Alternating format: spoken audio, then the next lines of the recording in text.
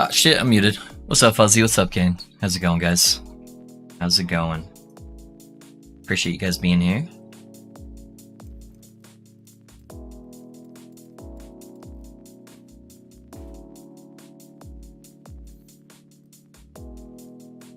Just setting everything up.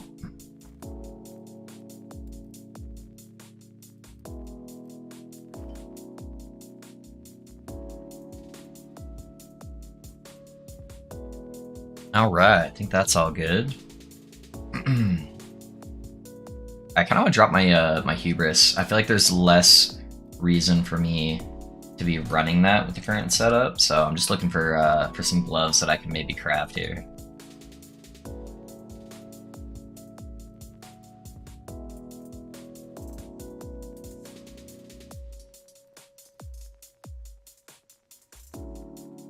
Product res gloves would actually be pretty good.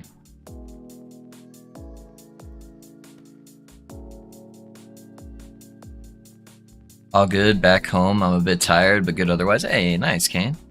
Ellie is dumb. I have dog shit items and I'm at 5k ward and face tanking bosses. Yeah, risky. It'd be like that.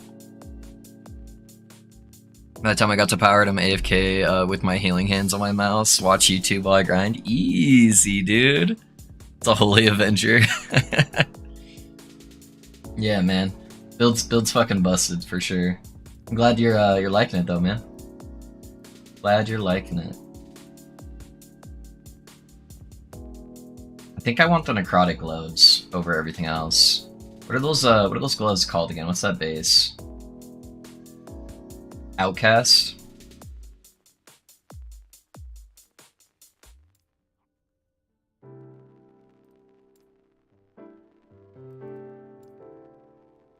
See what we got here. Preferably like intellect or even minion if I have anything with it.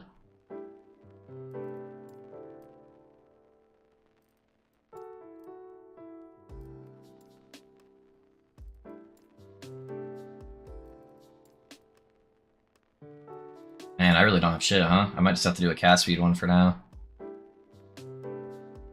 I do kind of need void res, so that wouldn't be bad. Try crafting both of these. So I need to get to 100 on my poison lock. Yeah, you're getting there, aren't you? You're pretty close. Last time I was checking, I think. You're near 90s. Tier 3, Tier 1, Tier 1. I probably need to change that poison res over. Let's see. Oh, I'm on belt, that's why. I'm like, why the fuck is it not changing? Okay, there we go. So I need 1, 2. I need 2 tiers in order to get what I want. I think it's probably best, actually, if I do this.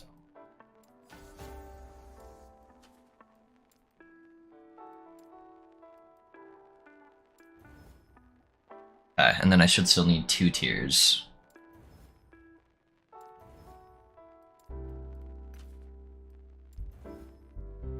Oh no, I miscalculated. Fuck. How did I miscalculate that? That was 6, 3, 3, 1. Oh, I forget it counts the fucking sealed mod on it. Damn it, dude, I'm so stupid. Oh well, we'll do it on this one. We go again. Good morning, Loaf. The Pally update made it much more appealing, and I'm loving that today. Hey, Cow. I'm happy, man. I'm happy you're digging it, dude. That's what's up. Agree, like the new lock more. I skipped 1.0 Pally, but might try the 2.0. Yeah, dude. No, the new Pally's fucking dope, man. It is dope for sure. All right, let me not fuck this up this time, huh? I normally seal the other affix, so. All right, so we got tier 1, tier 6, 4, and 2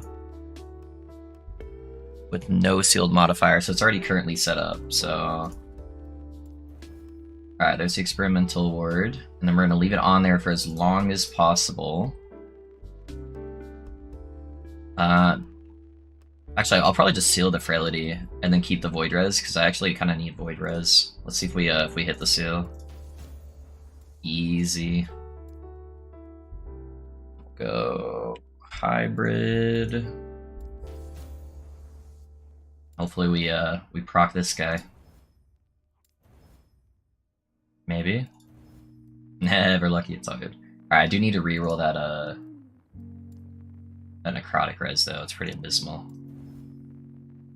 Alright, still not great, but alright. The reason why I'm swapping these guys out, by the way, is because I don't need the bleed conversion anymore because I was dropping out the Rip Blood and the Bone Curse. So I'm trying out some different tech to see if I can try to get the character to actually stay alive. So if I get to 1k corruption, I'm gonna need you to do a build guide for Poison Lock since there's like 2 out there. Yeah, dude, I got you.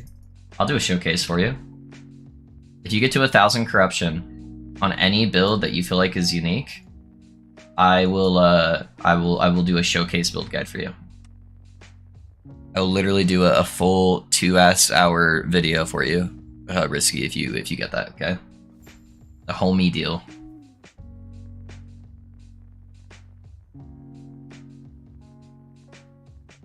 What are you cooking for Lock today? I'm just trying out some of the tech, dude. I know I really didn't want to use Profane Veil, but I'm gonna try out a different version of it, just using it for zombies versus Bone Wall, and not use it as my movement skill. That way I can still use Transplant and see if that feels any better.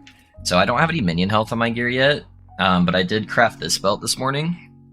It should give me the extra zombies on potion use, and the zombies will give me ward and kind of do what Bone Curse was already doing.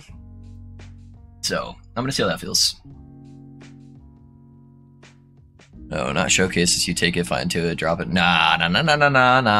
It's not how it works, Risky. It's not how it works. Okay. So I'm gonna need you to get with the memo.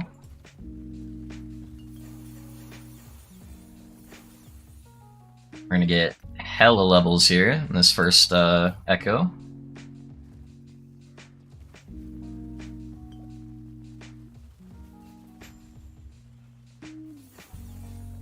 I'm gonna be a little bit lower on damage for a second while I'm leveling up my zombies again.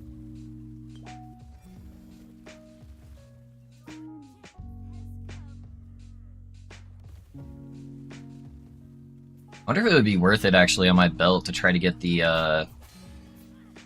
oh my gosh. Get the stuff that changes my potion over to ward. That might be the play, honestly. Those potions are healing me way too much.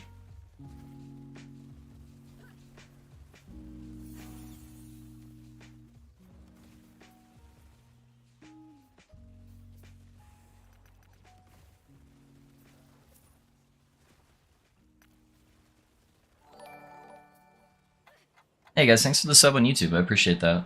What up, what up?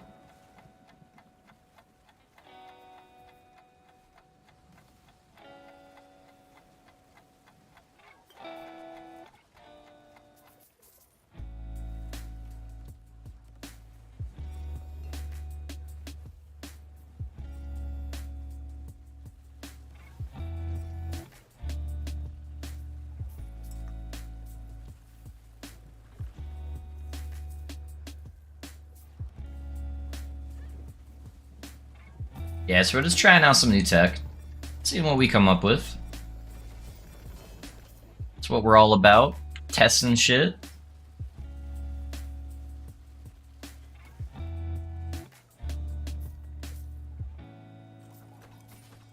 I don't care, Risky. It's all good, dude. All good. Yeah, I'm wondering, we have a defensive build, Bone Clamor, how do we scale damage more, maybe zombies? Yeah, so the zombies, you can get them to apply Mark for Death for you, and then you can also get them to apply Kill Threshold, and they also do pretty good, decent damage. So that's the plan for now. Get the movement speed. Let's see.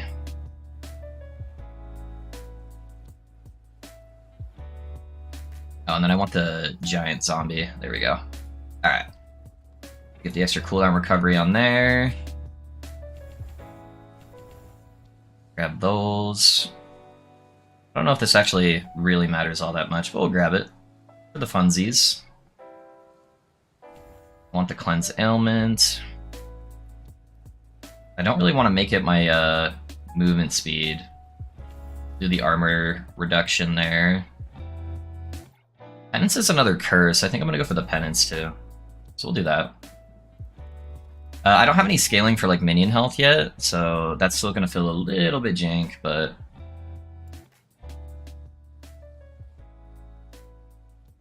Zombie squad incoming, yes sir, for sure. If you need to use pots, yeah. My belt's really good actually that I was able to craft. It's pretty fucking dope. Not bad at all. Oh, I didn't even finish crafting. Oh no, that's a sealed health. Okay. How are the rolls on everything? 54, 5%. I don't want to take it off now because I'll drop my potions, but look at all those free zombies.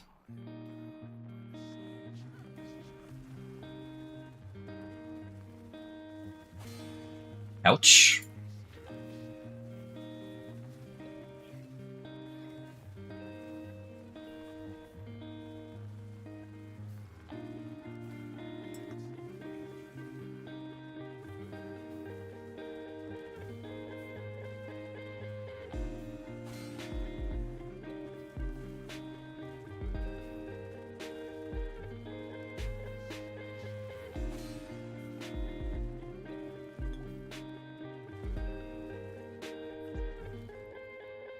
This one's sketchy as fuck.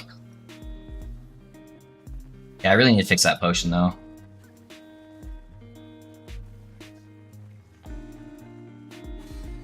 Come on. It was right against the wall.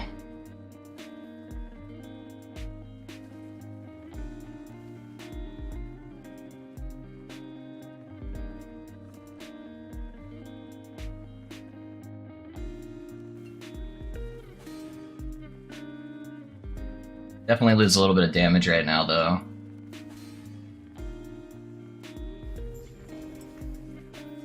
Alright. Not bad for just throwing it together. We got it. Easy, boys. I messed up so much because I'm still like getting used to the abilities and the rotation because I just swapped over, but it worked. It worked. It's all good. Aren't the volatile zombies supposed to suicide? Why we need health? What do you mean? Why we need health? The zombies. Oh, sorry. So yeah, okay, I got you. Why do you need zombie health? Because of this node right here. So you're healed for a portion of the zombie's maximum health when they explode, and then I convert that over to ward. So doing the giant zombie gives them 100% extra health, which will give me in turn more ward. So I actually would prefer to have like a couple pieces of gear that even have minion health on it, because you get like 300% minion health on like a T5 or T6 node, which will give you a whole bunch more ward. Yeah, that 5% health loss though is really fucking up my ward gain. I need to get a better pair of gloves ASAP. So that would be nice.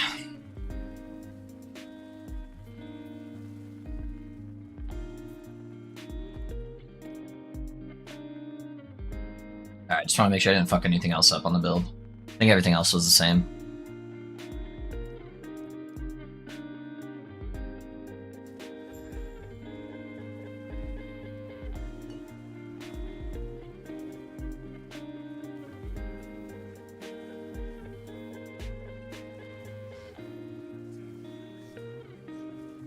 Yeah, but now I shouldn't even have to like think about Mark for Death at all or anything, as everything's just going to be auto-applied for me, which will be nice.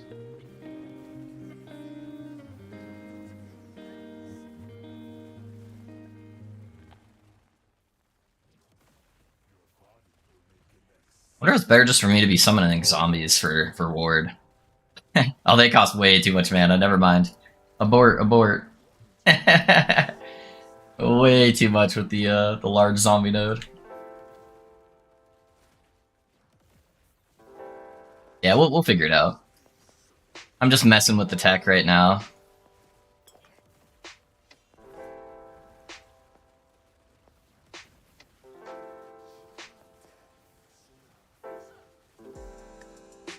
I'm getting over like 100 dam stacks on him. That's actually kind of nuts.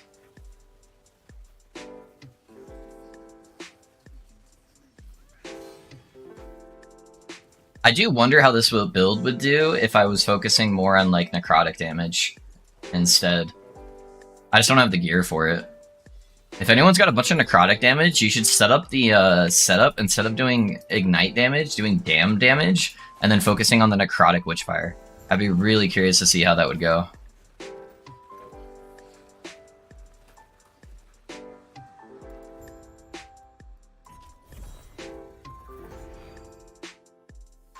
You get haste every time a zombie dies from lock passive. Nice, nice. Oh, I'm getting it constantly too from the chaos bolts.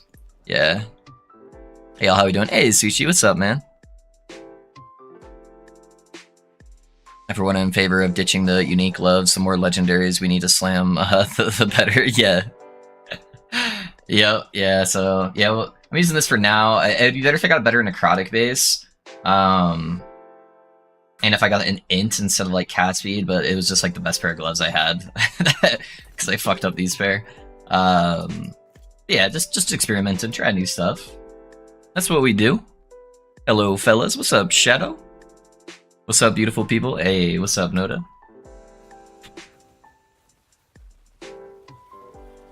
Yeah, I have almost no minion health scaling. There's also I saw some people taking like some points in the necro tree to kind of help with that too. So that's something I could look at. I need to revisit my tree actually and take a look and see if there's anything else I should maybe try swapping out.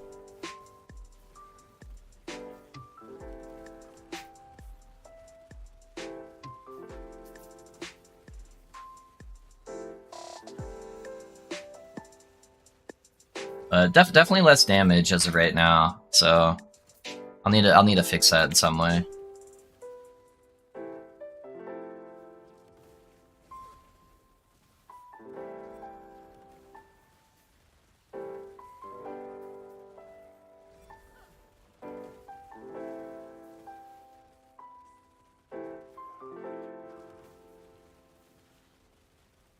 I really wish there was a way to disable like any kind of health gain, including flat health gain. Like you have leech and regen disables, but nothing that actually disables like flat health gain, which sucks.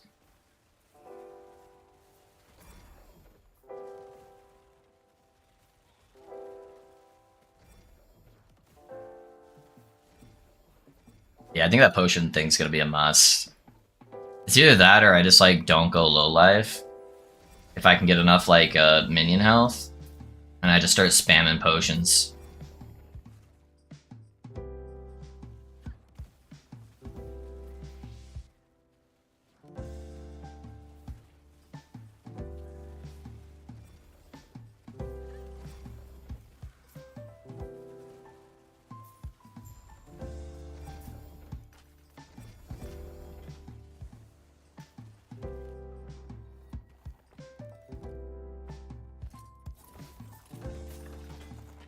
Using fire to start a torch with lightning, Runemaster, and it's pretty satisfying burning people with lightning. Yeah.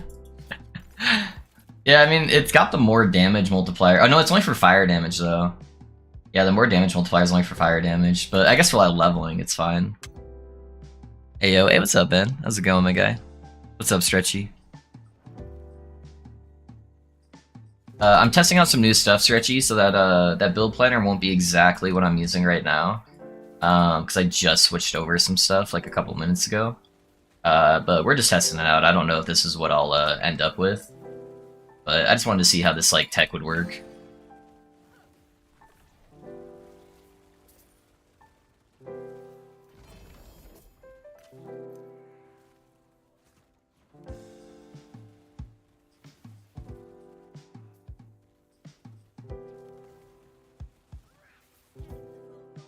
I think I should change my loot filter on the experimental mods too, to show a different color if it's an exalted experimental.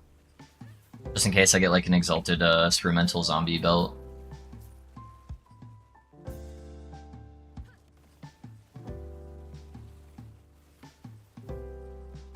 Yeah, sadly I didn't get a lot of time to really mess around with the Warlock yesterday. I was just doing all the Pally stuff. Yeah, if you guys haven't seen yet, I did post the updated Pally video. It's fucking kick-ass, dude. Some of you guys were right with your guesses. I just didn't want to give you the satisfaction of knowing you were right until I posted it.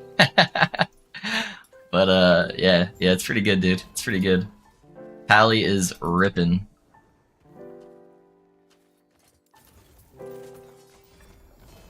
Hazing to level until I get a ladle. Mine rolled pretty badly. Oh, dude, that's too bad.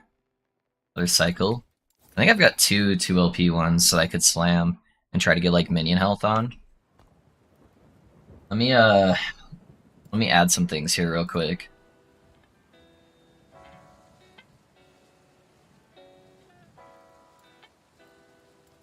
Start looking for minion health exalted items.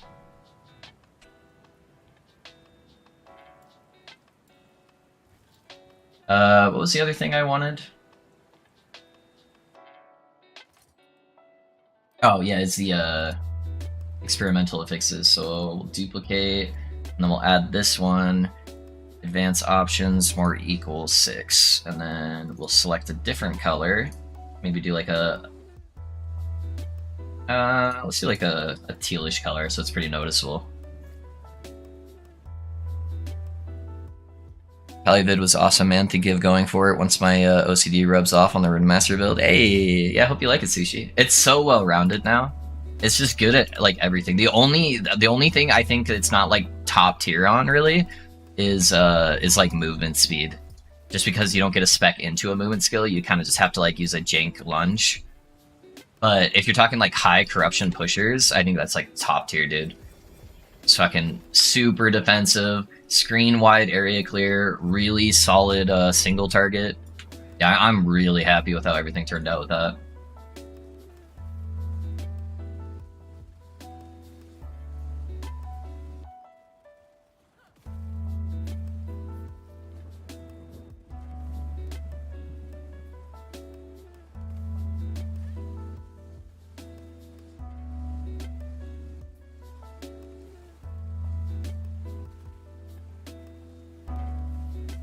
I think I clicked it.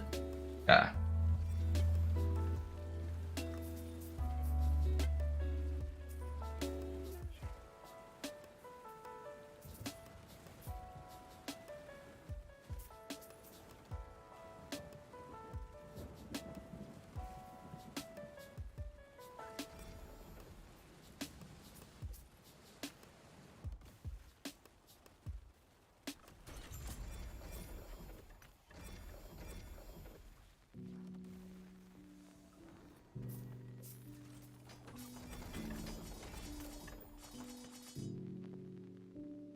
What timeline should I put most time into for RM? I do it in the Reign of Dragons, because your hardest item to get LP on is the Twisted Heart, and so having that at really high corruption would be the best. So that's what I did. I left there a guide in the works for your shaman build. Also, do you know if Torment Lock is still good? I don't know what was nerfed in the last patch a while back. Yeah, Torment Lock I think is still the best Warlock build. I'm not sure what I'm doing with the shaman yet. So I only have until Friday until the PoE stuff comes out, and I'll probably take like a little bit of a break from Ellie. Not very long because Ellie's my baby. But I'll be taking a little bit of a break, and I felt like the Pally needed that update video first to really just like smooth it out and make it like top tier. Because I really hated how bad the area clear wasn't on it for everybody, and so I wanted to address that first. So I might be able to do it sometime in the week, depending on how long I want to make the video. But yeah, I don't know as of right now, sadly. Yeah, that's the downside of me putting so much time into all the builds. It's like it's such a time-consuming thing where it normally takes me like, you know, somewhere between like 10 to 15 hours to put together a build guide. And I normally do that on my day off, but it'll be harder for me to do that with PoE stuff going.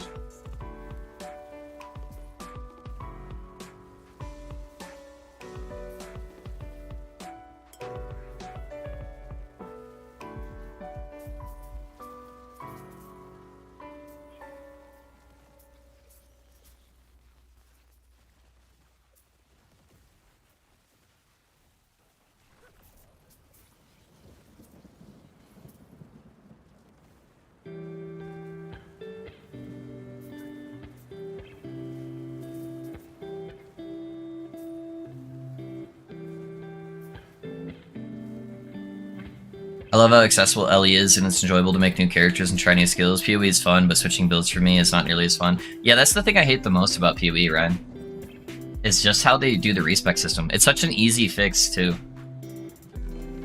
Yeah, so hopefully that's much better in PoE too. But that's again, yeah, that's also why I love Ellie so much, is because I love experimenting with stuff, and PoE is just very punishing with doing that. Good Monday, Loaf and company. How you doing? Hey, Manuel, I'm doing good, man. I'm doing good. We're just trying out some new tech on the lock, seeing how it works, and got the video out yesterday on my day off. So yeah, things are going well, man. How are you doing? Hey, Love. Hey, what's up, Logan? Appreciate you being here, my guy. What's up? What's up?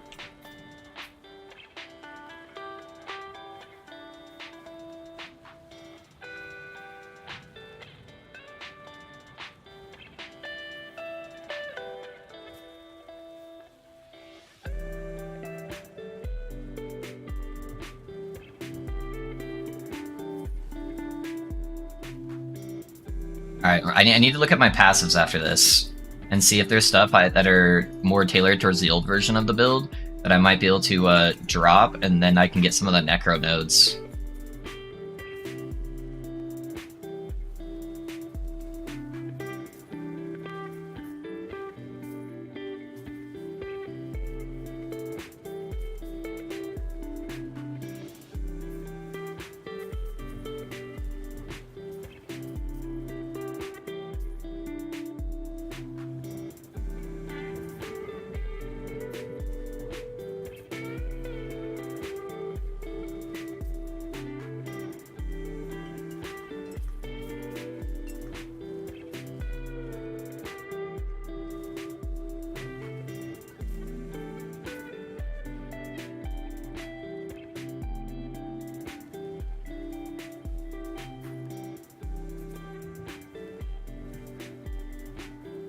Nice, I'm doing okay, just off work, and Thursday and Friday are festives, festivities here, so I don't work. Very nice for PoE New League. Hey, nice, dude. Yeah, that's dope. I think my buddy in Canada said he's got a bunch of those days off too. So he's gonna have like a 4-day weekend. I've already got a 4 LP hammer of the Laurent, so it's whatever, but...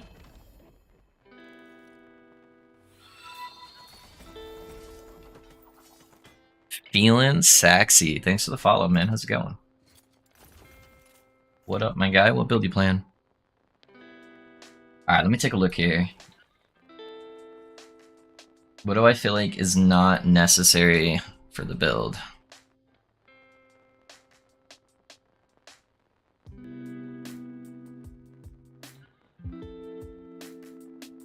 Man, I like everything, man. I guess the big thing is, I could drop these points. I don't need that.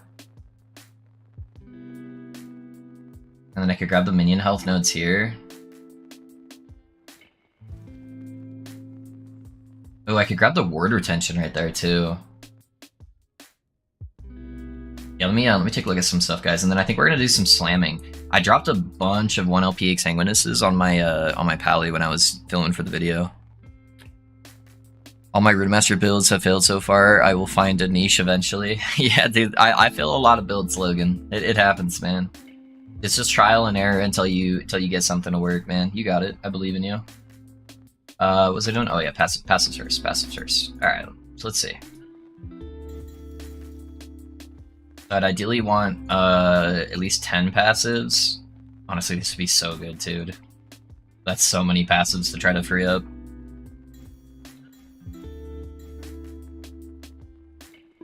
Yeah, that's at least 9. I feel comfortable doing that. That's fine.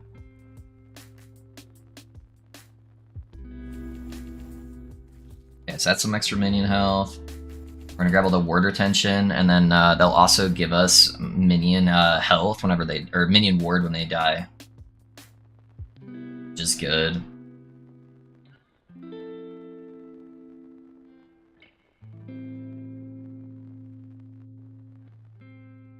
Yeah, I really wish I could get access to these, but that's just way too many points.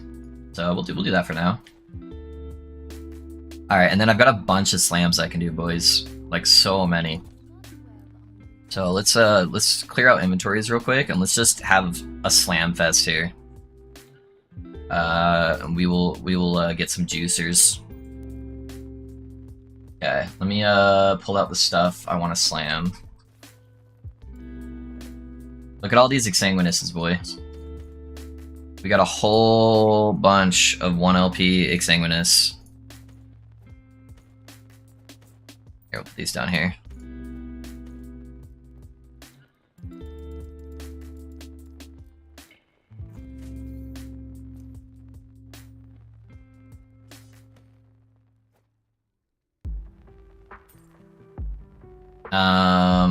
Alright, what else did I have to slam? Oh, you have a bunch of Last Steps of Living. That are like 1 LP. So any of them that are like 14% will probably be pretty good.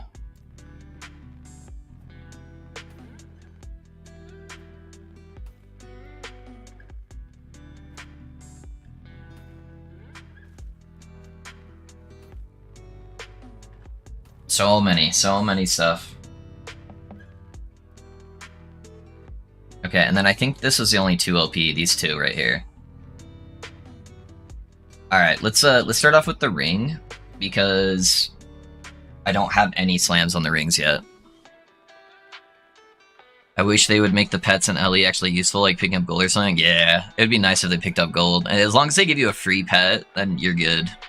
Got my first LP4 today too, Fire Starter. Did you? Almost got the Shattered Cycle Staff to work, proccing all the cycle stats at the same time. The damage on the dummies was crazy, then on monos it was just meh. Yeah, it always looks better on the dummies. Loaf, I saw your Pally 2.0 video, maybe I missed it, but where does the damage for Divine Bolts come from compared to Smite? It's lower damage for me. Is it any unique required? So I use both Smite and Divine Bolts Hollow. So Divine Bolts is less damage than Smites, but it does area clear, like screen-wide area clear. So the Divine Bolts is a fire skill, so it scales with fire damage, it can crit, it also scales with like healing effectiveness, but I think that just procs the healing, I don't think that affects the damage. So it already scales from all the other stuff that we're already scaling. And then the big part is trying to get as much armor shred on the build.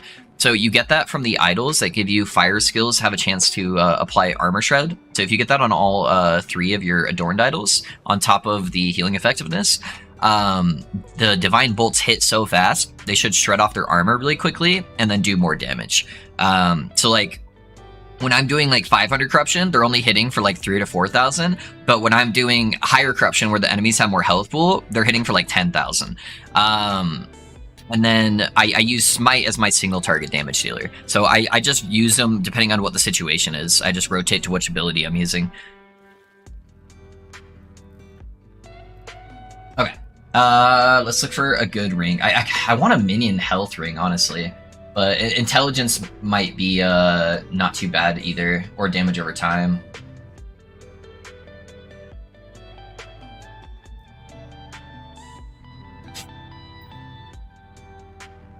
Alright, let's see if any of these have good stats with it. This one's already got fire damage.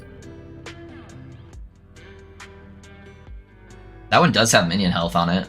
That'd be pretty dope. Good to know, thank you. Yeah, no worries, man. Yeah, that's why I also switched from stacking mana on the build to stacking Attunement instead, because Attunement gives damage to Divine Bolts, Healing Hands, and Smite. Well, where did you get all these chests? Dude, I got them all in one dungeon run, Kane. One dungeon run. I was running Lightless Arbor for the crit helm on the Paladin, and I spent like 6 million gold. If you notice, I have no gold left anymore. Because I was just farming for the Paladin over and over and over. I spent like 6 million gold on one dungeon, setting up a bunch of chests. And it just duplicated a metric fuck ton of exsanguinus. Yeah. Yo, what's up, Loafer? Hey, what's up, Brownlee? How's it going, man? What's your process for making builds? My favorite ARPG, and I feel overwhelmed with the thought of creating my own. Yeah, John, I probably wouldn't create your own build right off the bat. What I did when going into Last Epoch and learning it is I followed like 2 or 3 build guides. And I wanted to understand how the scaling works in the game, because every action RPG kind of has its own logic behind it. So I followed like 2 to 3 build guides to kind of get a base understanding on, oh, they're taking these choices. Why are they taking these choices? It's like, oh, cool, this interacts with this thing, or this interacts with that thing, or they're scaling damage over time this way, or crit damage this way. And once I had like a basic understanding for how the scalings worked by following other people's builds, I started tweaking them and making changes based on that. And after playing enough different variations of builds, I added to that repertoire of knowledge for how different things interact with each other, and then I'm able to make builds. So typically what I do is I look for interesting interactions, and that can just be from like the passive tree, it could be from skill trees or uniques. So like I hadn't played Warlock, for example, since the test server. So what I did is I just popped open the passive tree on a build planner, and I just read every single passive node. And it was just like, oh, cool, this gives, you know, fire damage and necrotic. It lets me scale ignite chance and dam chance. Oh, this would be really useful for picking up mana. And I just tried to see something that had a cool interaction. And the one I landed on was Witchfire. When you gain ignite overload or damned overload, all ignited and damned enemies get Witchfire on it. I'm like, oh, that sounds really cool. It's like the super big dot that I can apply, and I can scale it with a couple of unique items with this node. And so I'm like, okay, well, let me see what scales it. And then I searched on the build planner website. I typed in the node that scales, which is chance to ignite with fire skills or chance to inflict dam with necrotic skills. And so I just did like a blanket search on it, found all the different unique items that would scale that, and then try to see how I could work those into a build and what would synergize well with it. And so this one, there was more ignite items that would scale Witchfire. So I'm like, okay, well, let me use ignite damage as my filler damage, and then I'll use Witchfire as like really good single target damage. And so then I started building stuff out that synergized with ignite. So I'm like, okay, that's got ignite chance on it, fire damage. We got damage over time here and scaling. I got a multiplier right here for damage. So I just started piecing it together off of finding one unique interaction that I thought was cool, and just started testing stuff out. And I'm still testing stuff out right now. You know, it's been like 4 or 5 days of playing the Warlock, and I'm still constantly trying new things to see what would make it better. The new updated Pally is better than the Lightning RM. It's more well-rounded. It's more well-rounded, Gabriel. It's got screen wide clear, just like the Rune Master. The Rune Master's clear is probably a little bit better, but the Pally beats it in survivability and in single target by a long shot. Hey, what's up, Shadow? How's it going, man? What LP are they? Oh, they're all 1 LP. Yeah, they're all just 1 LP. But yeah, they're all like duplicated on each other. So these ones duped. They're both 19%. And then all 3 of these duped off 1 chest. So those are all 26%. But yeah, it was kind of nuts. All right, let's get back to it. Sorry, guys. I got sidetracked. Just looking for cool and interesting rings that I can slam. We're going to do a big slam fest here. And I think that was my other ring. I don't want to slam that one. And we're just going to see what cool slams we can get with all of these items. So we're going to do a bunch of Joras back to back to back.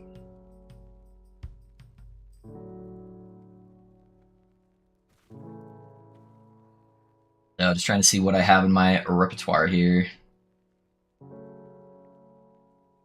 That T7? Oh, it's T6. It's like a high end. Throw that one out.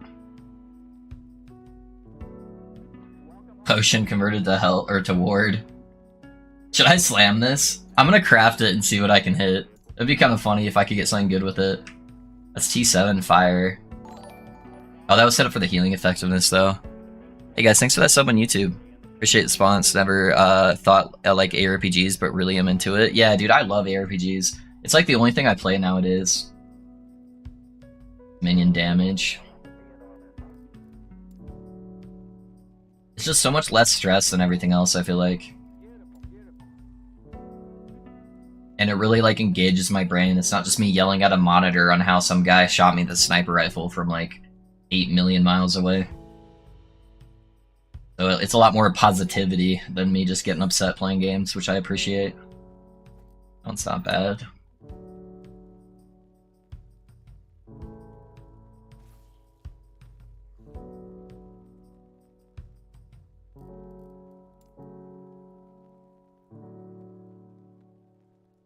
Looking for the rings that have like the least amount of chance to just be like bad, where they already have like 2 pretty good stats, guys. So that way we don't have to waste too many mats trying to craft everything.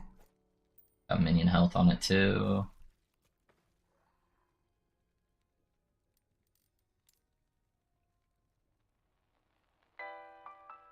It's got Exalted Necrotic Res on it. That could be kind of juicy. It's a little bit of a riskier craft, but I'll try that one. The crit avoidance on here actually could be goated. Since I'm using I eventually want to use 2 of these rings, Cycle of Putrescence. So if I could get an Exalted crit avoidance, that could be really, really solid.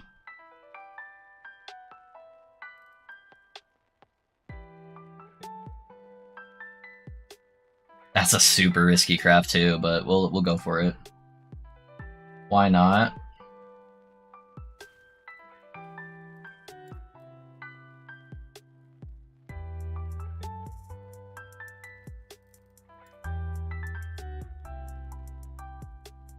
Exalted minion health, I like it.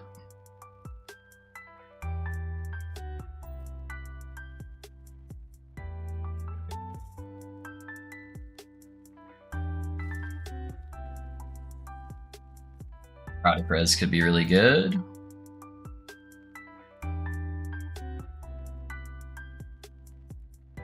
It's got a bunch of dead stats on the suffixes.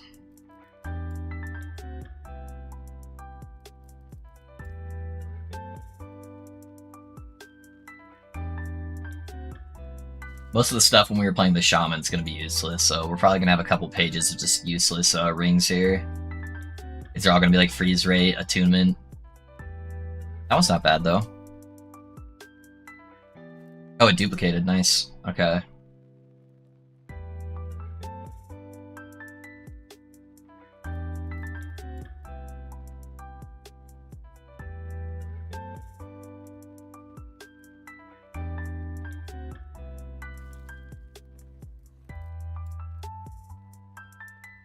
Yeah, all our freeze rate shit.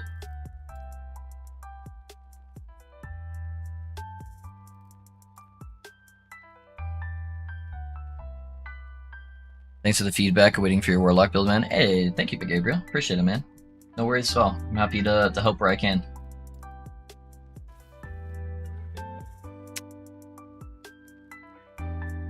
Follow Loaf's build equals succeed. Hey, thanks, Sushi. Thanks, man. I appreciate the kind words.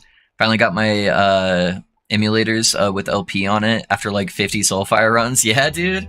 Bro, I am actually using a 0 LP belt on my Paladin. It is a perfect rolled belt, like literally almost perfect on every single stat. But I tried desperately to get one with LP that also had good stats, and then I slammed the ones I did get. Ooh, that one's goated right there. That's probably a game winner. And I missed every single slam without fail. It was very depressing. Like, they all hit the worst stat possible. I just have a bunch of, like, endurance belts and, like, just terrible, terrible shit. So, yeah, I feel your pain, my guy. All right, we got some rings. So, I think we're going to start with this one. This one's really solid because that's T1, so I can seal it. And then I can just slam whatever I want as long as it doesn't fuck up my forging potential. So, it wasn't too bad. All right. Now the question is, what do we want to go for on here? I could go for elemental damage over time. I could also go for intelligence. Intelligence would give us minion health and ward retention, but wouldn't actually give us damage. I feel like we are struggling with the damage department, though. So I think I do go intelligence. And then I think I want to go critical strike avoidance. But I do have that other ring. I think I try to slam the other ring first. Let's see, I think the other big one is going to be one of my critical strike avoidance rings. Because if I can hit either of those on there, that could be really massive. Where I don't need to get critical strike avoidance on the other ring. So maybe we try to do that first. Let me, let's see. This one's the risky one because these are both dead stats. I have to do some pulls here. Okay, we lost a bunch of forging potential though. Alright, so that one's dead. This one's pretty bad too. I'm gonna try at least one removal. Not the stat I wanted. I really want that attunement gone, though. Okay, we only have 19 forging potential, though.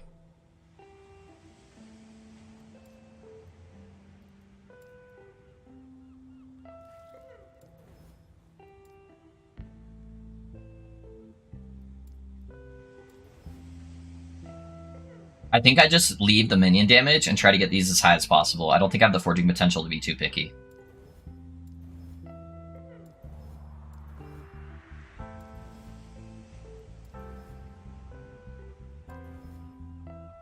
Okay. I think I try that one, honestly. Alright, let's slam that first, see what we get. If we hit the crit avoidance, then we don't need crit avoidance on this guy. And then I can craft that differently.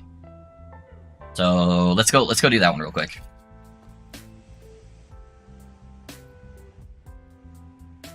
No single target damage. What level of corruption does RM fall off for it? It starts feeling bad at single target, like 850, I feel like, 800. Where it's like, okay, yeah, it's definitely suffering in the single damage department. Like, to give you an example, I was carrying 1000 corruption Reign of Dragons with 4 people in it, but it took me a couple minutes to do it. So it's like, I wasn't really worried about dying or anything like that, and it was still really strong. It's just going to take you a little while to do it. The big problem with Shades, because you're going to be in that Shade fight for so long because of the poor single target damage at really high corruptions, and that's going to lead you to fail mechanics more often the longer you're in there, and that's going to potentially lead to deaths, which feels really bad on Shade, right? So that was the downside of it. I did a Shade last night at 1000 corruption on the Pally, totally fine, tanked a whole bunch of mechanics on it. And that's with, like, my bad ward retention gear. Like, I only have, like, 200% cold res or something like that. When I should be at, like, 500%. And, yeah, I did it, you know, deathless first try. I had, like, 4 gazes on the character, too. So I was pretty worried about it. So, Paladin's definitely a better all-rounded character. But God is RM fun. It is definitely a very visually appealing character. With, like, God tier clear.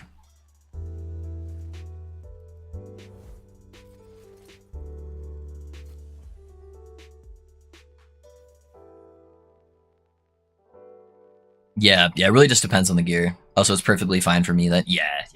Rune Master only starts struggling in the single target department, like, really high into corruption, so yeah, it should be fine.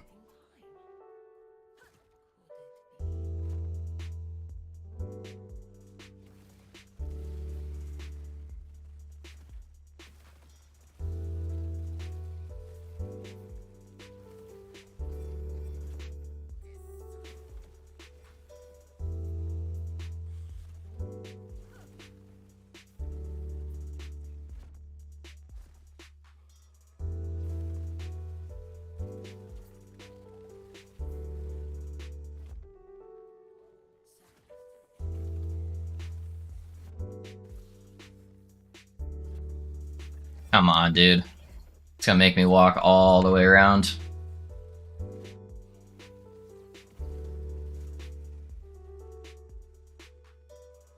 Okay.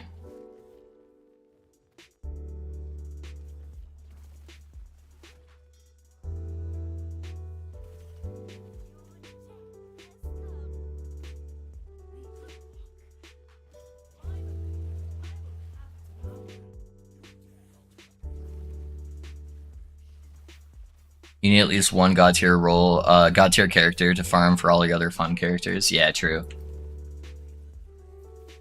True. I think honestly, I think I'm gonna try the trapper build on the rogue before the next cycle. I think that might be the next character, honestly. Even though it's not like my build or anything like that, I just want to do at least one person's other build and play something that I know is gonna get nerfed next patch. Will be that one. It'll be a good chance for me to actually like a rogue build, I think. So I have Wraithlord Necro. I really want to make a Shaman alt that's 100% focus on Lightning Storm / Storm Totems. Yeah, you definitely could, man. It probably won't be like 1000 Corruption, but you could make one. You're selling your soul, love. Right. Who needs the soul?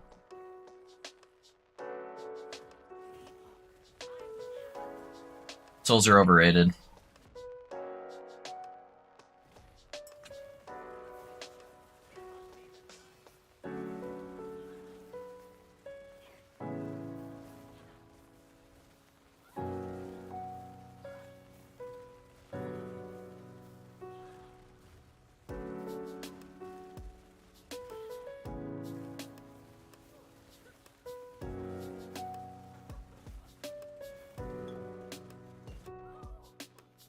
Oh, I killed her. That's funny. I knew it was gonna be close, but I played it safe. Alright. Alrighty, boys.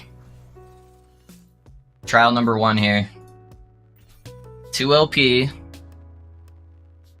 Not a bad ring. I really want the crit avoidance. Crit avoidance, necrotic res would be perfect. Crit avoidance, damage over time would still be good. So that's what we're looking for. It's Slam City right now, boys. We're doing a whole bunch of slams for the build. Heads up, McFuffin made a video about the Trapper build actually being a bug, so it might get nerfed before the next patch. Really? Is it a bug? I thought it wasn't. I thought it was just abusing mechanics they didn't really think out. Bunch of kids at the game were clearing stuff most of the time instead of fighting a boss. Yeah, it's just bossing is what allows you to push corruption. So clearing is really... I feel that. It's more fun to play a fast clear. But if you're trying to push corruption, it's actually better to do a bossing character. But yeah. I get you. Be back a bit later. No worries, Ben. Wait, you need a timeline swap when the big circle is on the ground? Yep. Hey, boys, that's still not bad. Dude. That's a lot of necrotic res. But now, I know how I need to craft this ring.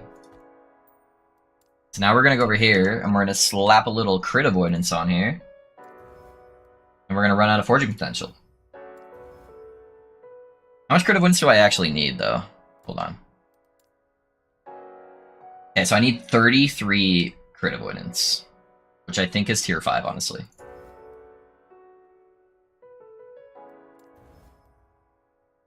Oh, man, hit a bad roll. I have to go for the reroll here, man. 31, dude. Are you serious? Okay. I can try to fix the blessing.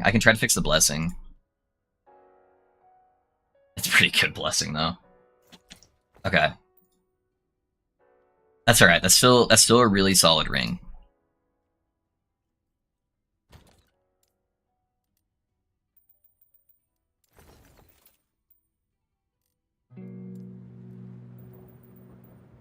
Yeah. Let's hope we hit it. We might not even hit the crit avoidance, so...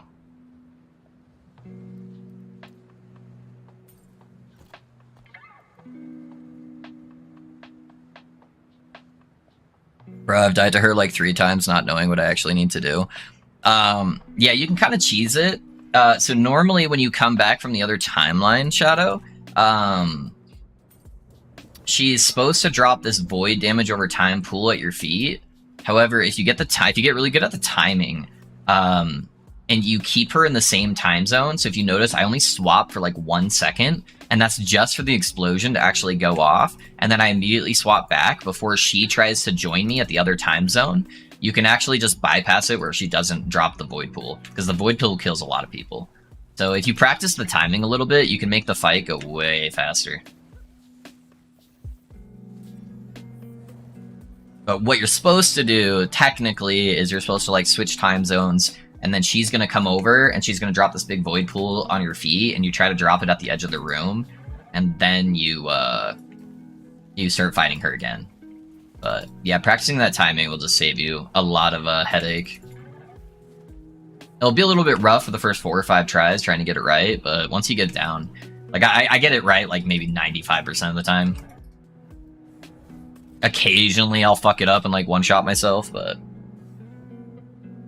did a lot of testing to figure it out. It's actually a bug. I admit it, didn't watch the whole video because I'm not playing the build anymore. I really use it to farm for other builds and such. Oh, really? Interesting. Yeah, I'll have to check it out. Oh, speaking of rings, the Rune Master Lightning build without a 1 LP Jeweler Star for a 16 hit better than an Opal ring. Yeah. Yep, I've commented on that quite a few times, Sushi. Yeah, if you can get like especially a 2 LP one, but yeah, the 1 LP one would still be really strong. If you got the Exalted Int roll, it's just gonna be hard. You're gonna be throwing away a lot of like super juiced out rings. If you're in Merchant's Guild, it should be easier, but yeah, especially if you're playing the Flame Rush version where we're constantly using a movement skill, that definitely can be a play. The only thing you need to be wary of is you're going to be losing res. You do not want to sacrifice any of your health rolls for your res. So you need to make sure that all of your idols are like really fucking good and that you're covering all of your Ellie res with those idols, and that you're not wasting any of those percentile health rolls or hybrid health rolls. Because if you're sacrificing that to use the Jewel Star Dial, I don't think it's an upgrade. Because your health pool is directly related to how much ward you gain with the Twisted Heart. So it's a very fine line to be swapping that out.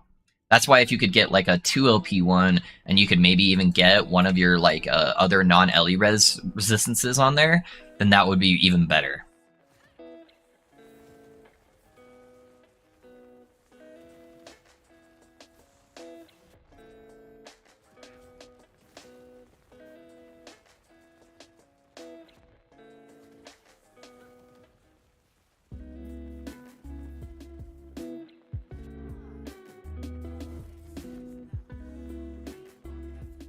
Why is this little percent off 100% crit avoidance important? Is it working like a typical percentage?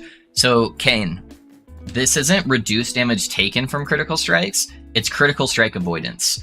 So if you're pushing high corruption and you have 95% critical strike avoidance, that means 5% of those crits are just going to one-shot you. It's going to be 100% of the damage taken, and you're just going to go boop, and then you're going to die. So if you don't have 100% critical strike avoidance, it's very similar to having 0%. Noted, yeah. I'm level 58 on the Rune Master and got like 0 res on anything. Feels good. Yeah, you're level 58, doesn't matter. Yo, Love, what's up? Hope you have a good stream. Hey, Vasir, how's it going, man? Thank you. Thank you for being here, my guy. So it's right about to explode. I switch timelines. I swap back right after the explosion occurs, and then she never leaves that timeline. So now she never drops the void pool.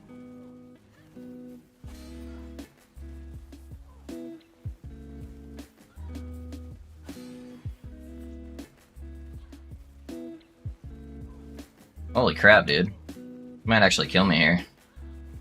I'm doing a bad job at avoiding these.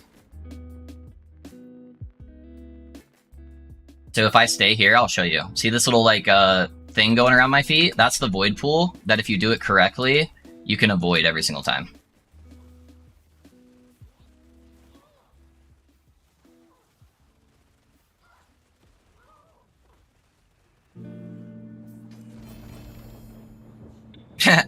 You gave me another cycle. Not 2 LP though. Alrighty boys, here we go. 2 LP cycle. I really need to hit the crit avoidance on here. It'd be kind of nice. Honestly, I'd be okay if it hit the damage over time or the necrotic res. Just not the intellect. Please don't give me +1 intellect. I can always fix this ring later to try to get crit avoidance. Or try to get on the belt or the helmet or the boots, honestly. So we'll be alright either way. I'd be okay with double exalted.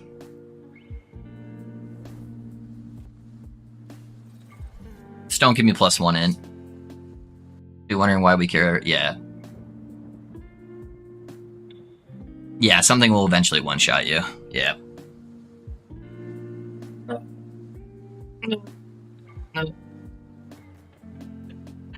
One intelligence, baby! Let's go! Hey, at least I got one of the exalted mods, right? Oh, that's rough. That's rough. Alright, well, we're gonna have to stick with just the one cycle for now. And then, I'll probably try to slam one of these guys with, like, crit avoidance or something. Although missing the hybrid roll would kind of suck. I don't know, maybe it'd be better to just try to get on the belt. Nice +1 int is huge. Yeah, right. Do we want cast speed on the exalted gloves, or is a stat better? Are you talking about for this build? Yeah, you don't want cast speed. I just took it because it was the best one I had for necrotic based prayer gloves. You would actually want intelligence on there or damage over time. So ideally, what you'd be going for is probably like exalted damage over time, intelligence, seal off the health drain, and then put like hybrid health and probably like frailty if your reses are good and everything else. But all right. Well, those were our ring slams. I don't really want a 1 LP ring. I feel like if I was farming for these, I could get a lot of 2 LPs. So we'll deal with this one for now. Not bad. Extra 35% necrotic res, which is super nice. Thanks for the sub on YouTube, guys. I appreciate that. So now let's I want to do chest piece next, I think. Let's see what kind of chest pieces we have. We want a percentile health. Honestly, this one actually isn't bad. That word per second's kind of goated. I'll consider that one. Other than that, I want percentile health though.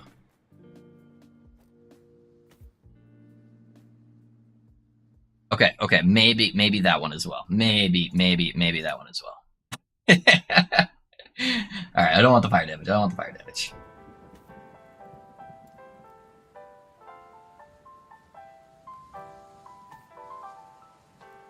Alright, I'm running out of room here. Hold on. Do I have a Warlock tab? I don't. Make a new tab.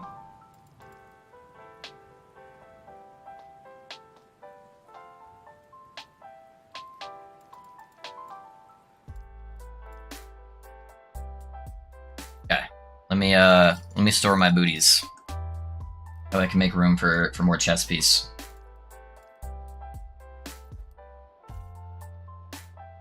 I think I've got quite a few of the health guys. I've been saving these.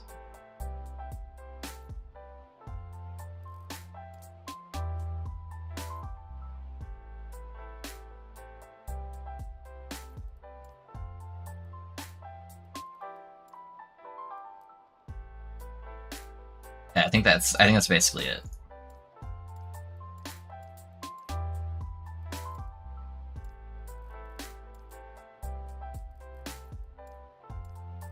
Now, we gotta hit at least one of these with percentile health, right? Statistically... Actually, probably not. That's okay. Alright, what do we got? So, I think 28's the high roll. This would be like your ideal one. I think this one's kind of rough, though. Stat-wise. I'm running out of Gliss of Despair, too. Yeah, that one might be kind of hard to craft. I really don't want fire res on there, but it's too high to seal, so let me see what this hits. Dodge rating? Okay, I'm not doing that one.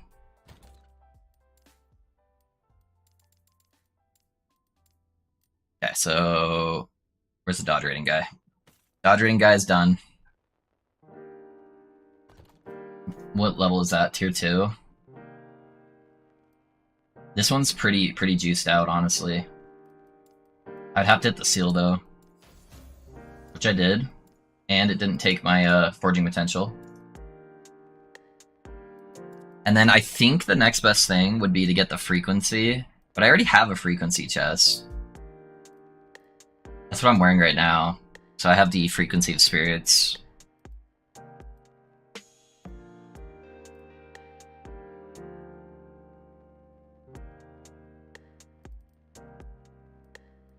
I'm pretty sure that would still be best, though.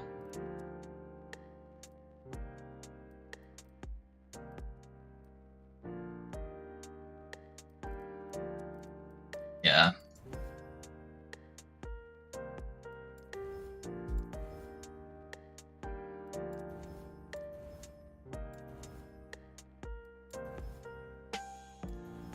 Not a single proc. Really wanted me to fucking waste all of my shards. Alright, that's one good chest piece. We got one good one right there. Ready to go. Alright, I'd have to hit the pull off of this, because the chaos is just too random on the chest piece. There's way too many mods.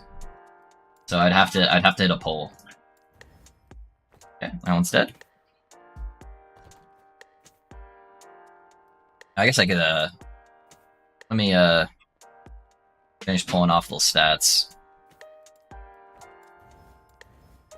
Alright, there we go.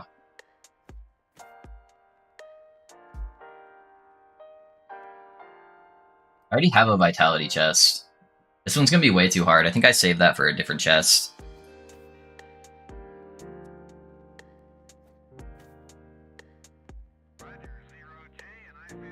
That's gonna be really hard too.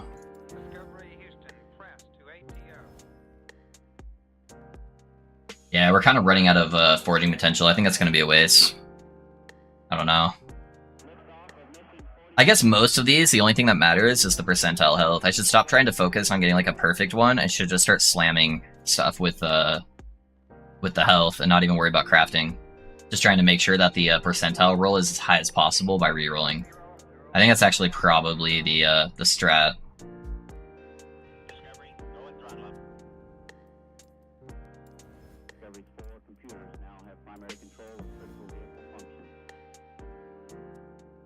Oh, that one's 27. Yeah, I think that's what I'm gonna start doing, guys.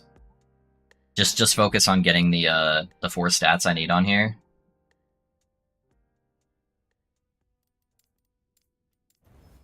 Okay, so now it's viable at least.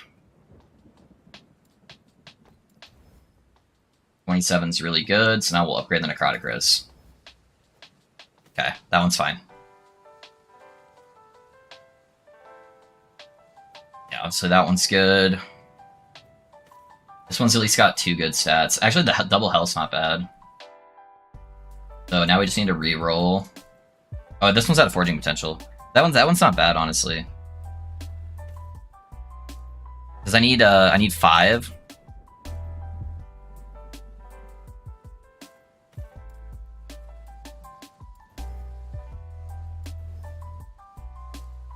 I don't really want to use that one.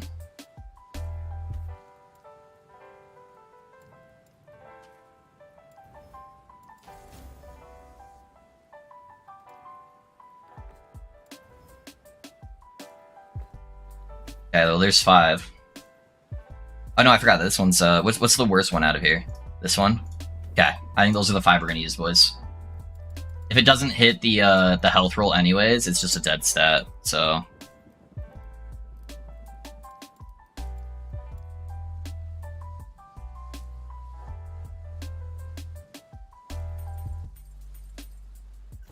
Alright, let's get it.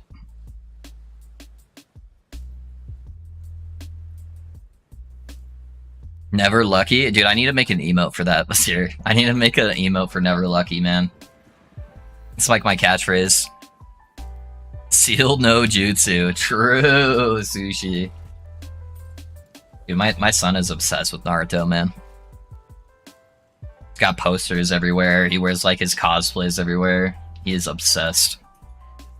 A lot has changed since Saturday with the build I see. We're just trying out stuff, yeah. Just trying stuff. So, the main issue right now is survivability. So I'm trying out some zombie tech stuff, but I'm like far from like good gear on it. So I just tried slamming 2 2LP rings. I only hit one of them that was like half decent. And then I got a whole bunch of exsanguinous LPs while I was farming on my paladin off of like 1 dungeon. So I'm just gonna go do a slam fest here of these, and then I'm gonna do a slam fest on the last steps of the living.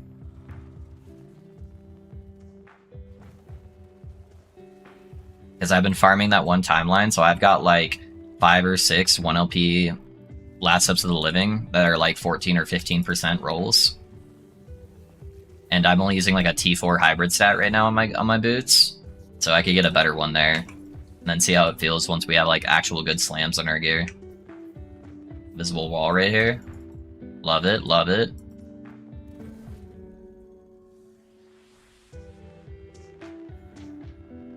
Oh yeah, Loaf, I don't know if I missed it in the guide. Where do you get the extra points for Lightning Blast? Can't seem to find the affix shards for it. Well, the affix shards, you gotta be pulling stuff off gear to get affix shards. But the levels come from +1 on Enigma, just from like the default item. You get +1 on the Twisted Heart from the default item, and then you need to add +2 on your helmet. So that's a tier 5. Weird question. What is the most HP while still getting around 100% crit you think possible on the Acolyte? I think it's very realistic to get like 3k HP. I think if you like perfect rolls across the board, you might be able to get like 4k, 4500 or something like that. I think I can very realistically get 3k. Yeah, if you're on like Merchant's Guild, then probably closer to like 4k. A guesstimate would be fine. Yeah, no, that's what I would say. So I try to make all my planners pretty realistic, and on the planner it's at 3k.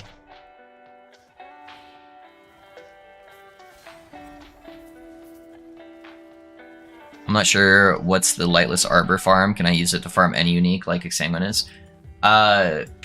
You can use it. It's not target farmed.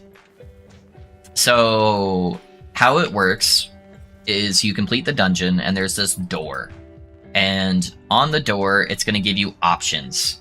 So it'll give you an accept and a decline option. And it will give you random things where it'll say, it's going to add a chest at the end that gives you one unique item or something like that. And you can choose to accept it or decline. And it costs gold for everything you accept. And then it has a chance to be like, oh, adds another chest. It has exalted items, or adds a chest, or it has a chance to duplicate all items in the chest.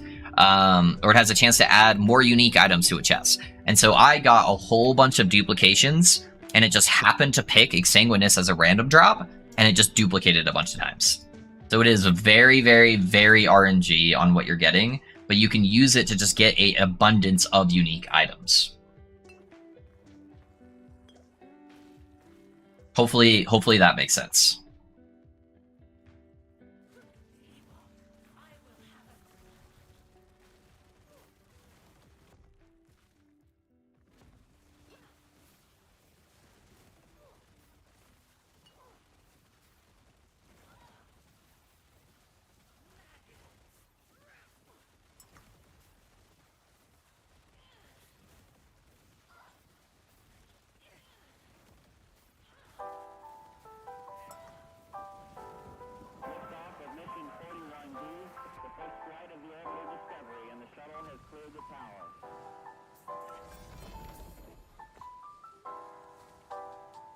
Alrighty, boys. Slam time. Let's go. Slam. Let's see. Let's do this one first. Number 1. I'd really like to get the, probably the suffixes, honestly. This word per second, necrotic res would probably be ideal. But honestly, anything this one gets is probably going to be good.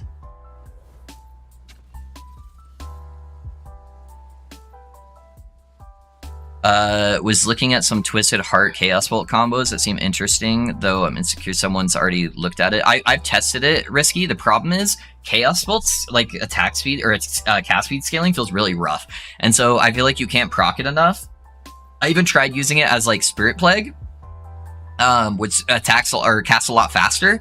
And it just felt like I couldn't get enough casts off, because that's how my Rune Master does it, but I have like 300% plus cast speed on my Rune Master, and that's when it feels good. That's when you can get like over 20k ward, but if you're not at that level of like cast speed, you're not going to get that much ward from it. Alright, ward per second, baby. Let's go. Let's see what the difference is. So I'm sitting around 6200, 6241.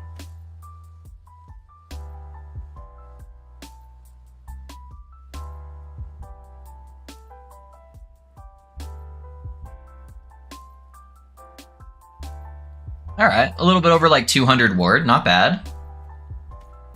Let's keep going. I want to see what the percentile health will do. It's a struggle to get health to go low life and get necro res on everything, or maybe I'm just special. It's mostly going to come from like slams, Brownlee, and then like idols. So I was thinking about dropping this idol and then getting 4 1x1 idols here that all give me necrotic res. But then trying to get like a lot of necrotic res on all of your like your amulet, your offhand stuff that can't typically get like really massive health rolls, or like your rings or your soulfire or your gloves, as long as you get hybrid health on there. Stuff that can't also get hybrid health and percentile health. So like the boots, belt, and chest piece and helmet, you want to get percentile health and like hybrid health or flat health because they roll really high flat health if they do have it. But the other stuff you can slap necrotic res on.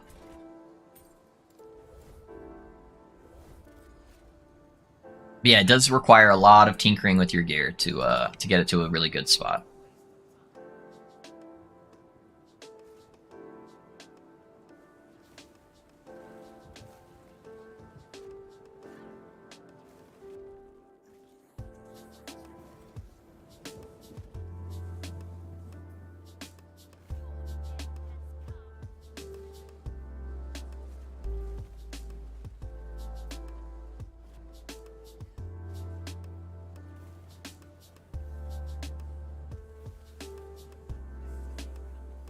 I curse you with intel. Called it. Yeah.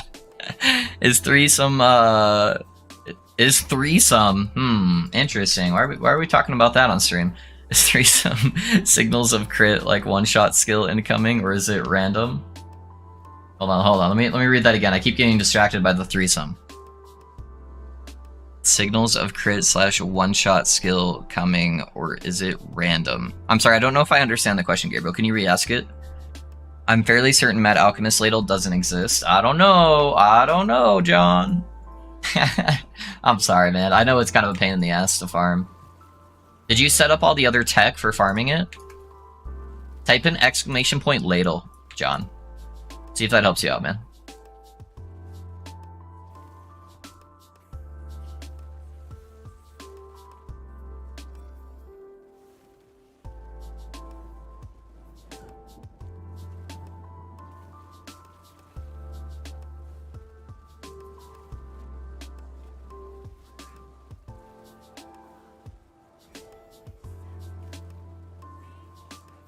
But you can only make one piece of gear per key. Yes, correct. Yeah, you can't just repeatedly slam gear there. Otherwise, you would never have to do the dungeon. You just like save up like 30 slams all at once.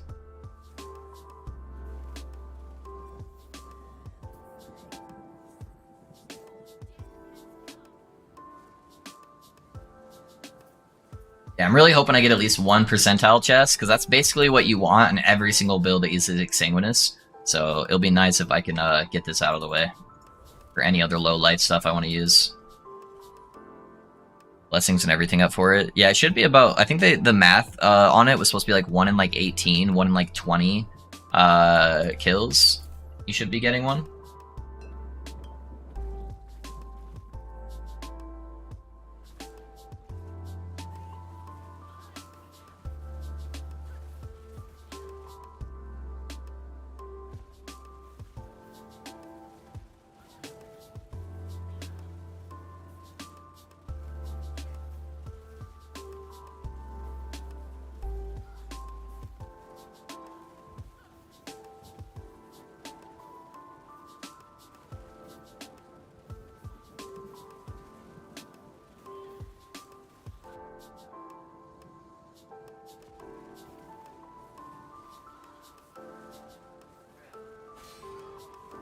Ooh, ate that one.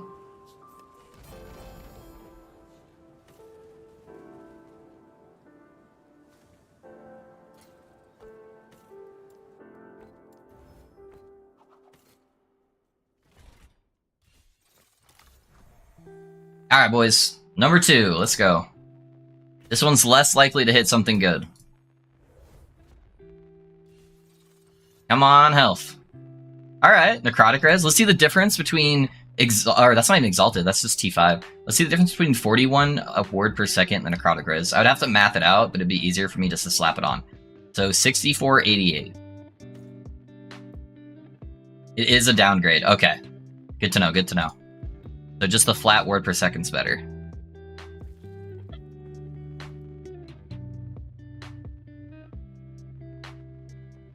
Did you test Chaos with Alchemist Ladle and then cast speed nodes from Chaos and Lich passive?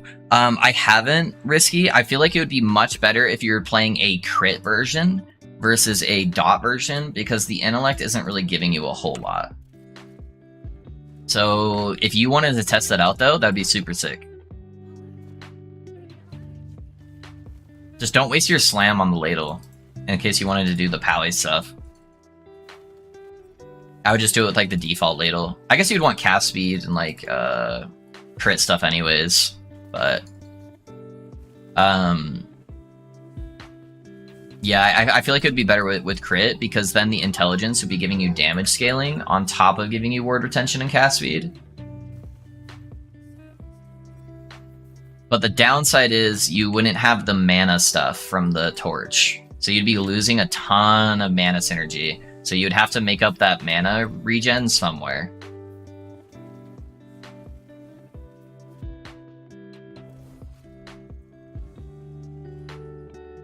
I don't get it. How do you proc haste all the time, Love? I checked the skills and passive tree, but didn't find any notes. Yeah, I got you. Hold on. I got you, Kane. It's right here.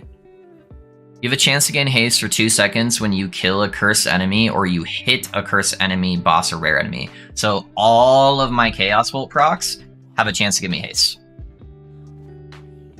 That's why I have like, and also a transplant right here.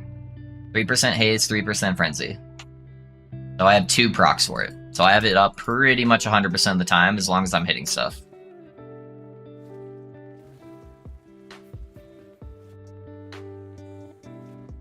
Holy crap, man. It's gonna make me go this left side, huh?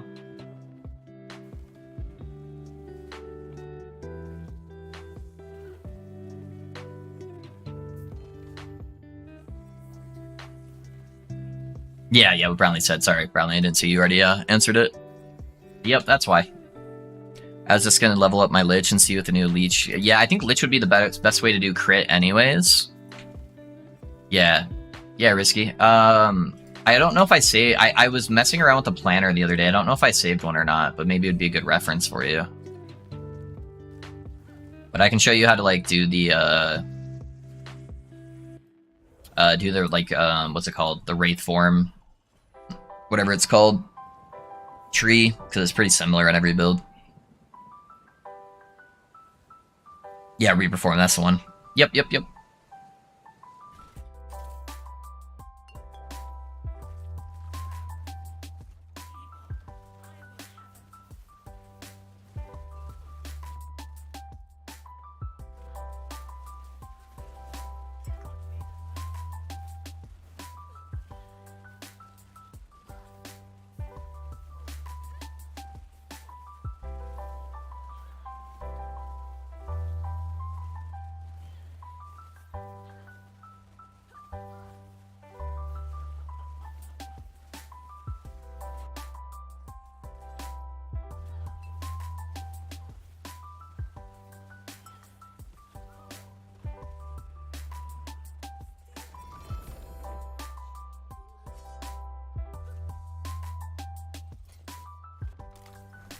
Alright.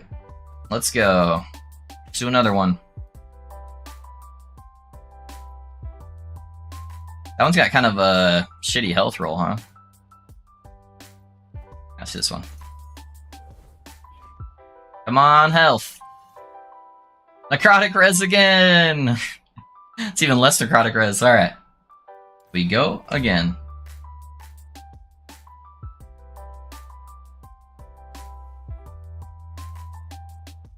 Was kind of dope. Could easily get 400 stacks. Yeah, there's some already pretty good Hungering Souls Ignite builds out there. So yeah, that's definitely a thing that works. Yeah, you can do Hungering Souls Ignite. Plus, I don't have the Fire Belt. Yeah, you could do some stuff with that for sure. I know that using Fissure as a traversal skill, you can jump. Oh yeah. Somebody was telling me that too, Brownlee. Yeah, I just don't want to drop a transplant. I fix most of my mana issues, but transplant does help me out in those like sticky situations, and it also gives me bone armor. And bone armor is a nice defensive, so I don't know if it'd be worth it to drop it or not. But that is an option. Definitely make these go a little bit faster.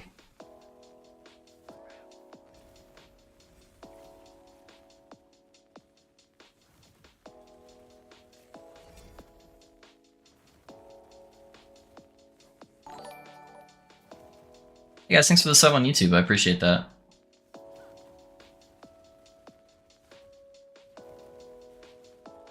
Yeah, speaking of YouTube, guys, if you guys haven't checked out the new Pally video, any kind of interaction with that video would be really helpful for the algorithm. So if you guys haven't checked it out yet, I'd greatly appreciate that. I have this node, but not maxed out yet, so the chance is small. Yeah, I put 4 points into it, Kane, and then I felt like I had like 100% uptime with 4 points. So yeah, just put a couple more points in. Transplant's better, but it was nice. Yeah, it is really nice quality of life for sure. For sure. They pinch like the change on the Paladin guide, but to alter the gear main, that's a pain. Yeah, there is some slight alterations in the gear. Most of it's fairly similar. It's just mainly trying to stack in more cold res where you can. But I feel you, man. Mine's not min-maxed at all. I have like 200% cold res, and I'm still doing like really fucking good. It's just nice not to have to lose all of your ward like instantly. So yeah, I apologize. It was such a soon change to the Pally build. I just really wanted to fix its downside. The lack of area clear was really killing the build for a lot of people, and so I just really wanted to find a solution to that. But yeah, I do apologize. You have to kind of re-gear a little bit. Focusing on curses, but don't have a Twisted Heart relic yet. What other relic would you recommend?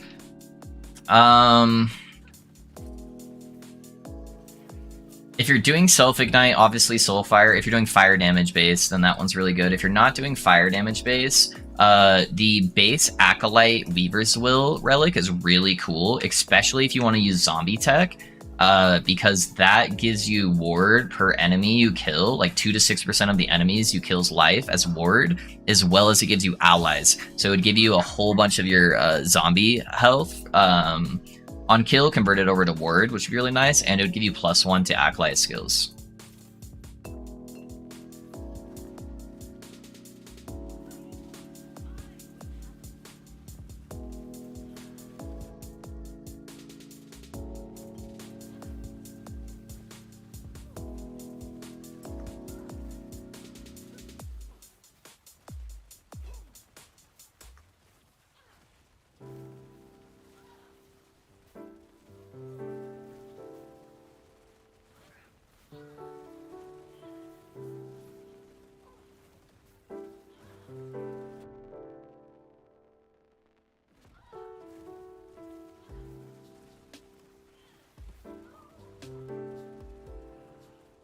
Yoink. Has anyone actually seen 2 LP versions of Jorah's Uniques? Because I don't think I have. Alright, boys. Health roll. Let's go. We got it. That's it right there. I promise. I'm wondering about YouTube. Does it matter if I watch the whole video or just 10 minutes of it? It's just like comments, etc. matters. Oh, yeah. Just likes and comments are good, Kane. Thank you, though, man. It's cool now. It's just a little drawback, but it'll be fine eventually. Yeah, it'll be much better, man. It's a myth. Dodge rating. All right, we got the dodge low life build ready to go, boys. Dude, we only got one more shot, man. One more shot. Honestly, I think I need a better chest, because that one didn't even roll like a high health roll. Do one of these still have forging potential? Yeah, like this one's 28%. That one would be better. Because the only thing that matters is that health roll. And 28%'s max.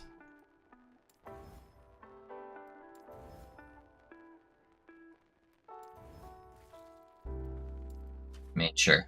I'll do that. Just in case I want a necrotic one. Alright. Let's go again, boys. Last try.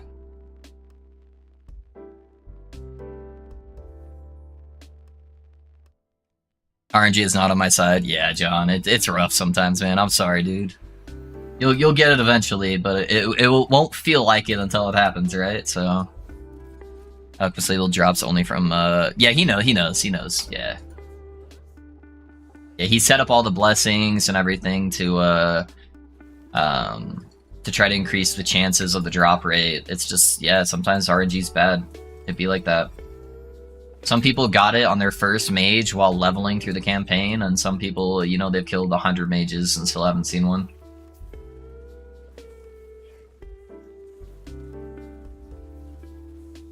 Yeah, you just gotta forget it exists, and then that way when it does drop, you're like, ah, shit, let's go. I ironically just had one drop without LP. Did you? Nice, dude. I told you, man. You got it. It's all good. It doesn't have LP on it, though. Still better than nothing.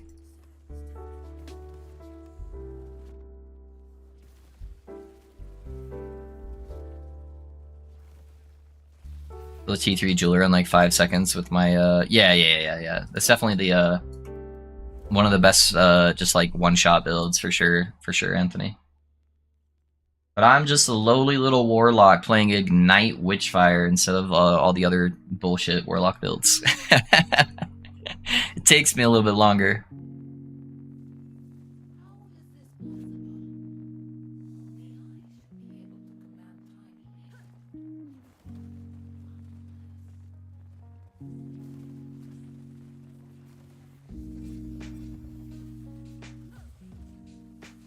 The real question is, Anthony, why are you hunting rabbits with a 50 cal? That's what I want to know.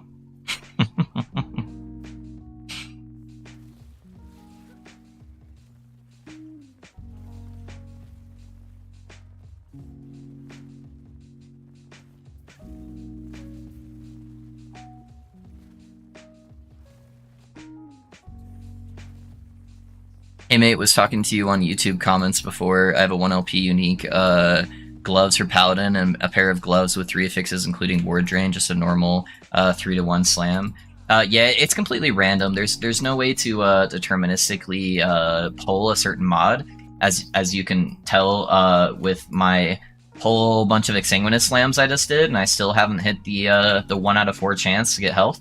So yeah, it's just a random slam chance. Sadly, there's no weighting on it whatsoever. It's just as likely to hit a T1 stat as it is to hit a T7 stat, so. Are all these blocked, really? Holy crap, come on, game.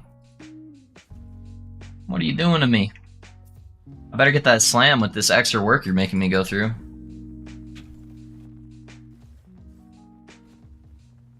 Yeah, now I have to go this way.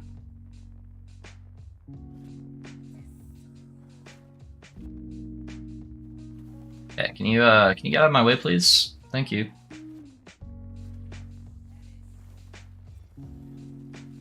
Let's go this way.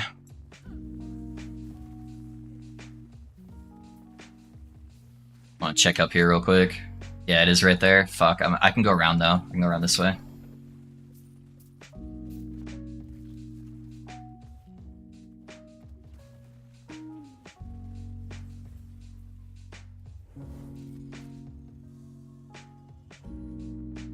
Cool is to keep farming both gloves until I hit it. Yeah, exactly, man.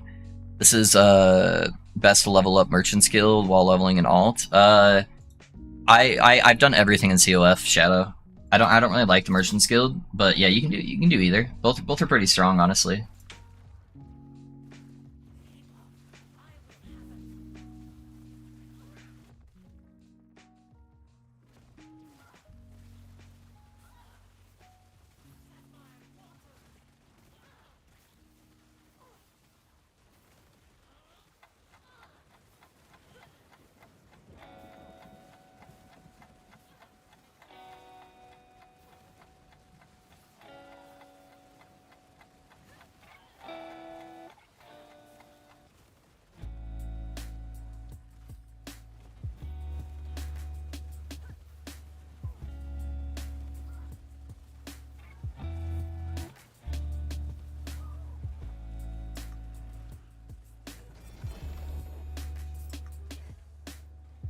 Alright, here we go, boys.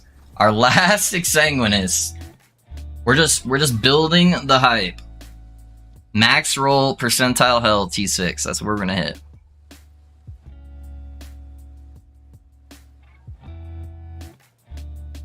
You can always make gold Excedra with the first tune and then make an alt to run MG. Yeah, true. Thanks for the builds, by the way. Most informative builds I've ever seen as a new player. Hey, no worries, man. No worries. I'm glad you're liking them, dude. Yeah, it means a lot. I just like making cool shit and being able to show them to people and making sure they understand them. So I tend to rant a little bit and go on long tangents on stuff, but yeah, it tends to be helpful if you're one of those types of players that really looks for excessive information. But yeah, I'm glad you're enjoying it, man. This is the one, Love. It better be, man. It better be. After all of these fails, it better be the one. Come on, baby. Give me my 1 and 4, please. Please. Come on.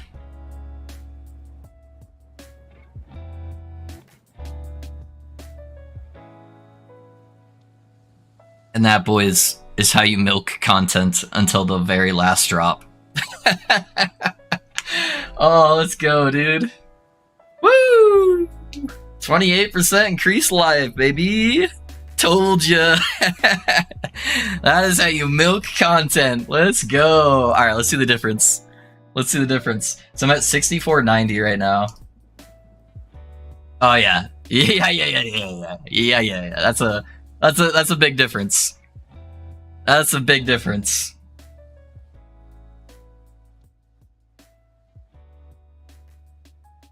Not bad, dude. That's more than 500 ward gain.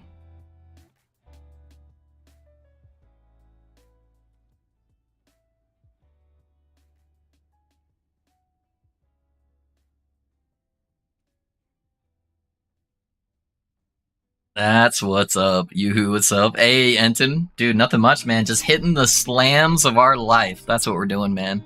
That's what we're doing. Alright. Project chess piece is done. And then now I have project boots. So right when you guys thought that we might be done slamming. But wait, there's more. Alright, let's pull out the booties, boys. The booties. So right now I only have a T4 hybrid roll, so I'd really like to try to get something better. It's gonna be, I don't think I have a lot of exalted boots. Let's see what we got. So I wonder if just like a really heavy necrotic pair of boots would be better than like the tier 4. But yeah, I don't know. I'll have to see what I've got available here. I know I have a bunch of like flat health.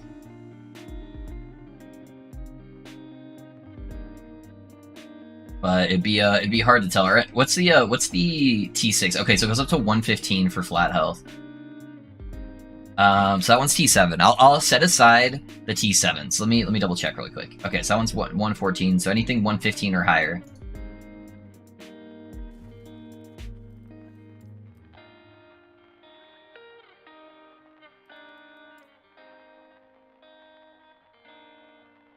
And then if I need to, I've got a whole bunch of intelligence ones that aren't bad. Exalted movement speed wouldn't be like the worst thing either. Okay, so we got an exalted necrotic res.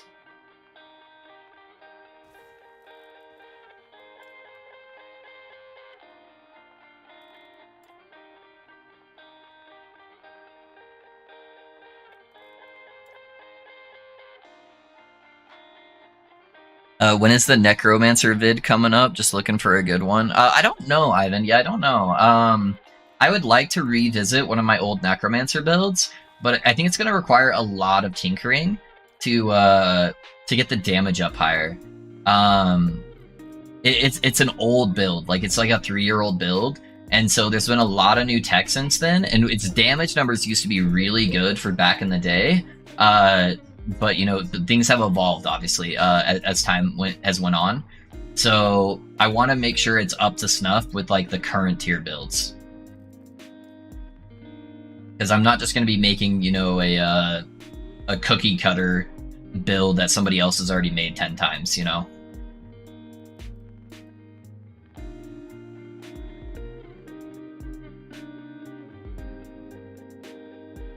Yeah, a lot of builds to work on, so we'll see. I do want to revisit my Necro build at some point, though.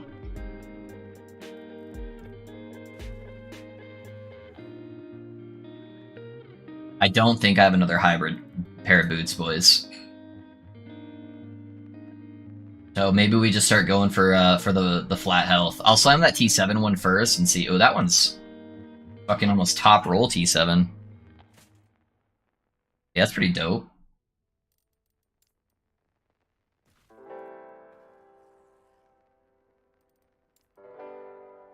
How much health does this one give me? It only gives me 38 health. So the T7 roll is definitely going to be higher than that.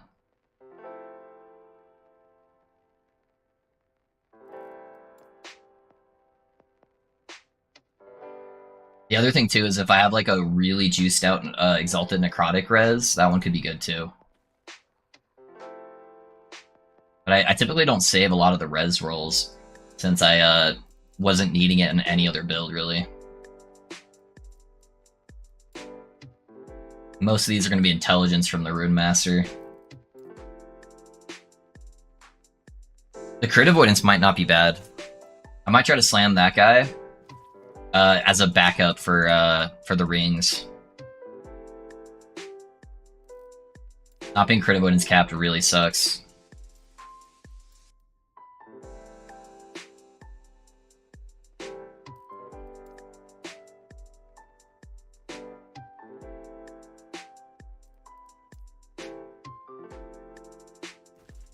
Okay, another crit avoidance one.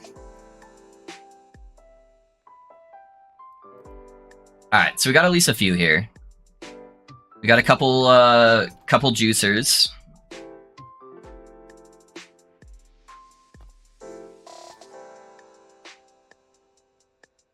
Okay, so the only thing that really matters here is just trying to get that T7 up higher, closer to 150.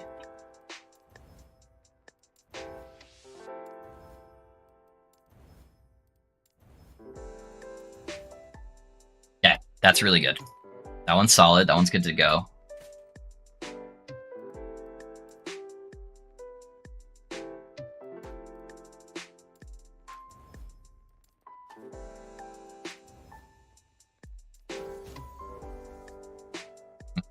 I'll probably still slam that one just for the chance of the crit avoidance, but everything else is kind of bad.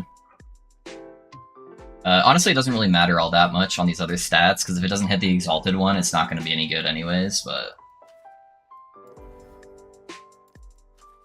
just in case some other builds want to use them. That 58, it's almost perfect.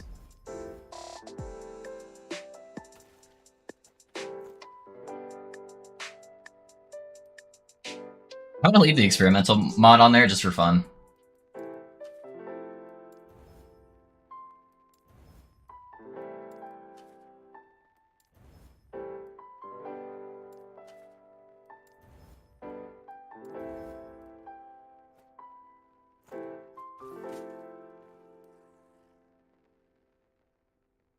That one's 143. That's pretty good, honestly.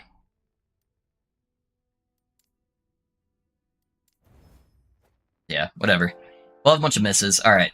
And then I'll grab another pair of boots if none of these hit, too. Where's my keys at? I'm running out of keys, dude. Yeah, 1, 2, 3, 4, 5. Alright, guys. Let's do it.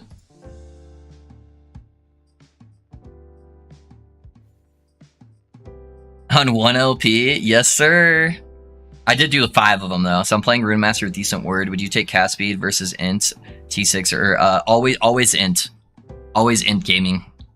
Int is always the solution because int gives you cast speed, cooldown reduction, ward retention, percentile damage, and flat health. Or, I mean, flat spell damage. So, yeah, int is always the answer. I feel so dumb. I just discovered that you can get a Rune of Creation from a prophecy. Yes, you can. Yes, you can.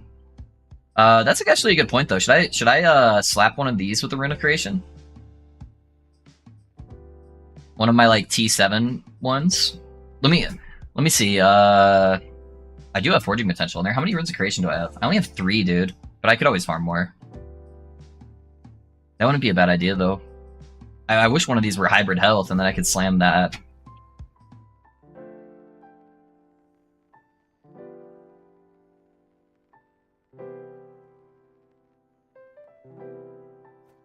This one's probably the best one.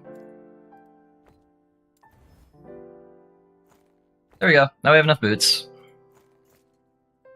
Alright, let's go. What level is this? 63? Okay.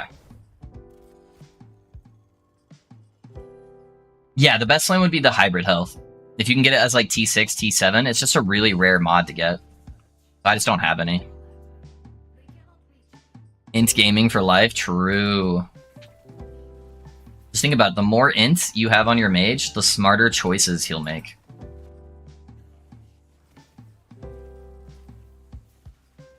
Void made rabbits become 10 feet tall, and I need to use a 50 cal. All right, fair enough, fair enough.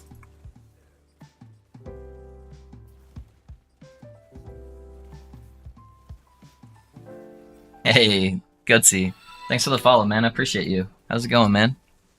What build you playing, my guy?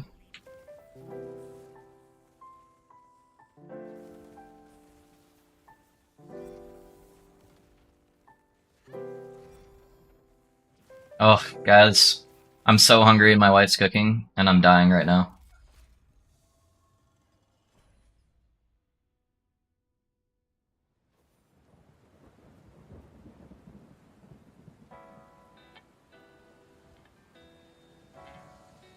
Guys, my wife asked me the silliest question ever. She asked me if I wanted a breakfast sandwich or a breakfast burrito. Any of you guys that have hung around the stream enough knows which one I chose.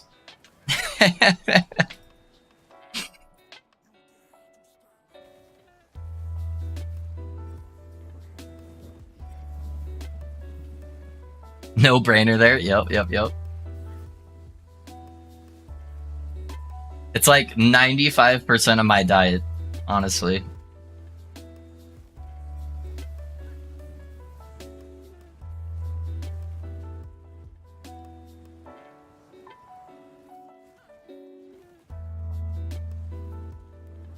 Maybe I should have respec'd into the fissure teleport just while I was running these.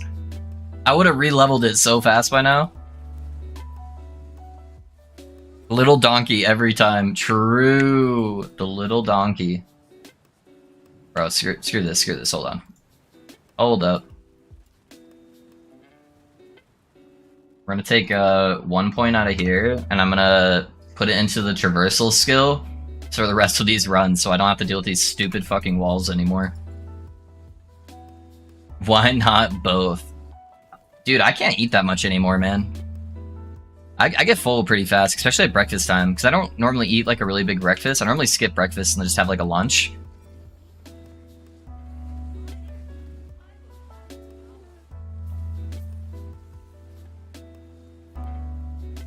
It depends how big the burritos are. But burrito is definitely the best one. What's up, Asgirl? Do you think it's worth to Rune of Creation those gloves to slam? Like 1 in 3 chance is better than 1 in 4, such a crucial part of the build. So you can only Rune of Creation the Exalted gloves, but you could like Rune of Creation the gloves that you're going to use to slam. That's an option. So if you have like a really good pair of Drain Health gloves ready for a slam, then yeah, you could definitely Rune of Creation those. Yeah, runes only work on non-unique pieces of gear.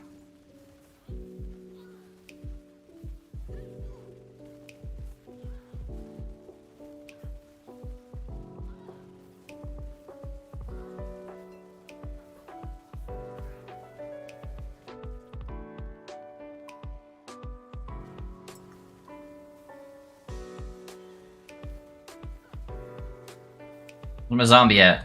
Zombie, execute her. What are you doing?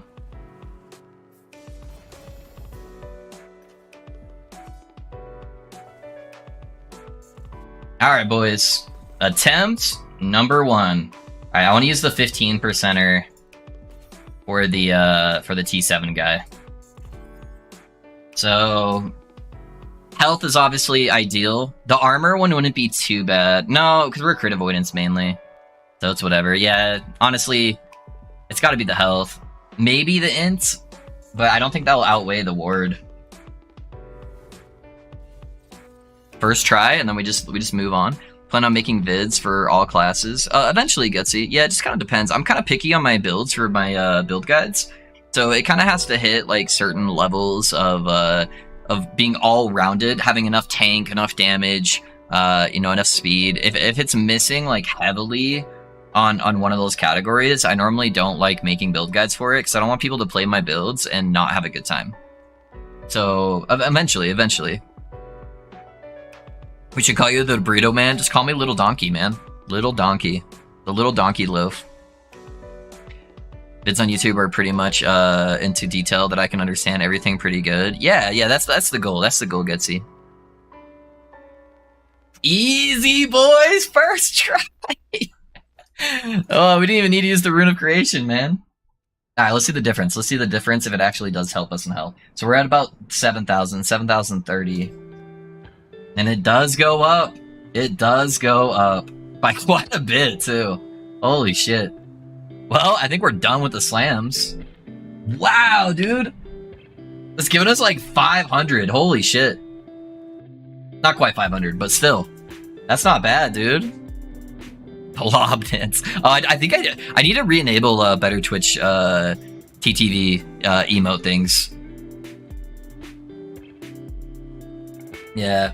Not bad, dude. Just a casual T7 health first try. On the 15% base. Easy, boys. Easy. Well, I guess I can put all these back that I spent time crafting for no reason.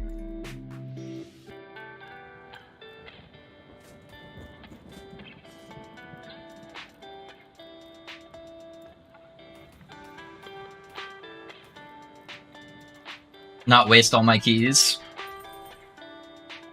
No, we want more runs. I need to start pushing corruption. I need to find more rings. And more catalysts, honestly. That's my big thing, man. I need a new catalyst so bad. So whenever my food's ready, I've got almost 100k favor. Whenever the food's ready, I'll swap over to rolling some of those.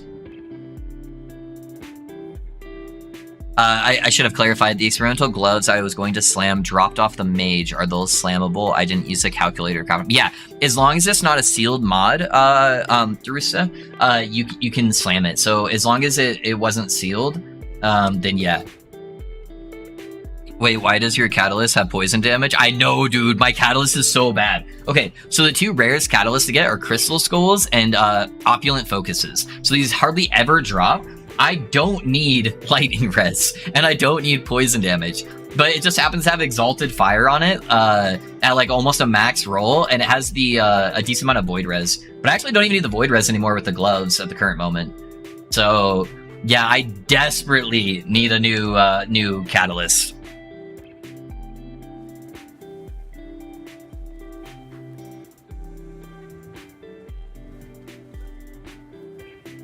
But yeah, man, if you have an Exalted Drain that you dropped off the mage, absolutely I would use a Rune of Creation on it. Opening the web or push corruption instantly, going into Empowered Monos. Go to Empowered Monos. If you're not Empowered Monos, that should be the first priority on every single build that you do. Always push to Empowered Monos, because you're just wasting your time farming suboptimal blessings and having shittier XP. Oh, I forgot I was going to respec that, and then I hit it first try. Let's put that back.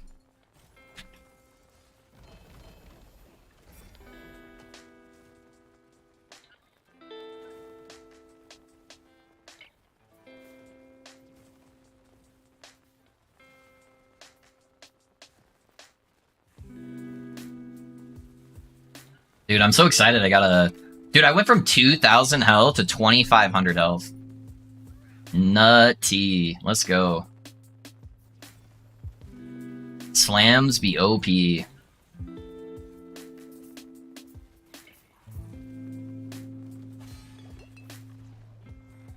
all the zombies.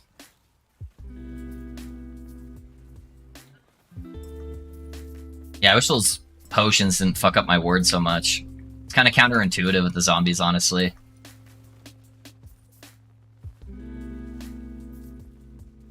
I'll either need to run the amulet that stops it from giving me health, or get the belt mod that converts part of it to a ward, so it's not as crazy. Oh, I died! What? Just a melee attack from the void? Holy crap. It's alright. That's the best node to try on. Let's get these prophecies going. Yeah, we will in a second. Once I get the food. Loaf, why did you drop the gloves? Because I dropped using Rip Blood. and Bone Curse, and both of those are the things that I was getting Bleed Chance on that would be converted into Ignites, so there wasn't any point for me converting all the bleeds anymore.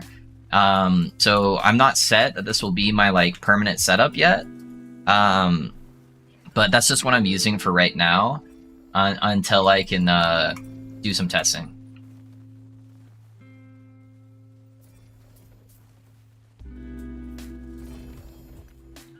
So this setup currently definitely, oh, those are actually really goated.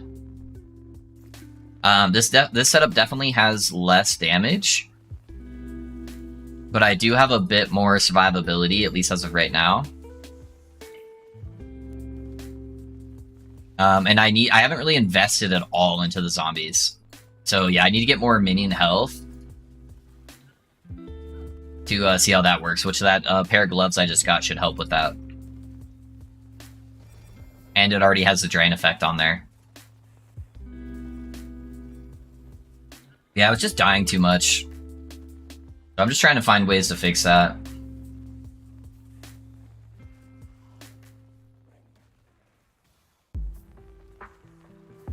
Trying new stuff, that's what we're about. Yeah, don't panic and try to switch your gear over like immediately if you're playing the build. Give me some time to cook.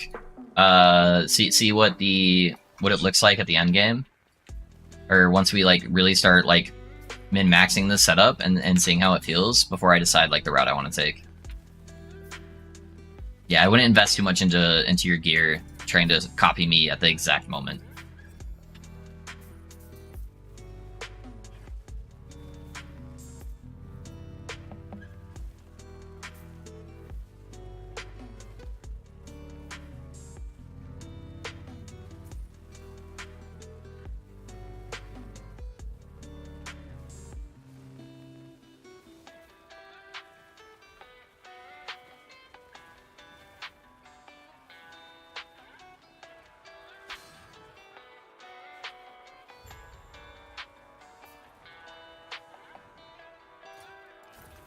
Alright, yeah, these gloves are really good.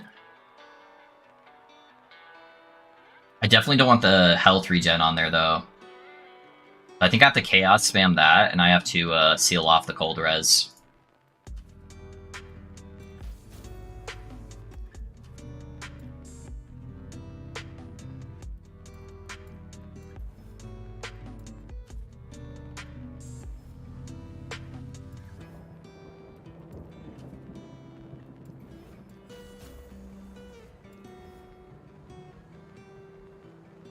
How did everything roll? 214's pretty good. Okay. That should be pretty good. Alright, so that should give me substantially more more minion health, which will then will in turn give me more reward. Yeah, that jumped me up like 1,000 right there. Just from one zombie.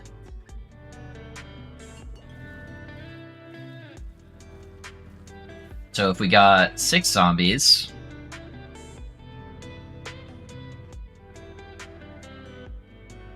Wait for the ward to kind of finish scaling here. We're at like 7,600 basically. Now we're at 10,000. And that's just with one piece of gear that gives me minion health. So that's pretty dope. I came back to my Lightning Blast build and at 700 corruption, only 1200 HP. Fix that now, but I think I'm just gonna farm on this guy for a while and get upgrades. Yeah, that's good, man. Curb stomp, yes sir.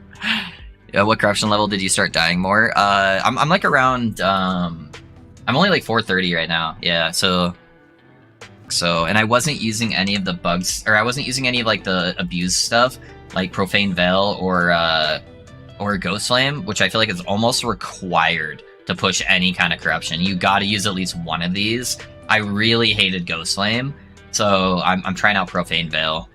I was trying not to use them, but it's like playing a mage and not using Flame Ward. It's just like, what? Why would you ever do that? Okay, one sec, guys. I'm gonna go check on the food.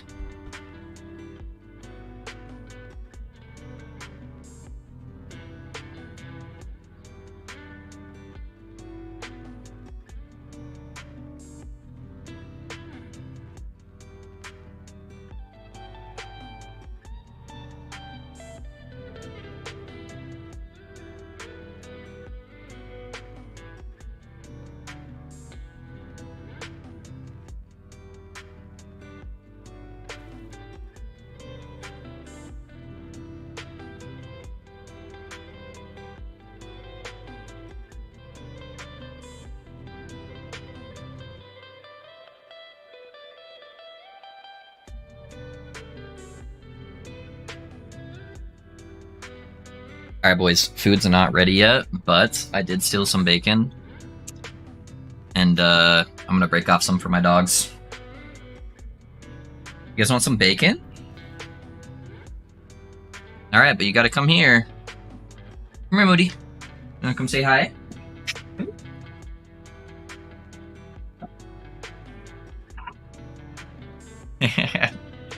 Alright, we got little Moody who wants her bacon. Is that good stuff? Is that yummy? Yeah. Alright, come here, Moody. Come here, Moody. You want some bacon? Good boy. Good boy. You want some of this? Oh, that's good stuff, huh? That's good stuff. Mwah. You guys got some free doggo pets. Yeah. Huh. Good boy.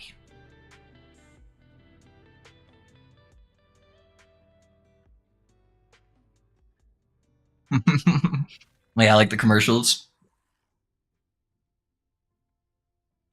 That means no Forge Guard until the Forge Guard. No, I'm not playing Forge Guard, Anthony. I'm sorry. That's just too depressing.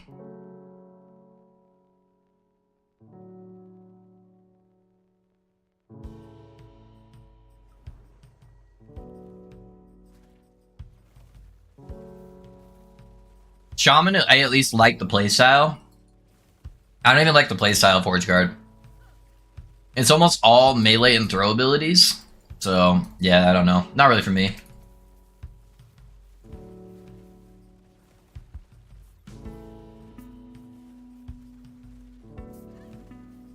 forgot I activated a mage.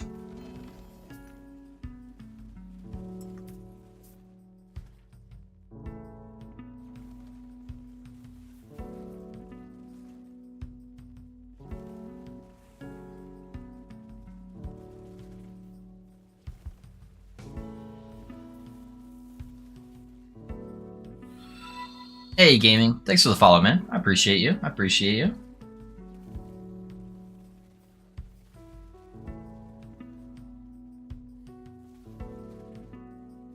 That was much more full than I thought it was. I forgot I just opened that. Almost made a mess. Alright. I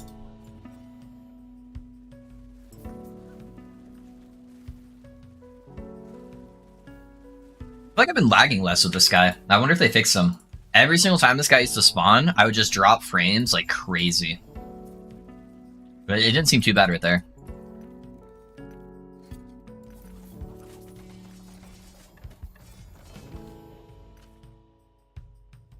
Speaking of Forge Guard.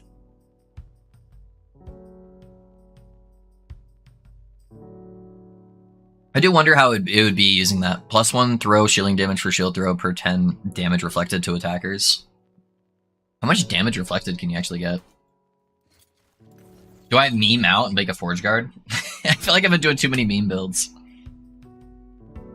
I had sub on YouTube already, sitting here on Twitch, not realizing I was losing out on bonus channel points. Oh, you're good, dude. You're good. Yeah, man, if you ever want like a full build review, I do have a channel point redemption for that. I made it a little expensive though, because it takes a lot of time out of the stream. But yeah, we do doggo pets, we do build reviews. I should probably add some more channel points. I just don't know what I should add.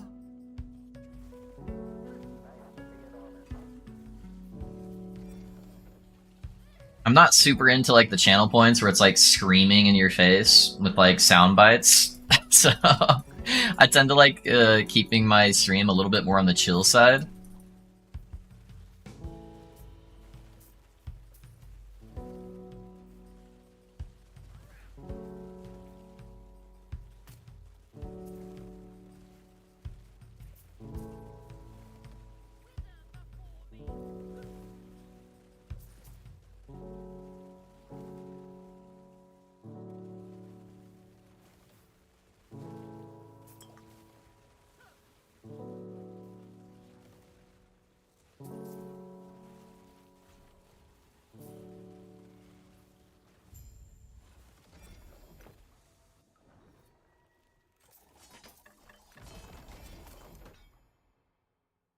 I'll keep my build with the harvest and the gloves. Yeah.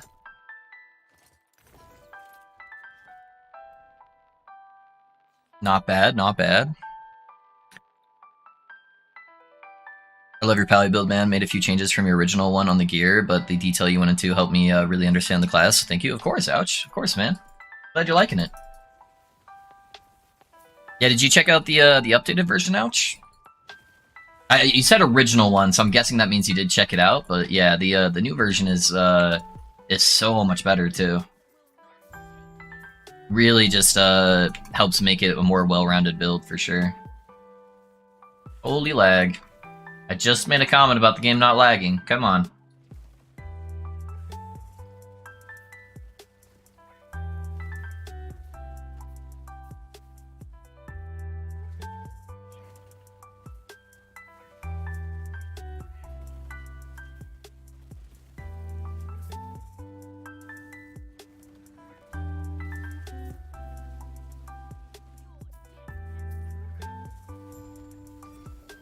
Oh, I didn't realize I conquered the timeline there. A dagger? Oh, shit. I thought I killed him already. Fuck. It's alright, I already finished the thing. I didn't see his frontal cone thing coming back to me.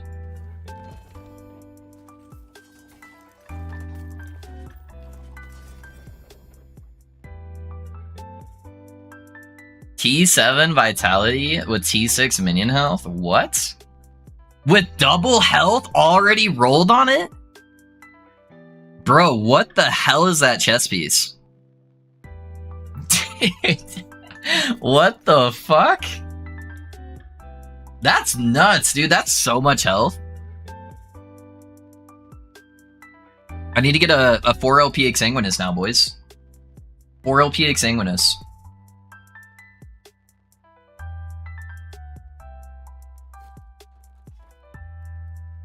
Alright, let's grab all these unique chest notes here. Dude, that's a lot of health, man.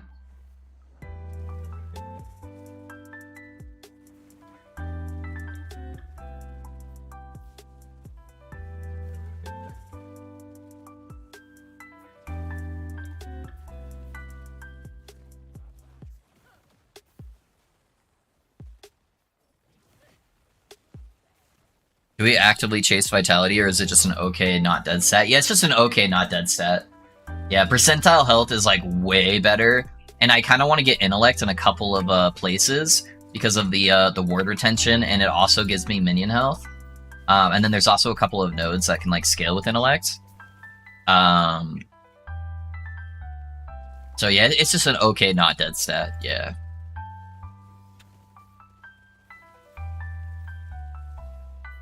But a T7 would probably actually give you quite a bit of health. Yeah, let me catch up to this guy before I do the mage. Hey, come here.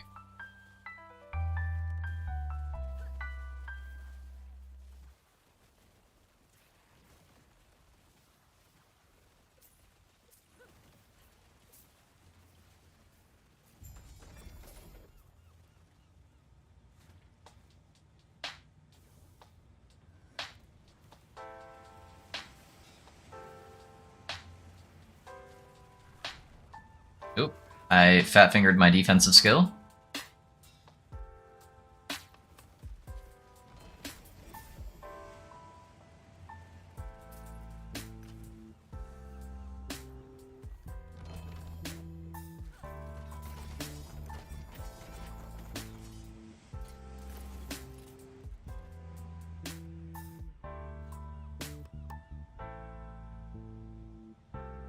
You need to run multiplayer COF, gain resonance, and make chat gear. Yeah.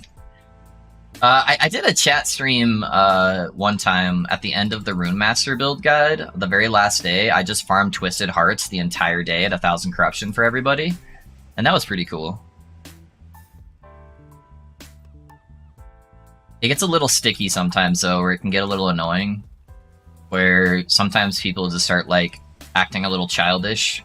Because I kind of just took first come, first served, as long as you met the stability requirements to make sure you're getting gear drop. And some people were complaining a little bit more than they needed to. Also, at that time, multiplayer was like really rough, right? That was when it was still like every time I'd invite people, I'd have to like completely restart the game afterwards to like create new lobbies. I don't know if it's still that bad or if they've got that all fixed. Because if that's better, then that would drastically increase the chances of me wanting to do that. Yeah, I definitely lost some single target damage.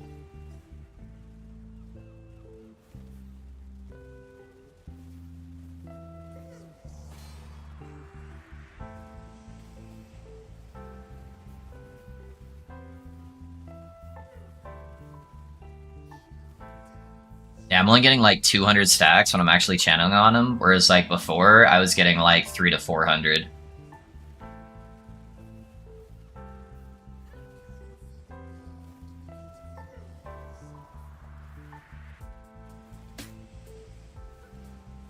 I need to try to find a good middle ground there. Where is this guy? Is he in the bottom left? Oh no, he's up there. Okay.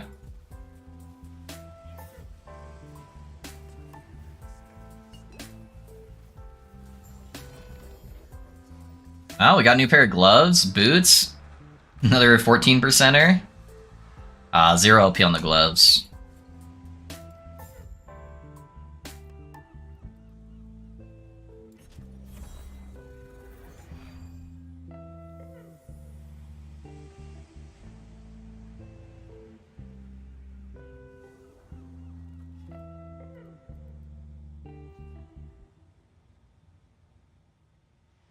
You get many 2 LP, 3 LPs on that day? No, I didn't, Logan. The highest Twisted Heart I've gotten is 1 LP. And I have farmed like, I don't know, probably 30 of them. Maybe even more, honestly.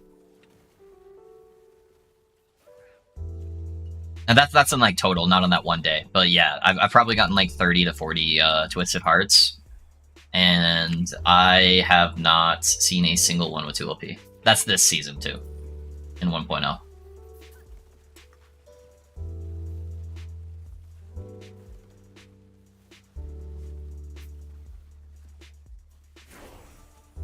Level 99, boys! I forgot we were even getting an XP.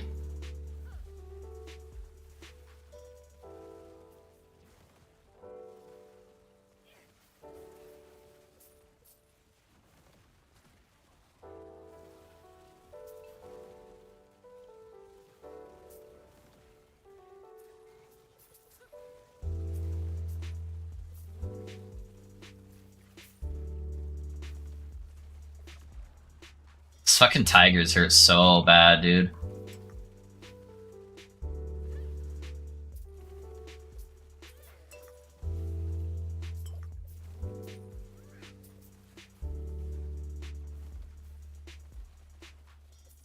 Thank God my cheat, like depth skill, now applies to dot damage too.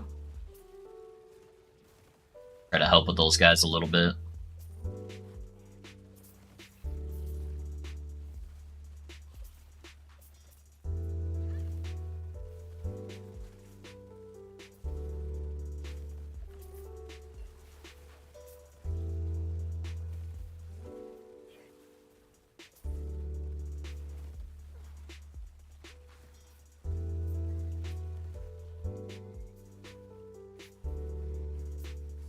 Longest arena ever.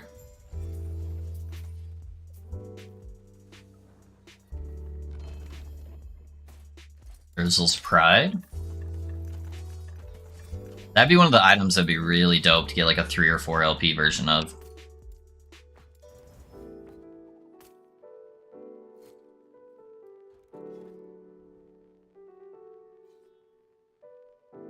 For the RM Blast build, would the defensive stat priority be capping resistance, stacking hybrid health, percentile health, cooldown reduction?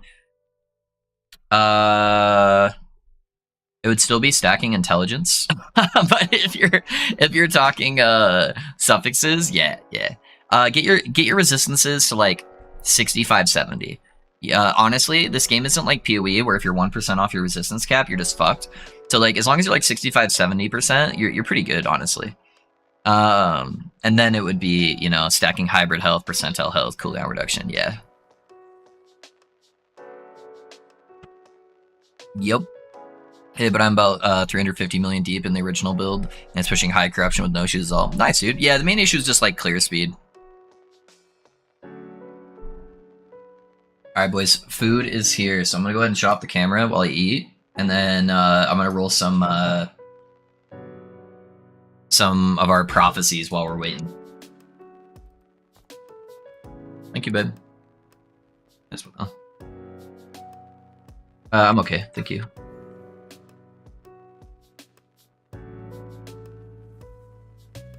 Little donkey time. Let's go. What's your lightning blast build considered high damage? It's really, really high area clear damage because it shotguns if there's more than one target. But the single target is low damage at really high corruptions. Totally fine. Like, it'll be amazing for anything like sub 700. And then once you get to like 800, 900, 1,000 corruption, the single target damage, it starts falling off a little bit. But that's how most builds are.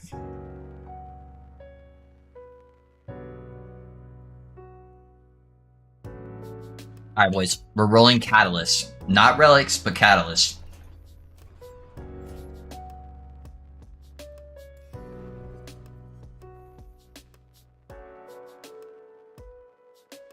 Bon appetit. Thank you, sir. Thank you.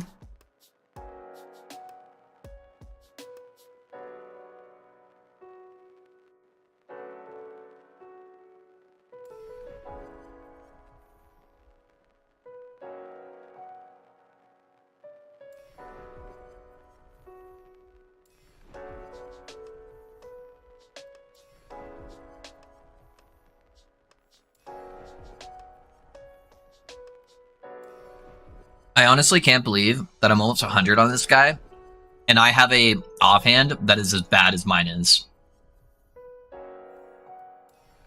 Not just like 2 suboptimal stats, I have 2 completely dead stats on my offhand.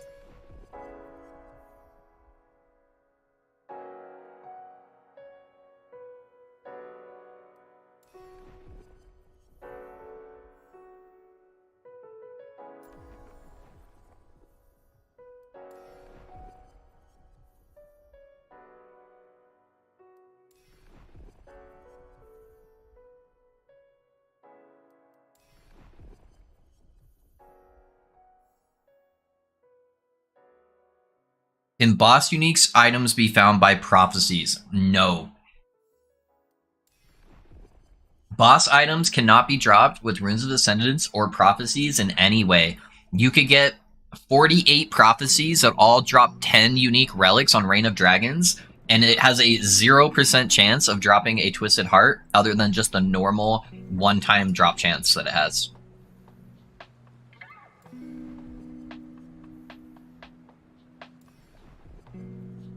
The only thing that influences boss drops is blessings. So if you have like the increased unique chance or the increased relic drop chance or stuff like that, then that will affect the boss drops. But that is the only thing you can do to affect them.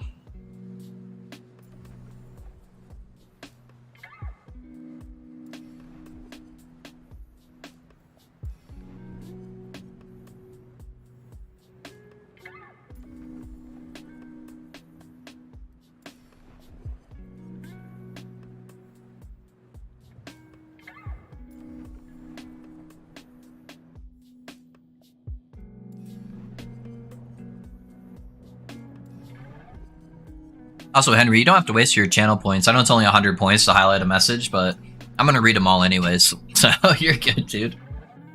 You'd save it for something else. Not that I have too many things on the channel points, but...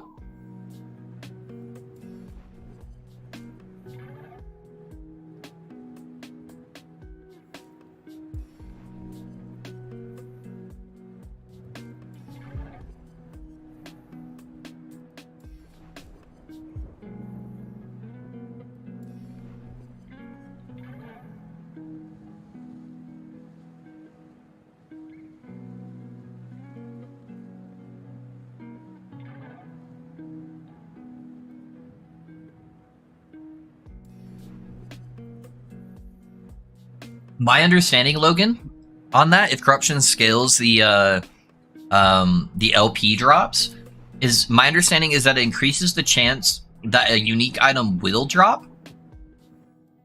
So the more items you're having drop, or the more likely it has a chance to drop the unique item, the more chances you'll have at an attempt of LP. But I don't think it applies to the actual LP roll itself, but I could be wrong. I'm not 100% certain on that, but it is still better to farm a higher corruption regardless, because you're going to get more of those uniques dropping. So it's like the same thing where I never saw a 2 LP Twisted Heart, even at 1,000 corruption, but I saw so many Twisted Hearts. It was starting to get to the point where, like, out of the entire day of runs that I did for the stream for Twisted Heart, only one of those runs didn't drop Twisted Heart. So I was getting a ludicrously high chance on getting Twisted Hearts to drop, but it didn't really seem like it was impacting the legendary potential. So that's my theory, at least, with my own farming.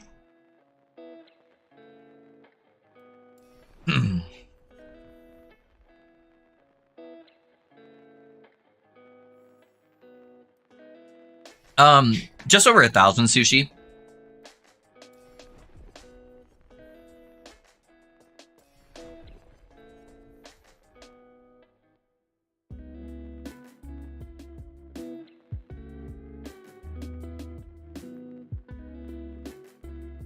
Yeah, anything past 1,000 would have been hard on the Rune Master, since it's not really a bossing build.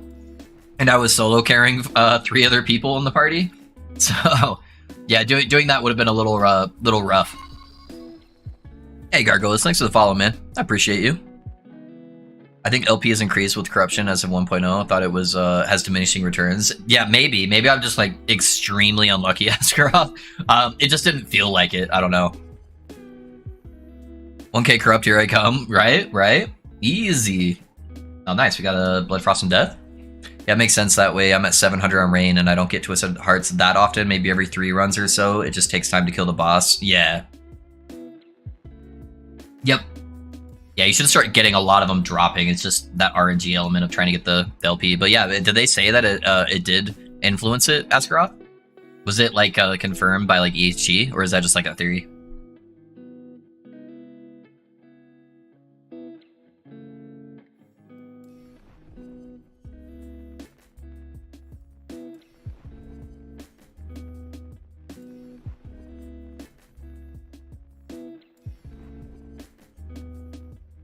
It'd probably be easier to get that data on an easier to find unique that wasn't so rare. And then do, like, I don't know, 50 runs on each corruption.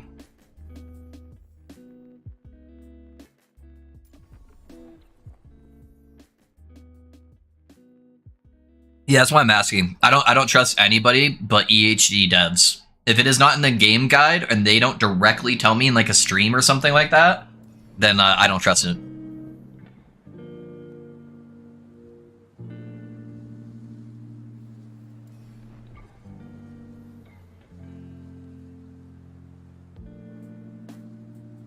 Doesn't affect the prophecy drops. Yeah, that makes sense. Prophecy drops, I think, are their own independent thing.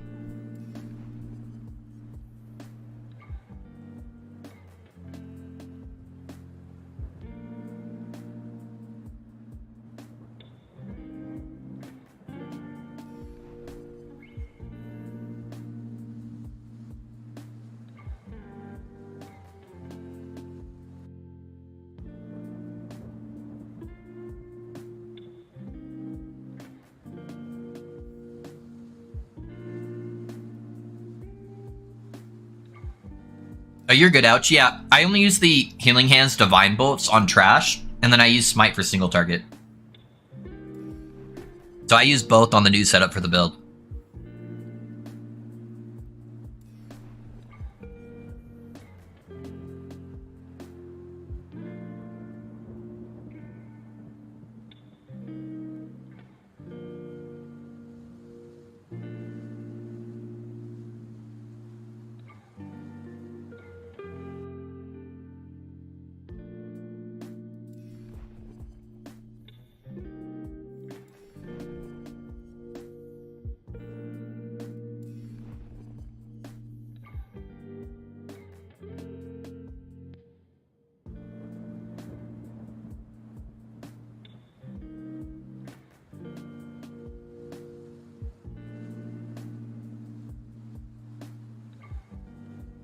From the 1.0 patch notes? Okay, nice, nice.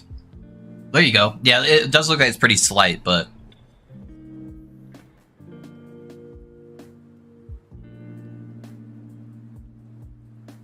it looks like they gave it to us in the patch notes from what Asgroth was saying. So that's pretty good if that's the case. It's not like insane, but it definitely helps.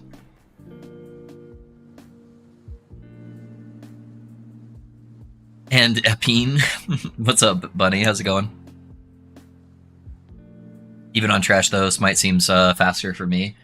Yeah, a lot of people just didn't like that playstyle. Ouch, was what it came down to. It is a lot safer being able to clear the mobs from like halfway across the screen. Yeah, even in Echoes, I would like rotating between Smite and Divine Bolts, just depending on what mobs I was fighting. So I'd like 1 to 2 shot most of the small guys at 1,000 corruption with Divine Bolt, and then I would rotate to Smite for the big boys.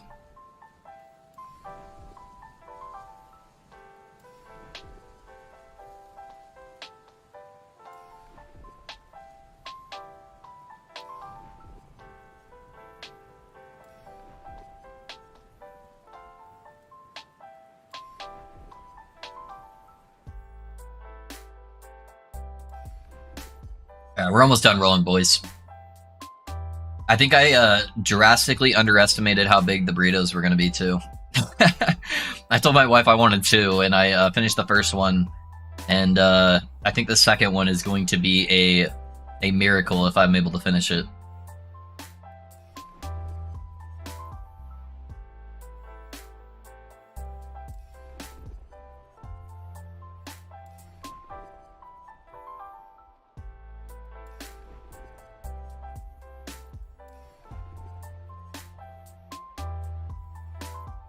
The other really nice part about using the Divine Bolts, ouch, is if you're like waiting for a boss or doing like lightless arbor farming or anything like that, you can just channel Healing Hands directly on top of yourself and build up your ward even if there's nothing to attack. That's the other part I really liked about it.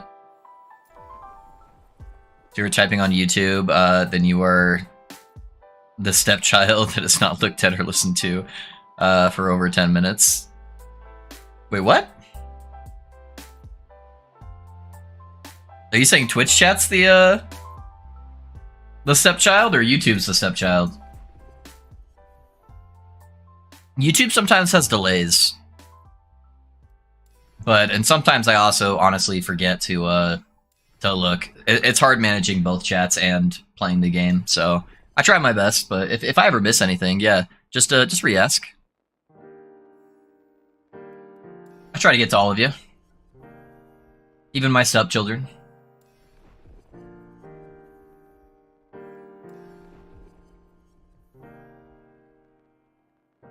That's a nice perk too. Yeah, I like it a lot. Because yeah, the lightless arbor dungeon was really annoying when you couldn't build up your ward when there was no enemies there, because you would do little slams that would hit you, and you just had like no ward generation for it. And that's one of the best dungeons to farm for the paladin. So what I was doing before is I had to unspec the movement skill off of my Healing Hands so I could just channel Healing Hands. All right, boys, we got a fuck ton of prophecies. Let me go put this other burrito in the fridge. I'm not gonna be able to eat this guy right now, so. And then I'll turn camera back on and we'll keep blasting.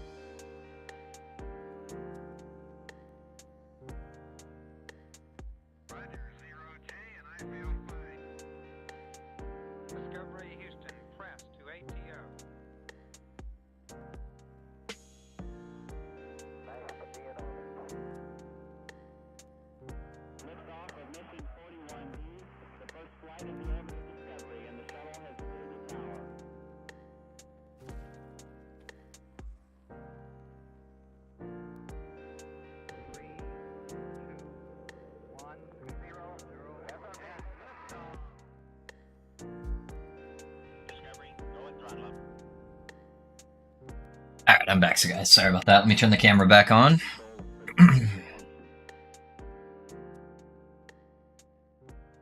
Alrighty. Look how big this dude is. That is one ugly looking dude. He's even got a little, oh, what's it called? Little fanny pack. I like it.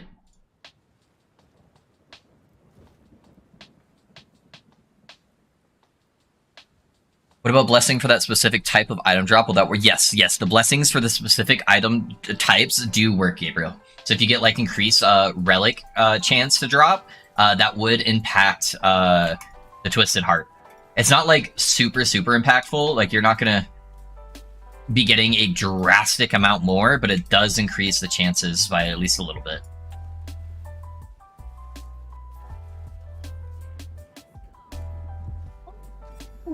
We got some boulder boys with some mages.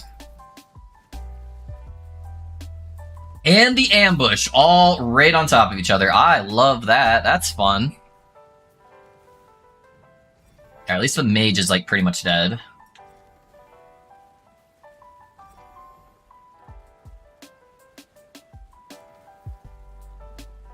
Looks like we fulfilled a couple prophecies along the way.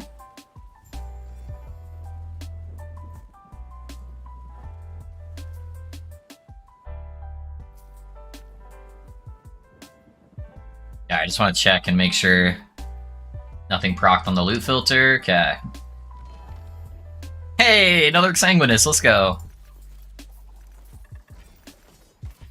I forgot I had a passive point. Little extra ward retention there. Okay. Alright, let's head up this way. In the wrong run, it'll add up, I guess. Yes, sir. Yes, it would. If you're, farming it a lot, especially if you're on, like, Merchant Guild or something. Why is Lightless the best to farm for the Pally? Because you can get the budget helmet, the Peak of the Mountain, from that dungeon, and it's really easy to get the Peak of the Mountain with, like, 2 LP on it, or maybe even 3 LP, depending on how lucky you are, versus trying to farm a Prismatic Gaze, which is much more rare, and you're like very unlikely to even get a 1 LP Prismatic Gaze. On top of that, when you drop the Prismatic Gaze, you don't just have to get LP on it, you also have to get a 3 to 4% crit roll on it. So there's just a lot of variables. So it's much easier just to go farm a Peak of the Mountain. You won't get the 10% less elemental damage taken, but it'll be just as good, if not better, at the actual crit. So that's why in the video I was saying like 99% of people I feel like should just go for a Peak of the Mountain over a Prismatic Gaze. You'll get more bang for your buck.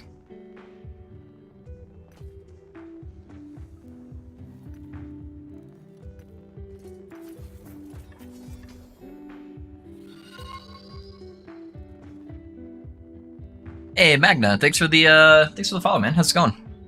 Oh, speaking of Lightless Arbor, guys, the other thing I got, out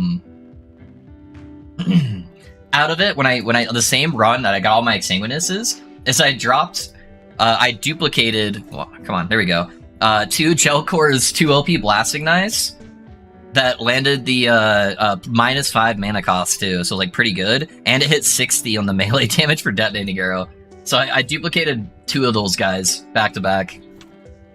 Lightless Arbor kind of busted. Not gonna lie. I mean, I was following you on YouTube, but not on Twitch. Wanted to see the build. Hey, thanks, man. I appreciate it. Appreciate it. Yeah, hopefully you're liking the YouTube content.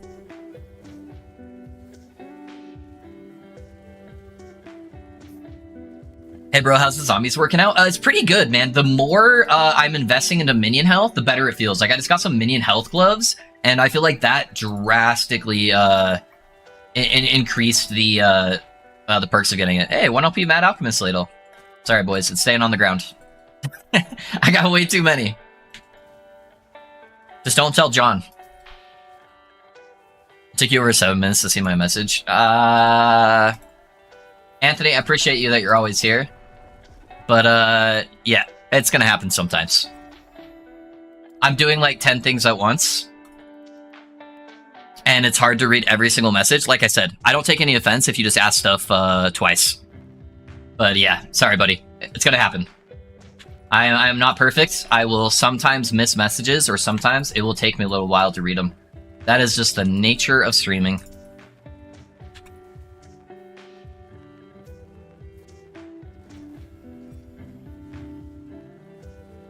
I think out of most streamers on the platform, I am on the better end of reading everybody's messages, so I'm doing the best I can do.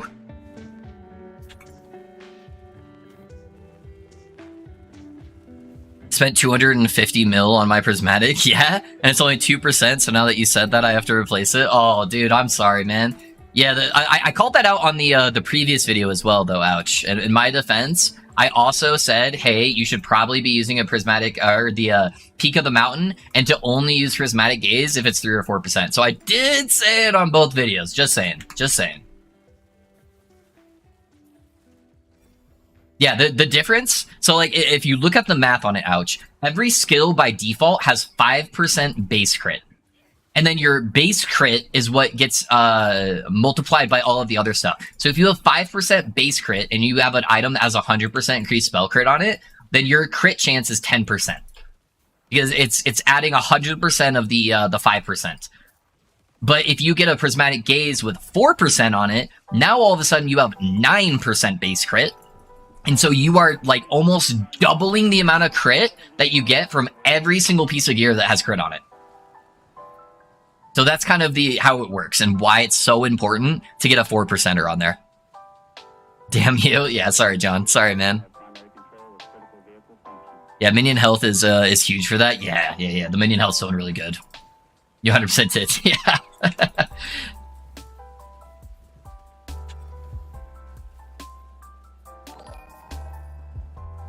Hey, thanks for that sub on YouTube, guys. I appreciate it.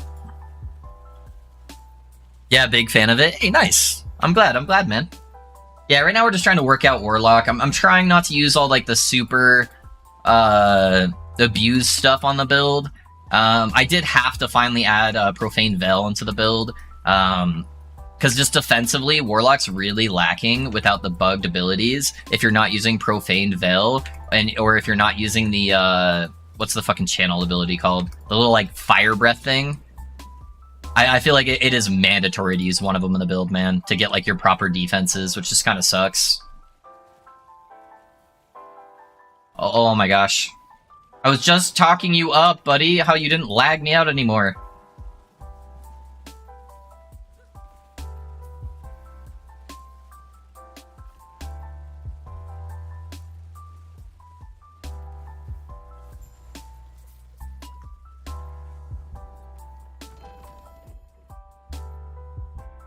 Math is stronger than impulsive buys. Lesson learned. True. Math always wins. Did you buy like a 4 LP one or something? Is that why it was 250? Ghostfire? Yeah, Ghostfire. I really hated using Ghostfire though. I might be able to get away with it now that I have much better mana sustain. But the main problem was it was just like killing my mana, and I was already struggling with mana.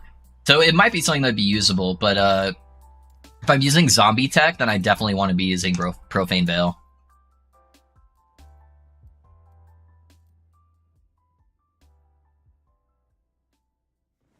If you spec into Harvest and just add the 6 points in the bottomless passive, all your damage will go up like 2 to 3 times. Don't even have to cast Harvest or have it on your skill bar. Great little bug that they refuse to fix. Wow, I try not to use bugs in my build. If it's something I know is a bug, I try really hard to avoid that stuff. So it's cool that they got some cool tech there. But I try to give people alternatives to having at least decent builds without using bugs.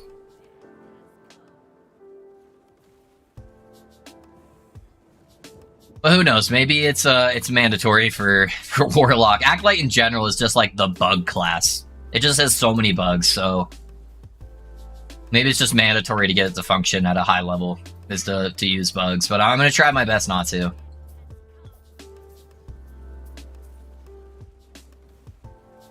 No, that's the only reason why I'm using Profane Veil now is because the minion eating node thing supposedly was fixed, where it's no longer bugged. Where now it gives me like a pretty respectable amount of ward, but it's not like 80,000 ward.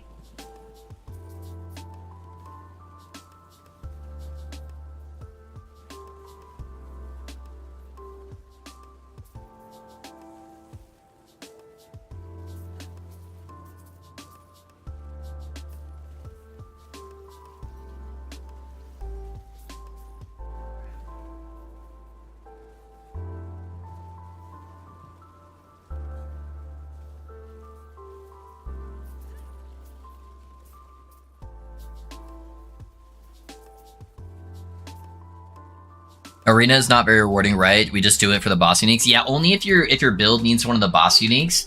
Arena gives subpar XP, way subpar on the drops. Literally the only reason to do it is boss uniques, or if you just want to brag that your bugged build is better than the other bugged builds. That's pretty much the only time you do Arena.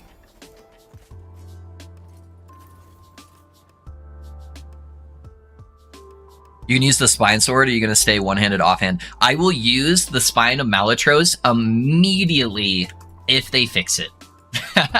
So they said they fixed it. They did not. They did not. It is not fixed. It still doesn't scale properly. I will immediately switch to like a full Fire Whip build, though, if they fix the sword. There will be no hesitation whatsoever. I've been waiting to use that sword since the moment I saw it announced for 1.0.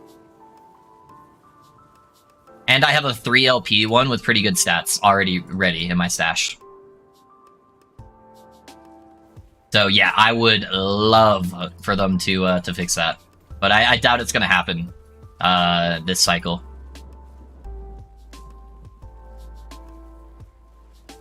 They also said they fixed laser beams, and apparently they didn't really fix that all the way either, so... Yeah, I don't know. They seem to be struggling with some of the unique scalings and how they like change nodes.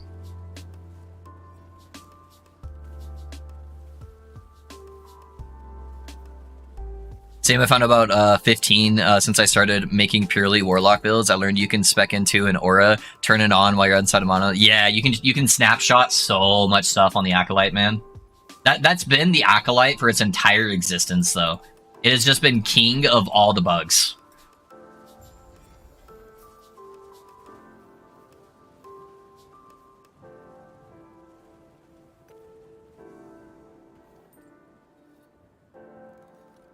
That one's pretty dumb, yeah. Hey, yo, hey, what's up, Scenes? How's it going, man? If you go back to Ghostfire, would you consider the Stygian Coal Catalyst? It gives percent ignite and damned on hit, which sounds good for this build. I actually was messing around with Stygian Coal last night because I just wanted to see how it interacted with stuff. I don't know exactly what's bugged on that, but there's something that's bugged with how it affects with certain nodes on the Drain Life tree, where it's not working properly. So I don't know how much that would infect it. I did see that it had the ignite chance on there, though, and I was interested in it. Yeah, I don't know, though. I don't know. Because it does all affect based on channel. And you do get a bunch of ignite with channeling.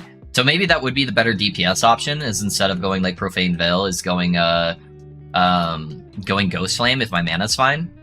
And that'd still give me like the 40% reduced damage taken. But I feel like to get all the ignite stuff and all the movement stuff, I would need like +3 levels on Ghost Flame. So yeah, I don't know. Because I feel like these nodes are really strong. You kind of have to grab all the stuff here with the movement speed for it to feel good. Have to grab the 40% damage reduction. And then there's 6 ignite nodes you need to be able to take too. So it's just like impossible to get everything I want on there.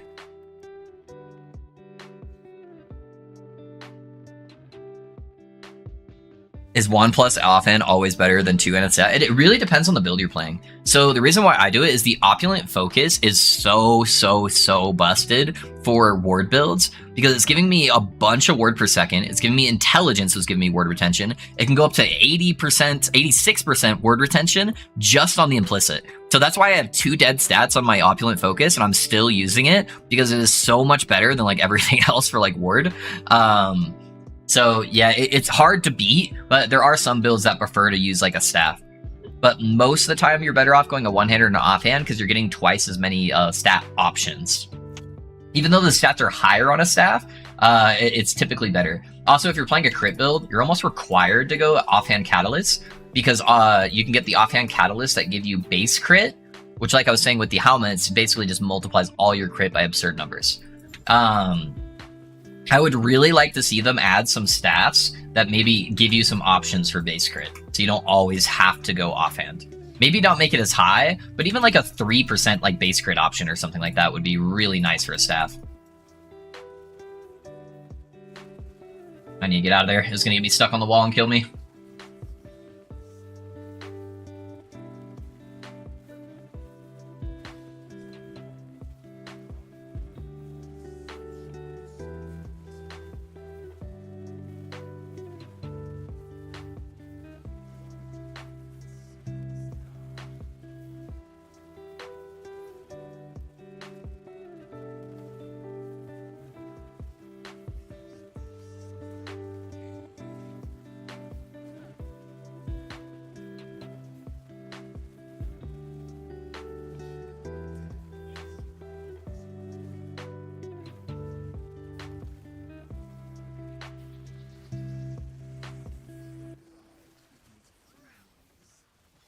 I feel like the main issue with trying to play like a crit-based Chaos Bolt is the aiming on the Chaos Bolts is kind of abysmal, honestly. And if you're playing crit, you'd probably want to play Lich, which means you couldn't get the auto-aiming from the fissures. That was one of the things I was realizing when I was trying to like Theorycraft a crit version of this build. So I'm like, man, that's going to be really rough trying to actually aim those guys.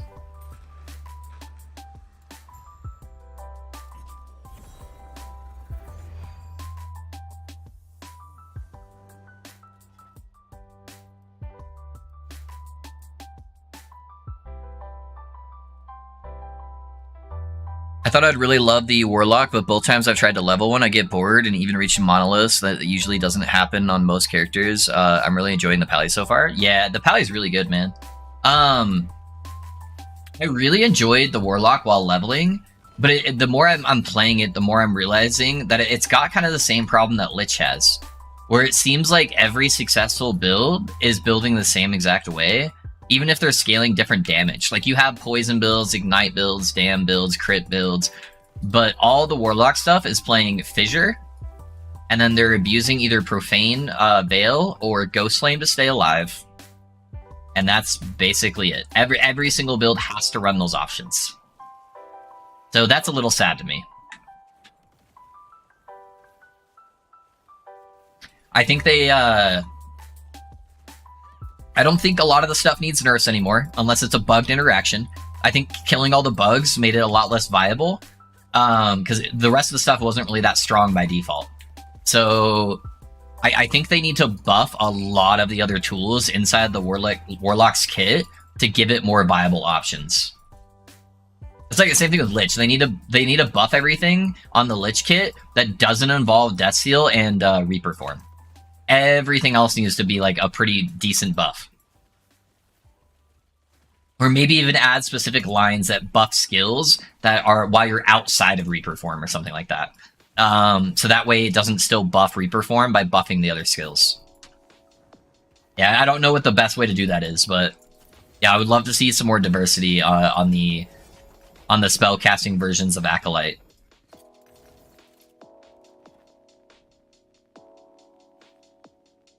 The funnest build I've made is a 200% movement speed Warlock with Necrotic T7 on 2 Churro Star Dials and Wrong Warp. Wrong Warp's fun builds. It is 60% crit just from skills though. If you're gonna go that route, can't reach 100. Yeah. Hey Loaf, what corruption are you at? I don't remember. I like 4 something. Yeah, I'm not super high. I'm not super high right now. I feel like I'm talking to an officer. I just got pulled over for speeding or something or going too slow.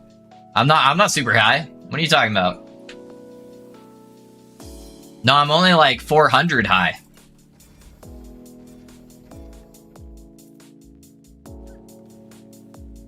There's aiming on chaos bolts, like if you're manually casting it.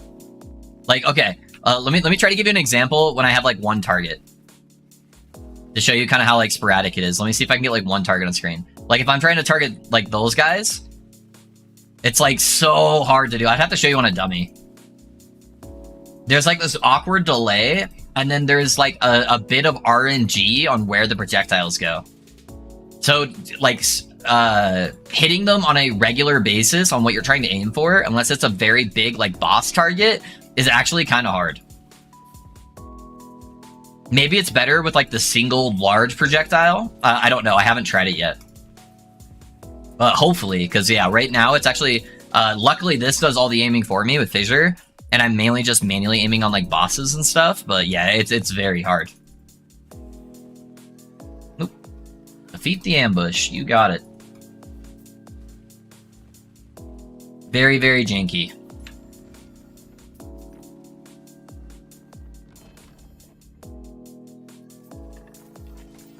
So you can have 5 sources of Bone Curse. Well, there isn't really abusing Profane Veil anymore. Yeah, not to the same extent, but it's still used in like every single kit. You're using one of those 2 abilities for all of your defenses, basically. For me, it wasn't just not really liking the feel of any of the abilities and not really liking that there was a rotation to it and just feeling a lot squishier than other masteries. All these things, I think, killed it for me. Yeah, I feel ya. Missed opportunities to say 420 high. True, true. I suck. License and registration, please. Yeah, I'm gonna need to see your build planner.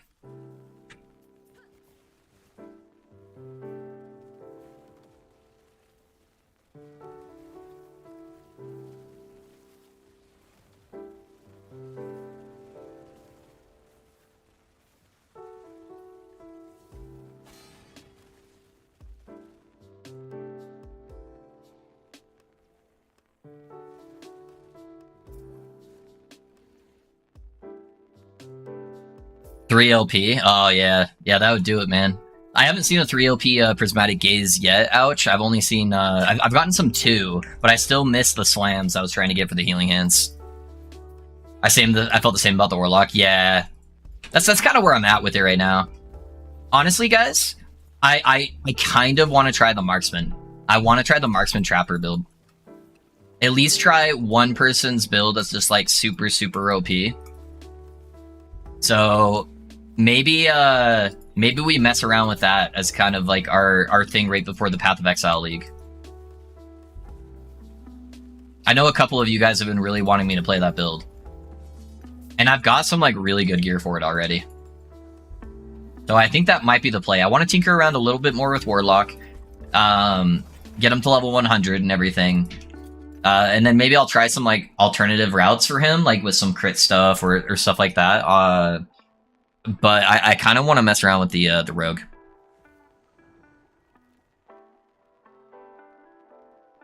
Playing it right now is disgusting, but kind of good for a new player to learn some mechanics. Yeah, the detonating arrow. Yeah, yep, that's right, Ben. Love it. Everyone that's played it has like absolutely loved it. And it'd be fun just to like not have to constantly be thinking about all the different theory crafting stuff for at least one build. I do enjoy that 99% of the time, but it'd be fun just to be like able to go in and just blast stuff. So I'm leaning towards doing that. That build was so much fun, and that's what why we play for fun. It's fun. Marksman did on COF, and it was painful. Yeah, but I have a lot of hours, Pain. So I don't know if you've seen my COF stash, but I got some shit. I got some shit. I mean, 2 LP, 2 LP. There's a 1 LP one. I think I've got a few more that are 2 LP, just sitting around here. There's another 1 LP dagger. 2 LP. There's another 1 LP. So I won't have like 4 LP on everything, you know. But I'm gonna have a respectable amount of like LP options, you know. My last two LP ones I got were like really high rolls and everything. I have Exsanguinous, you know. I've got a Life Exsanguinous. I have the if I was playing low life, I've got like 5 2LP conundrums. I've got a whole bunch of like Last Steps of Living. I've got a whole bunch of the stuff with like 2LP on it already. I did on the second week would be different now. Yeah. When the dev realized that while it may be over the top and fun, is the reason why we play it. Yeah, I think let's need to tune it a little bit. I think it would be really nice if they tuned down the damage a little bit and then they added or reworked some of the first half of the marksman skill tree to add at least one defensive node. Thoughts? Maybe one good defensive option?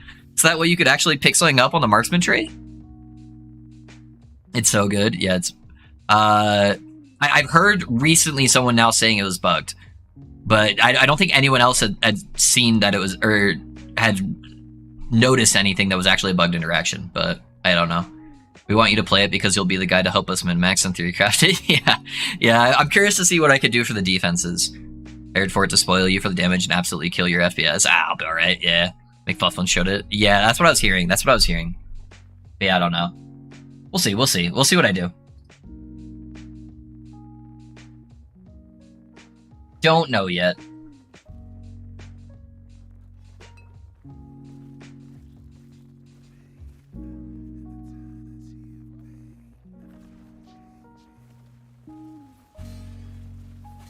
Oh, I get hit by both of them. I suck.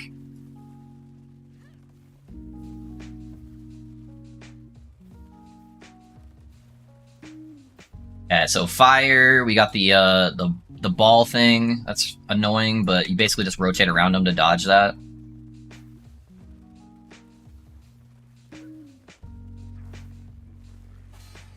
Yeah, let's just stand right here.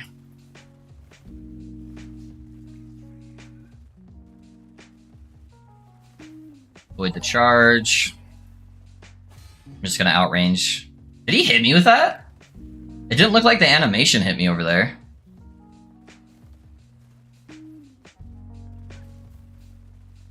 Yeah, stand right here. He's gonna charge after he does this fire shit.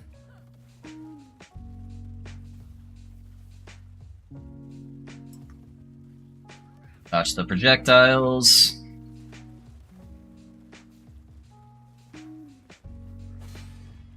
Okay, we should be good right here. And he's dead. Alright. Amulet! Boys! I got a natural drop Orion's Eye without a prophecy! Oh! It rolled really bad on the mana, but still. Oh my gosh, that's like my favorite item, dude. That's like my favorite item. Oh shit, dude, I thought that was a fucking... I thought that was an Omni. Dude, do you know how insanely lucky that is to not get that as a prophecy drop? Oh shit, dude. Oh man, my heart. This was like the item I wanted the more than anything in the world when I first started playing this game. Oh, dude, that's so exciting. Oh man, are we playing... Scrap the rogue, boys! We're doing an Orion's Eye build! Oh, dude, I'm so stoked. How do zombies feel? They feel pretty good game. The more I invest into them, the better they feel. Oh, dude, that's dope, man. I am grinning now. Oh man, I'm Theorycrafting tonight. We're definitely using that. That might have just killed the Rogue Dream, boys. I'm sorry. Or maybe it is the Rogue Dream. No, I'm just kidding. Probably not. But hey, what's up, Liv? Hey, what's up, dude? How's it going, turds? Have we lost a lot of damage by moving to the setup compared? Yeah, we did, Kane. Yeah, we did. At least as of right now, I need to figure out how to fix all the damage. But I did lose quite a bit of damage going to the setup just to make myself a little bit tankier. Bugged, right? Yeah, dude. Oh, man.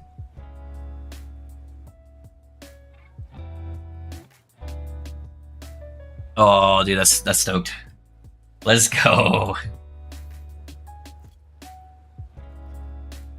I am so excited now. Honestly, there's a high chance we do another mage build now, boys.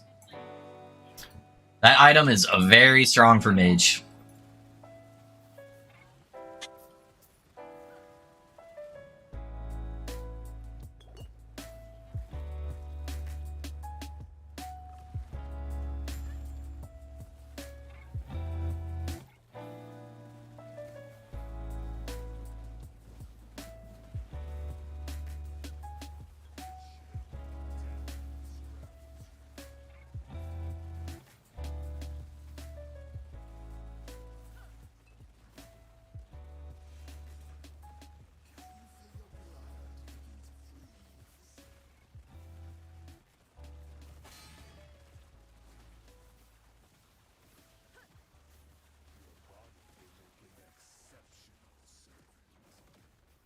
I don't think that quite hit him. There we go.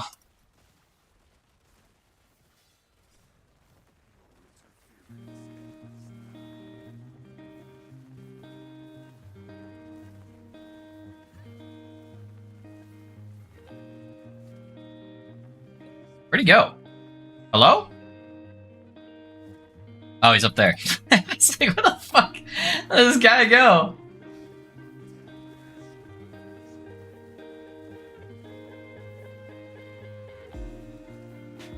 Yeah, you can see the Chaos Bolt's aiming for the boss. It's like I'm aiming directly on top of him, but so many of them are missing. Bye, babe.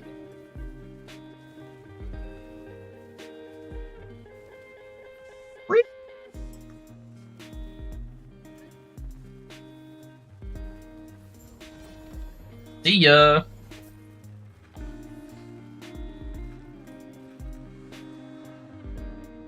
Dodge rating.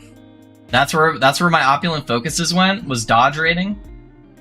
Boys, all of those prophecies, and I haven't gotten a single one to proc up on my stuff yet.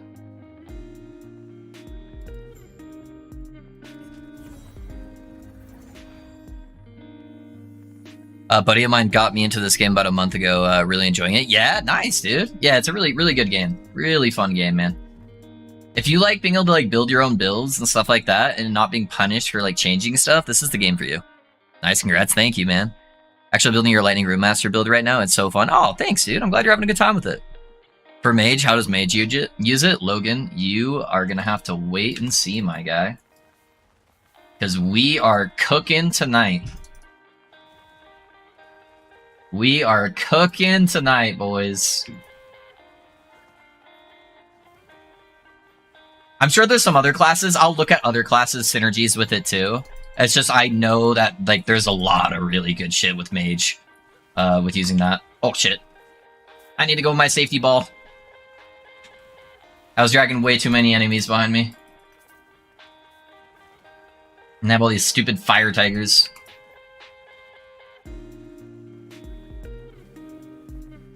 If I could remove any mob from the game right now, it would definitely be those tigers that like breathe the cold fire and like random ass dots on you. Those would be the first things I take out of the game. They are so overtuned. As I almost died to one.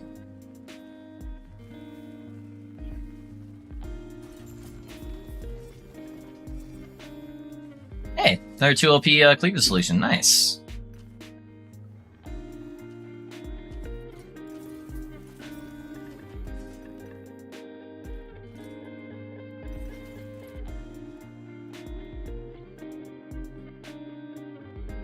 Can you explain why it's so good? I don't get it as a new to the game amulet. For now, it looks so generic, but I don't know the ins and outs of everything. Ah, guys, do I have to spoil it? Do I have to show you like the cool interactions with it? I'll give you some general stuff about it. 100% of void damage taken as fire damage. So you no longer have to build any void res. So that's 75% of a stat you no longer have to get, which you can't really get on a lot of blessings anyways. So that's like typically 2 to 3 suffixes you just freed up. You now take less fire damage taken, which you can get up to 15%. So all of void is converted over to fire, and now you're taking 15% less fire damage, right? Does Mage have any other stuff that's really similar to that?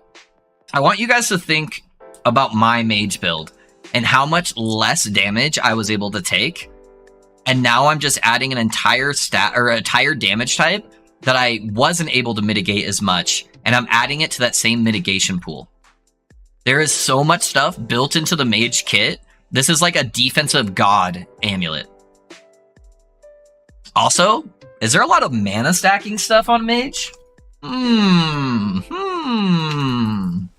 Thoughts? Converting everything over to one elemental type and then just negating a whole bunch of elemental damage?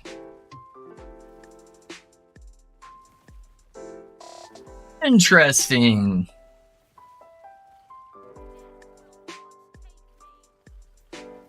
Now I'm gonna cook some stuff for you guys tonight. It's gonna be cool. I have some other items in my stash that would go really well with it too.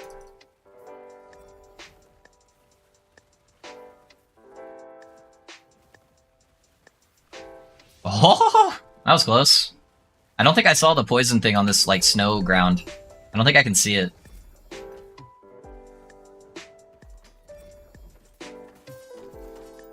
Just died from a tiger? Dude, the tigers are so bad, dude. Get them out of the game. Get them out of here. We don't need any more damage over time shenanigans that just like one-shots us. Please. For some builds this year, for some builds, those axe throwers are really bad for this character. But if you're like a high armor base character, they're not that bad. But most classes don't get a lot of damage reduction for damage over time effects. And all of those breaths are damage over time effects. And even if you stun them or kill them, if they started their breath, then they just continue channeling where their character used to be. Or where the body used to be. So you're still getting hit by stuff, even if you're using mechanics that should stop you from getting hit by it. So that's why they're like so bad. It's like I could one-shot everything on the screen, but as long as they started that breath, I'm getting hit by like 8 of them because they're all stacked on top of each other. And then suddenly I have like fucking 52 stacks of Ignite on me, or Frostbite, or whatever type of tiger it is.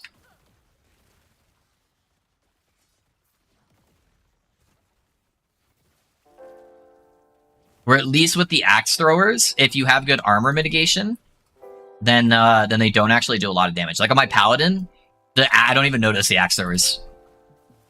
They're basically throwing like little peanuts at me.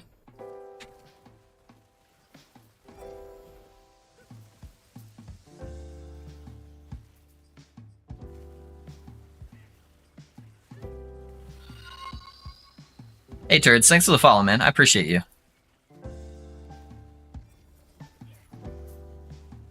Into the ball of safety.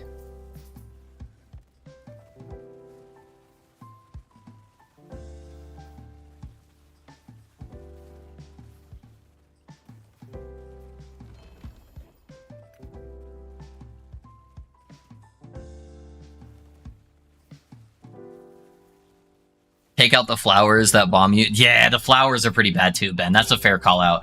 Luckily, the flowers don't do a ton of damage, but when there's like 8 of them, because you haven't seen any of the previous ones that are killing you, that's when they start doing a bunch of damage. Yeah, the flowers are also really bad. I think those are really easy to nerf though. They just need to reduce the radius at which they can target you. Problem solved. Make it so it's like 75% of the screen, so that way you can always see them on the screen somewhere if they're targeting you. I hate the Wingari casters that cast Rain Cold. Oh, dude. Logan, did you play... Are you new to 1.0? Did you play when those characters came out? Trust me. Those are little baby meteor chickens. When they first came out, there would always be like 8 of them in a pack, and the time for them to target you versus when the time the meteor hit the ground where they were targeting was less than like half a second. So you wouldn't even see them yet, and suddenly you got hit by like 8 meteors in a row, and I believe they also nerfed the meteor damage. I think the damage themselves used to be higher. and they had a really high chance to stun you. Those used to literally be the #1 like hardcore killer, I felt like. That first week that Chapter 9 came out and they added the meteor chickens, I have never seen so many hardcore streamers lose their characters before. I also lost mine immediately when the patch came out. Yeah, those guys were really bad once upon a time. They are much better now.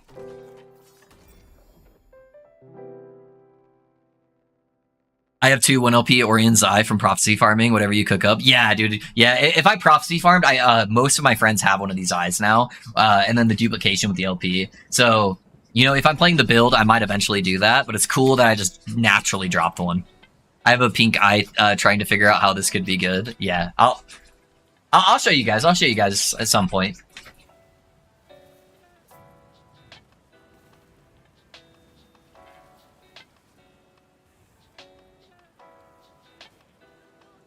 We will get to cooking.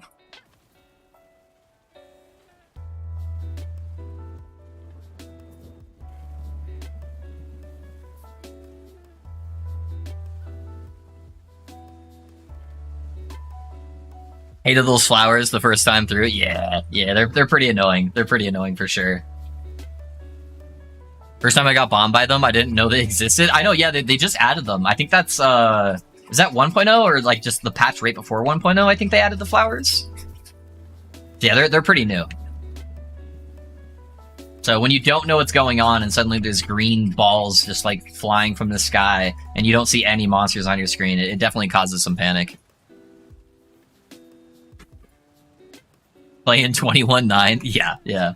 They got that ultra wide monitor for sure.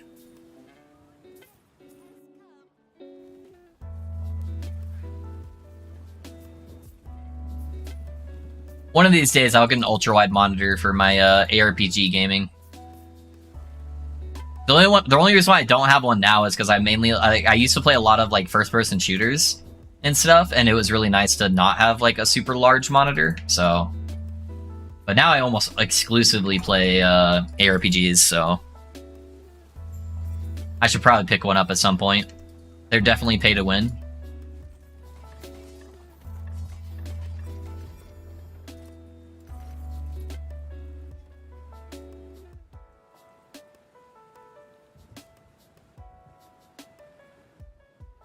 I did. They suck. Yeah. Yep. Yeah, they were bad, Tom, for sure. I played a year before. I remember the packs. They were the worst. Yeah, dude. Hey, what's up, Marv? How's it going, man? Lightspeed meteors. That was a fun time. Yeah, dude, that was terrifying. I remember doing like the first Vision tournament right after that patch too. If you guys didn't know, Vision's a content creator. We rated him before, and he used to do these like weekend tournaments where we'd all make brand new characters on hardcore, and we would try to race to see who could get the highest arena wave within like a couple days. And oh man, dude, I was just screaming the entire time I was doing the arena, just trying to run away from chickens. Like, you couldn't play a build that had to stop still like at all. You just needed something that was completely automated.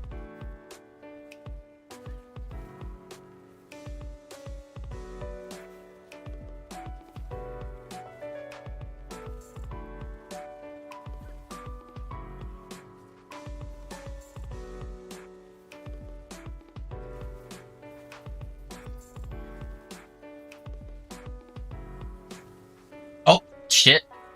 I didn't realize it was that guy that I was fighting.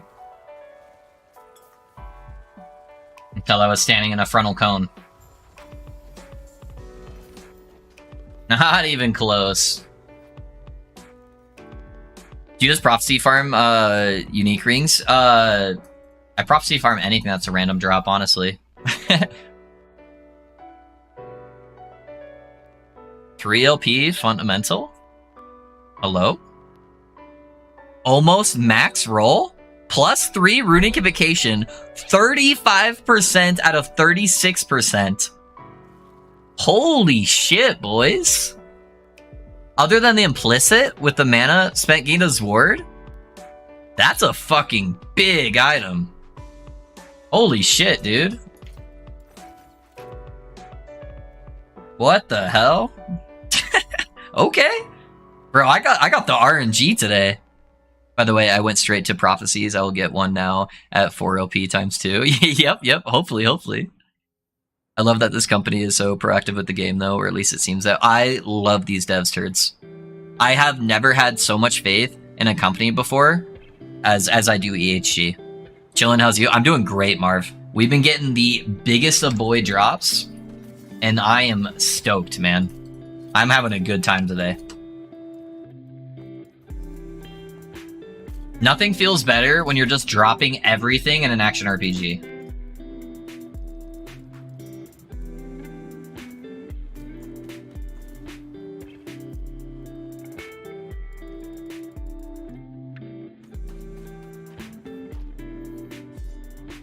I'll be back.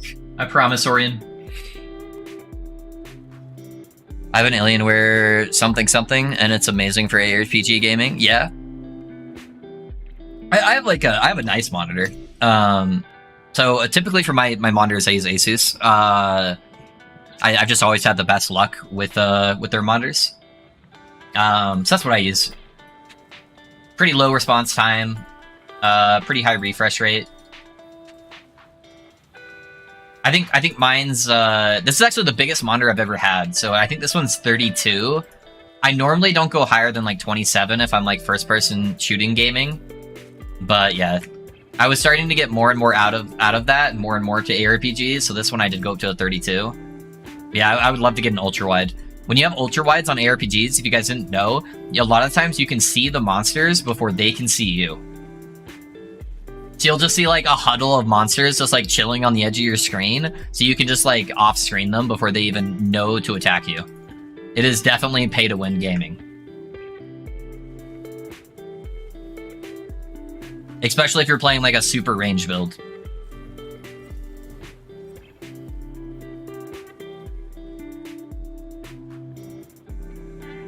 The Fang.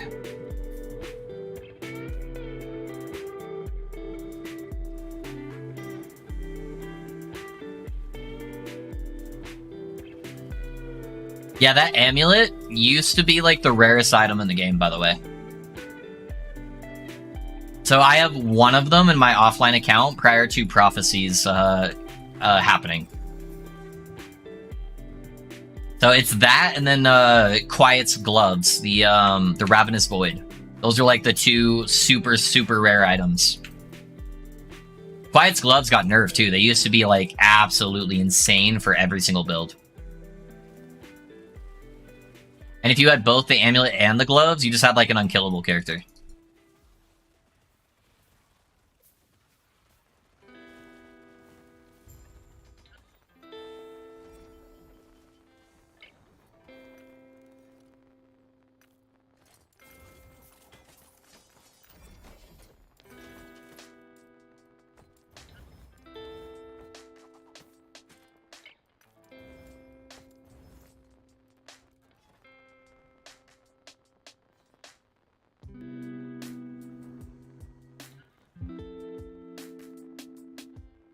The farm is with the... Oh, yeah. Okay, the best way to farm it is with the unique amulet prophecies, correct. Yep. It is a random drop. That is the only way to get it. So yeah, prophecy farming with the unique amulets is the best way. So a bunch of people were telling me, and a bunch of my friends, that they got one when they were trying to build out the paladin, because they were trying to get a devotion to roll. And so they just bought a whole bunch of unique amulet prophecies, and then that's where they got it from. So I don't think it's actually that rare anymore due to prophecies just being ridiculously broken. But it's just exciting that I got one without the help of a prophecy. So if you guys wanted to farm one up, it wouldn't be too bad.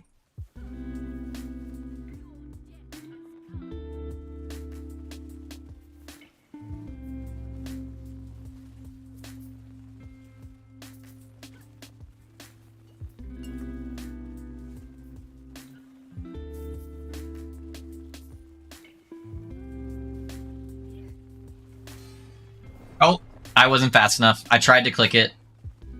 I got stunned there right at the end. All those blood explosions. Oh, there goes the unique chest item node. After that drop, the rogue dream is definitely dead. It's pretty likely. Is Stygian's reprisal any good? Brain fart, hold on. Hold up.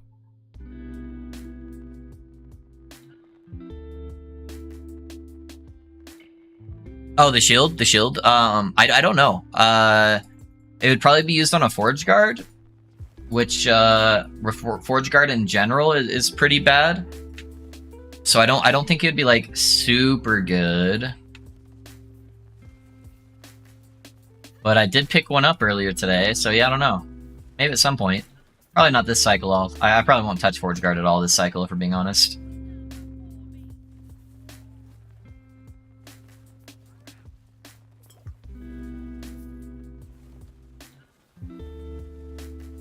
Yeah, I probably only have enough time for like maybe one more build before Path of Exile, and then I'll probably take a break of Path of Exile pretty soon to go back to Last Epoch stuff. So I just want to play with all the hype on Path of Exile.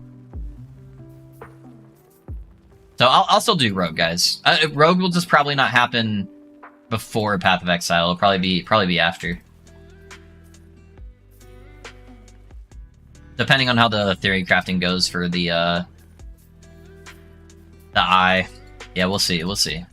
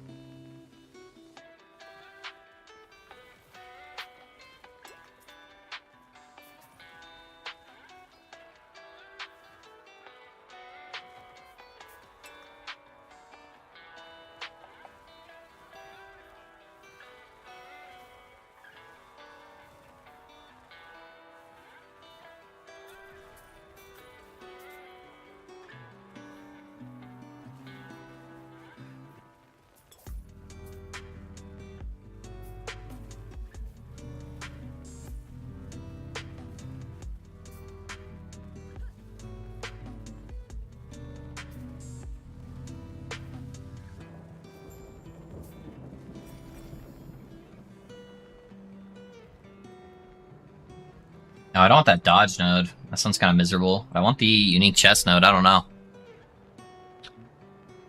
OLED 2? OLED gaming? I don't have an OLED monitor. Yeah, I want a flat 32 OLED. There's a new one popping. Yeah. Yeah, OLED monitor would be nice. Oh, yeah, I just said I think that's mainly used for Forge Guard, Ben, which I think Forge Guard just typically sucks. So maybe it's really goated. I don't know. I haven't used it myself, though. I just got a 2 1OP Mad Ladle back-to-back. Never seen a 2 OP one. Yeah, they're rare for sure. Time to get back to learning T4 Arbor so I can farm this this chest. I keep getting dunked. Do you have the Paladin scenes? My Paladin build is so good at farming that. I left it, yeah. Bow build or melee build? Oh, man. Do you know what I did get? Recently, actually? I don't think it's good anymore, but... I did get a 2 LP Reign of Winter, which is kind of nice. Bow builds just aren't really good right now, honestly. They're either super bugged or they're just bad. But real melee, not ranged melee? Oh, yeah, there's a 0% chance of that. You want me to play melee and you want it to actually be melee?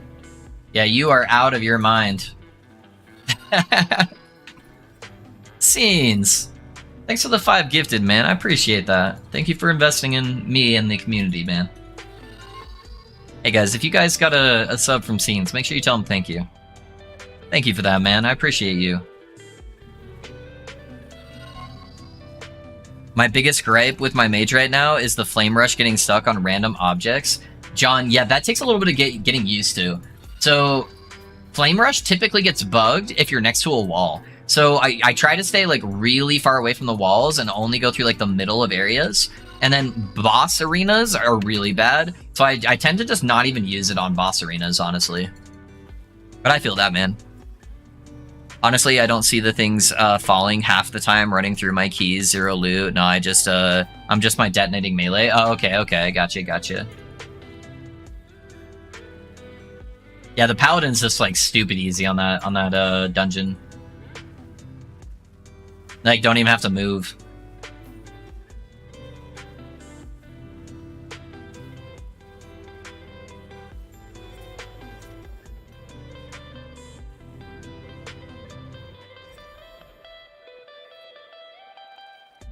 Thank you, Scenes. I appreciate you, man. Icicle build? There used to be one. It was made by Lizard. Oh, it rolled like bottom tier intellect, huh? It was called the Bow Mage, and it used that. The problem is that only Rogue can use bows. If any other class could use that bow and it didn't specify that it had to be a bow hit to proc it, it would be so goated. Why did I hit my immunity there? Yeah, I wish so badly you could use that bow in other classes. Like Mage or Shaman, somebody with like cold synergy.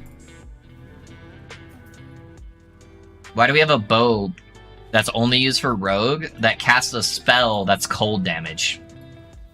This makes zero sense. That's a really old unique, so I think that's kind of before they had the general direction for the game.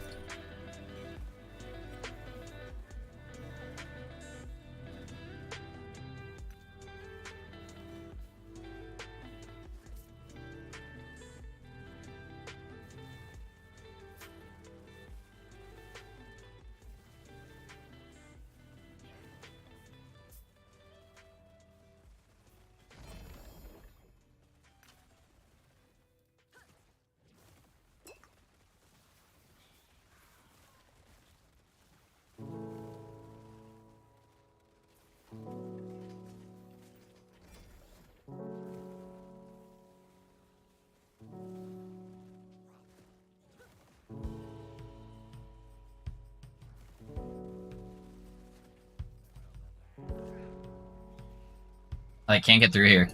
I have to kill these guys. Alright, there we go. Holy shit. Even with my profane belt, it wouldn't let me through here. I'm not a big fan of these like super small, narrow layouts.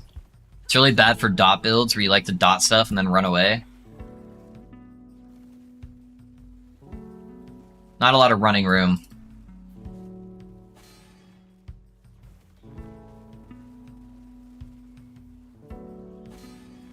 Ow. Okay, these archers need to go.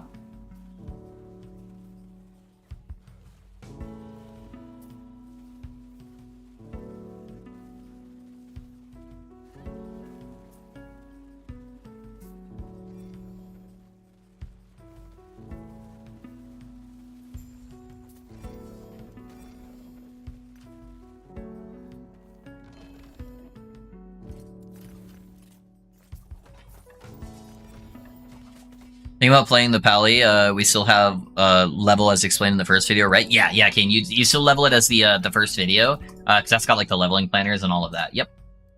Let me drop up that extra health for the boss. It's Grim Dawn, you can play Shaman with a rifle, it's so cool, yeah. Alright, interesting. Yeah, you can kind of like fuse classes in that game, right? That's kind of like its stick, its unique aspect. You can kind of just like pick any two classes in the game and just like slap them together or something. That was my understanding. I never actually played Grim Dawn. I almost did. I was looking at Grim Dawn at the same time I found LE, and I went with LE. I want to be honest, I think I made the right choice. I think Grim Dawn is pretty cool, from what a lot of people are saying. I haven't seen anyone really say anything negative about it. But LE's kind of good.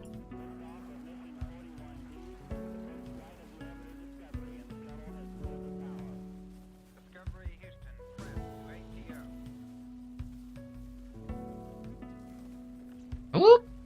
I just tanked 3 of those little lightning balls there. Didn't like that.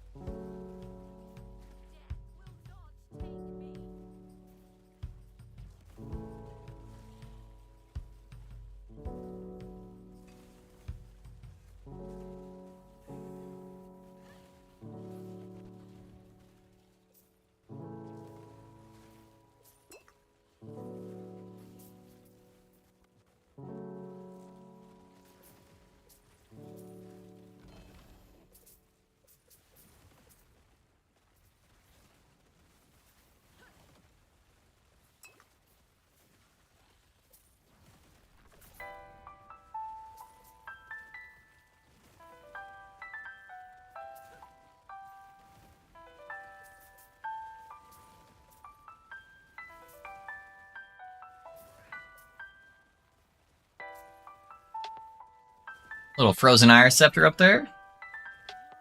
I'll try to remember to grab that. Got 1 LP on it. Or PoE where you can have a barbarian throw fireballs. True. Yeah, I like that stuff. I like when they give you free agency on like on doing all that. That's T5 health regen. That kind of sucks. Exalted chests up there. Alright, let's see the boss.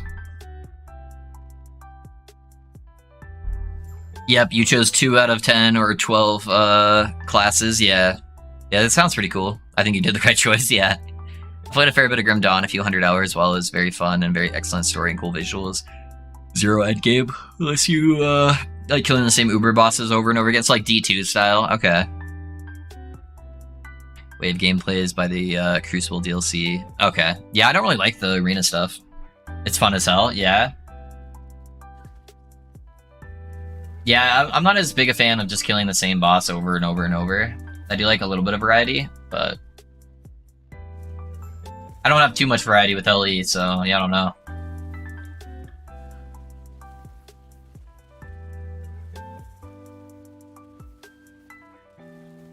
I cannot wait to get more endgame content on LE, that's for sure. It'll make this this loop way more fun to play. The big thing for LE I like is just the character building. That is definitely what does it for me.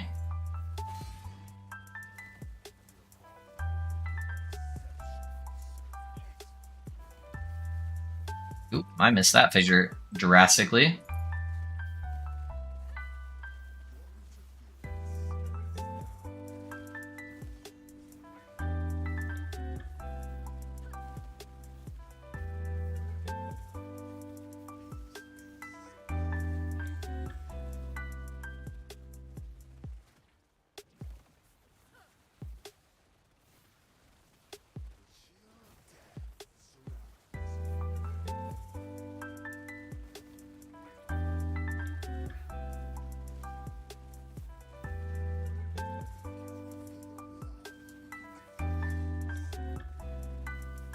There we go. That fissure's pretty good. And see ya. I still haven't gotten a single 2 LP of these boots, which kind of surprises me.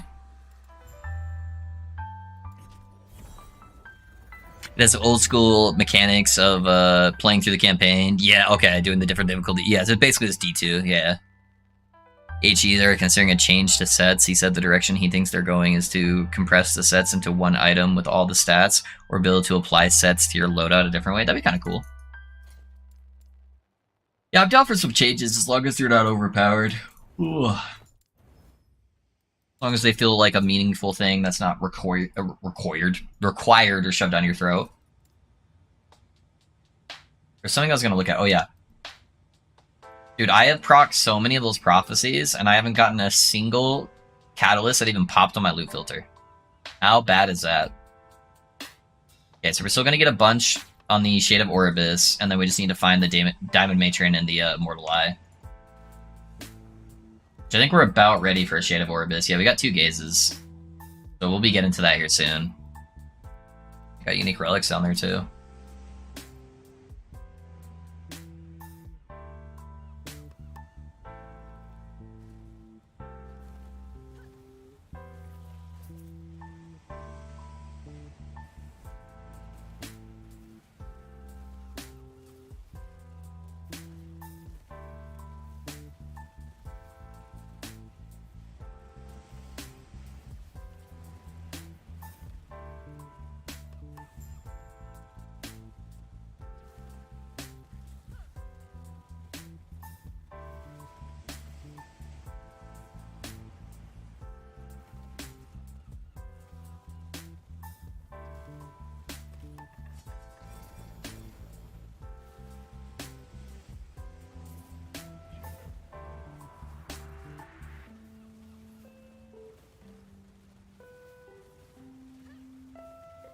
Yeah, I definitely missed my old damage on the build, though. That's for sure.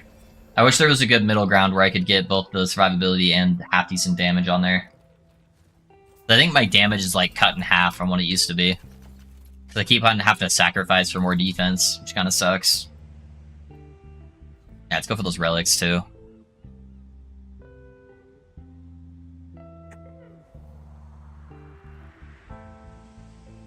Oh, we got a Spire. I need my hands on my mouse.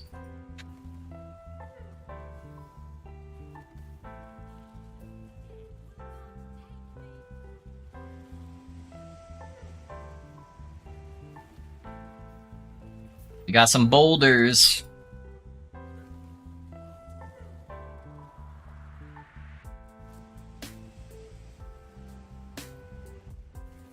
Let me clear some of this stuff up first. Too many boulder boys.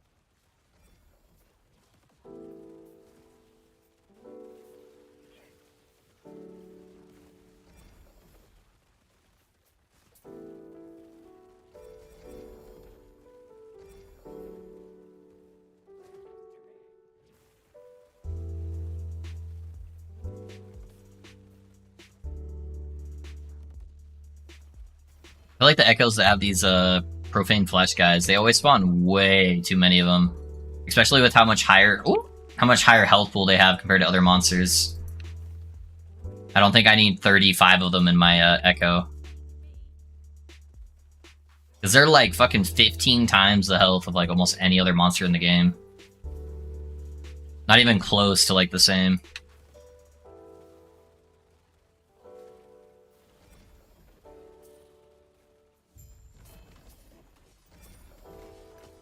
It's fine, I'm Albatros.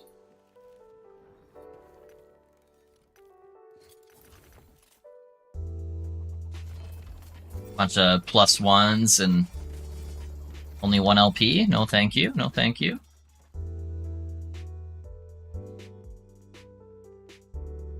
Yeah, they've got to do something with sets. Yeah, I don't even put them on my loot filter either. You think there's any way to fix the damage?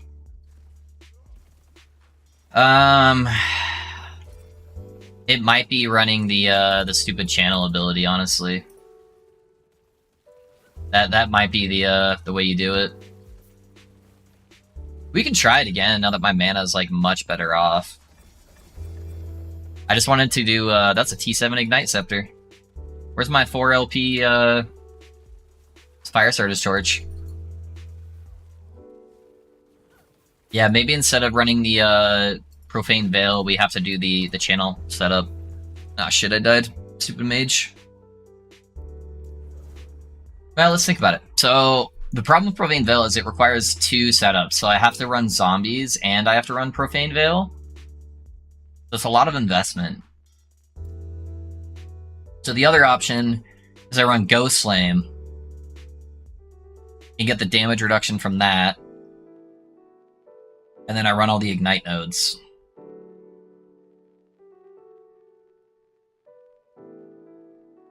So, yeah, I don't know. Maybe that would fix it. Is there any good sets? There's like a couple set items that are really good by themselves. Like the Isadora's is like an amazing item. So if you could get an Isadora's with LP, if that existed as an option for a set item, it'd be really good. But yeah, it gives you a fuck ton of armor and cast speed, which you normally can't get on a belt. So that one's really good. The Bidiad Wood's pretty good. So this one's pretty good. +2 to minion skills. Not bad. So yeah, there's a couple options.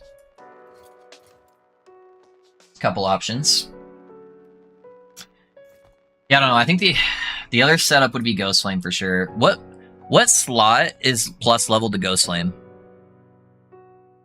It would really suck if it's the chess piece. I think it's the relic though.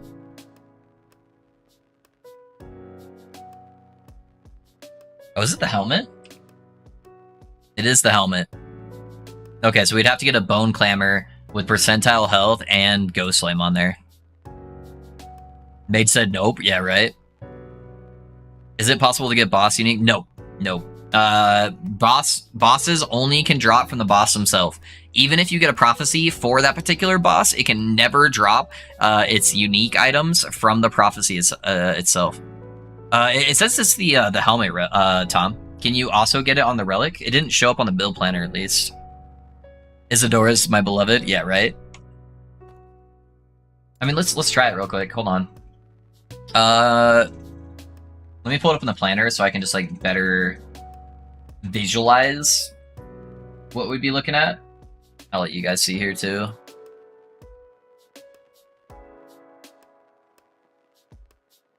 This is my old setup. I still haven't, hold on.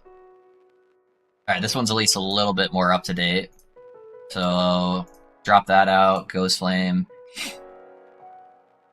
So I think we kind of have to go down here and grab the move speed nodes. And then we need all the mana stuff. So I think that's like a requirement no matter what we do. And then in order to make it defensive,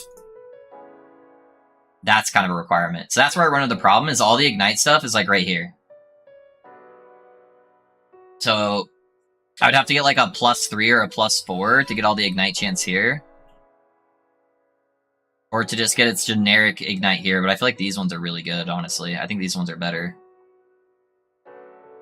So I guess if I just used it for a single target and didn't use it for like the movement stuff, I could technically drop all of this and then do that setup and then go like that.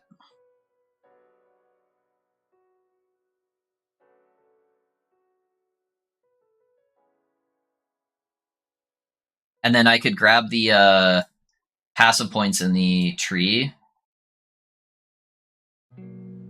for the reduced damage taken while channeling.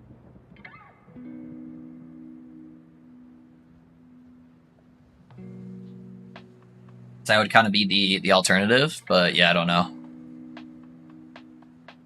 I think that's probably the way to... 3 Rains runs, no Twisted. I have like 7 already, but no 2. Yeah. Yep, just the ones. Playing around with Black Hole or Meteor, but from what I heard you say earlier, it's a bad idea right now. Yeah, it's not very good. It's not very good, honestly, turds. I hate that ability. Yeah, dude, me too, Tom. Me too. I'm just trying to think of ways to make the build strong. Let's mess around with it though. See how it feels.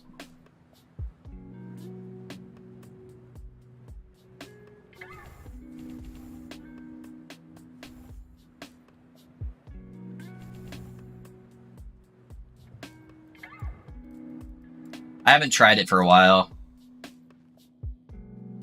It does look kind of cool, but yeah, the not being able to move in it kind of sucks. Alright, I'll change my passives over after I forgot I lost the relics after I do this XP node.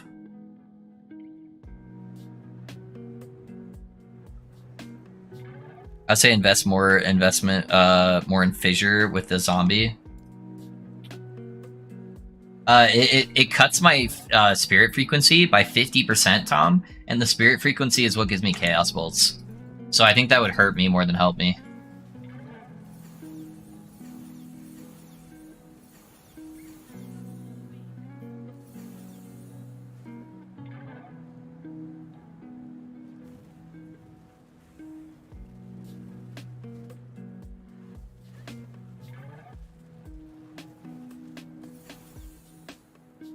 Yeah, because I did look at that node.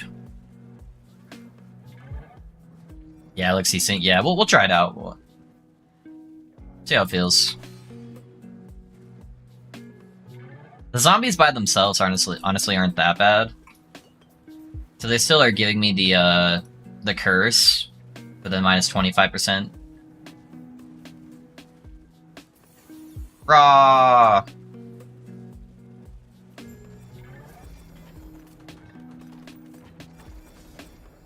Yeah, and then the XP tome should finish off the rest. Yep, level 20.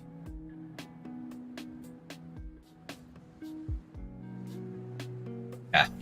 So grab the mana channel cost. Let me pull the planner back up. Where'd I throw it? Okay, so grab here. Grab all the ignite nodes.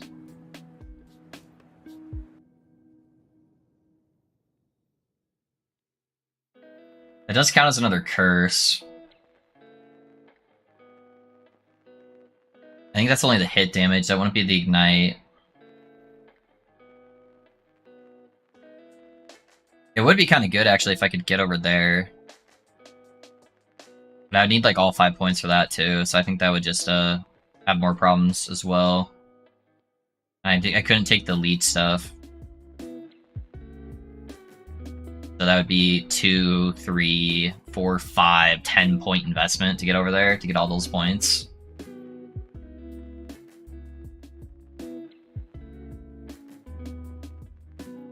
I wish I could get to this point, too.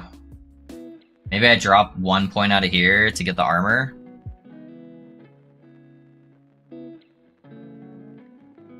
I could get the slight moving, though.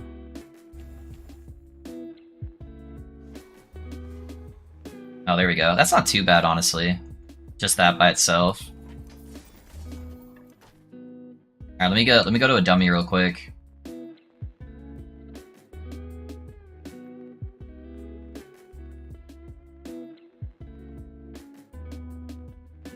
I want to change the passive nodes too for the extra damage reduction while I'm here.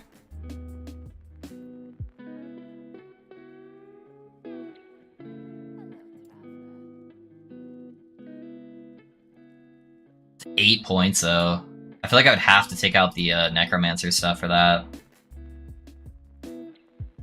I don't have anywhere else. I feel like that's really expendable, except maybe the self-necrotic stuff. Just because that does end up killing a lot of my ward. I'm gonna try taking this out, guys. That's 5 points, and then I would just need 3 points somewhere.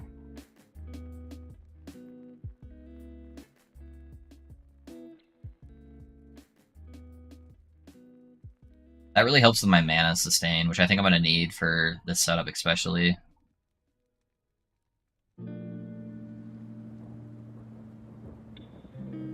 I don't know, we'll put 5 points into it for now.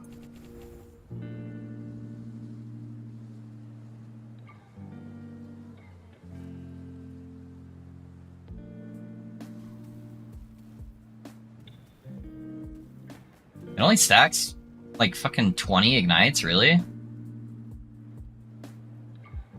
That's hardly anything. Like, look at my fissure. Without me casting anything else.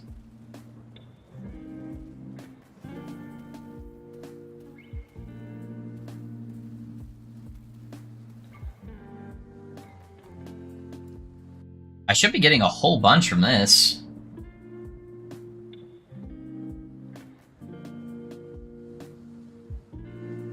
Man, that's really bad. I don't think that would give me much damage at all. Am I missing something? Portion of your global ignite chance on hit now applies as ignite chance per second while Ghost Flame. What's my global chance at? So it gives me 200%.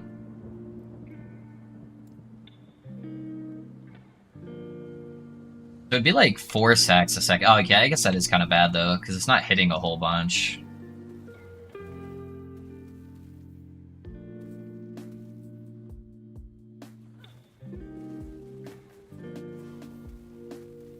I am able to sustain it fairly decently, though.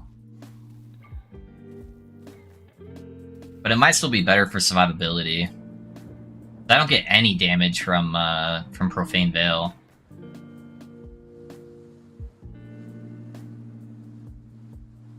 I'm trying to avoid Infernal Shade, because Infernal Shade's bugged.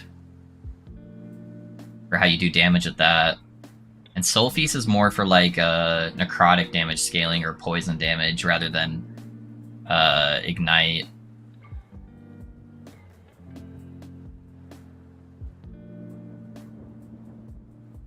Something's not working correctly? Is it supposed to give you more damage than that? That seems like a really low chance. Like, that's hardly any ignites. I don't know. Am I doing something wrong with it? Hold on. Let's do this. Let me pull up a planner. Let's go to builds. Here, I'll let you guys see as well.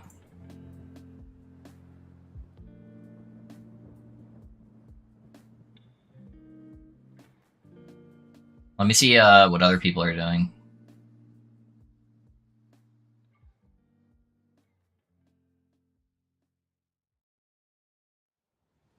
Yeah, his is the detached thing. That's probably just for the leech.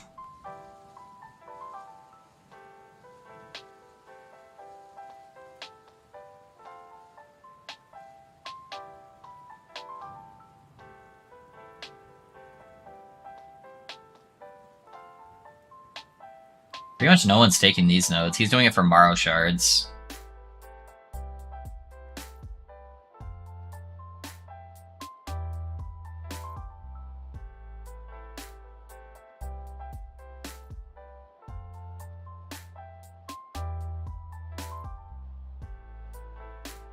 I think most of this stuff is going to be bug related. Yeah, almost nobody's using this, but I'm guessing most people aren't doing Ignite or Damn Chance. And it seems like they're all using it for survivability. So maybe I just use it for a survivability node if it's not going to give me some like extra damage. Like that would give me an extra 5 points.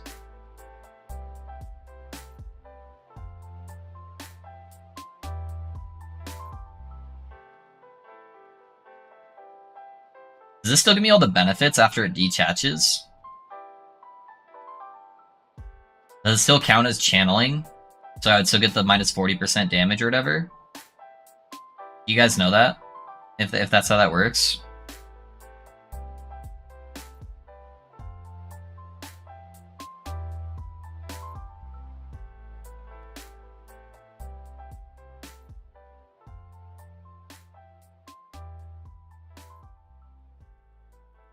Yeah, I'll try it out in an echo first before we decide anything.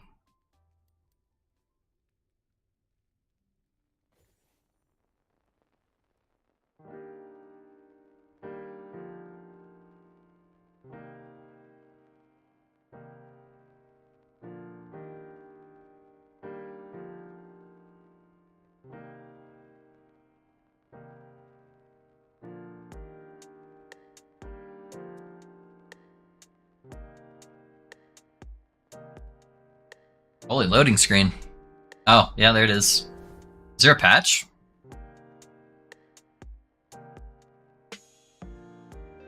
Did you ever play Darksiders 2? I don't think so. Yeah, I don't think I did. Hold on, guys. I'm gonna restart just in case there's a patch.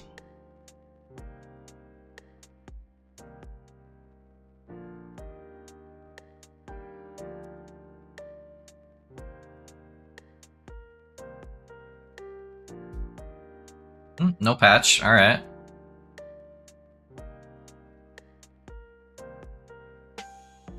Yeah, I'm pretty sure I never played Darksiders 2.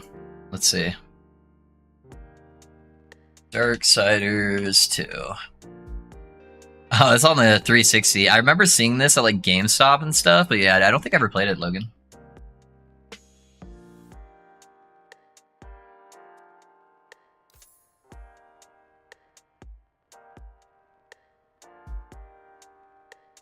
Is Hungering Souls doing anything? I'm not using Hungering Souls. You can do a Hungering Souls Ignite build, though. Hungering Souls is not bad. That could be maybe like an alternative instead of spamming Chaos Bolts.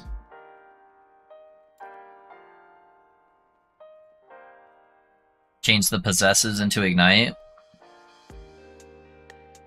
I have all the gear for new fire build, even the gloves with the LP smash. We'll give it a go. Yeah, do it, Dubby. Yeah, you're gonna have a good time with it, man.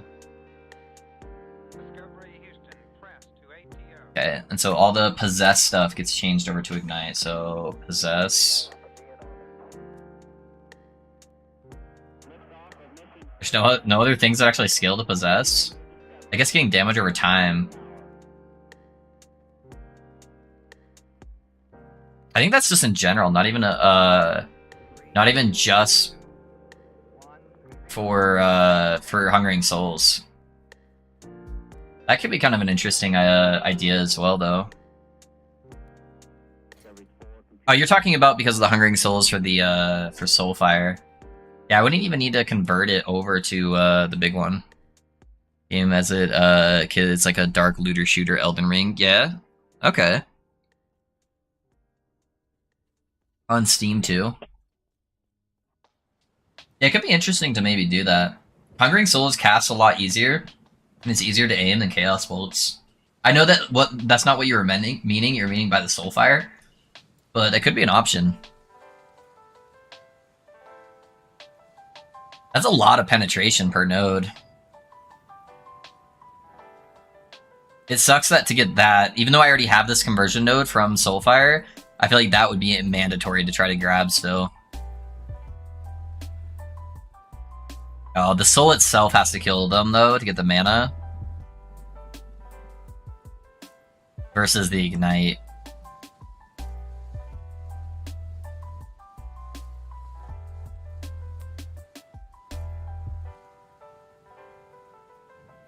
You can add kill threshold to them, too.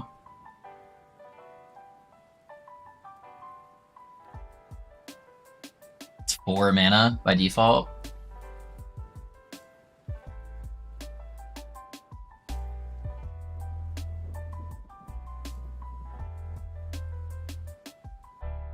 You wouldn't scale any of the projectiles because of this, right? It doesn't give you any extra thing for projectiles, I don't think.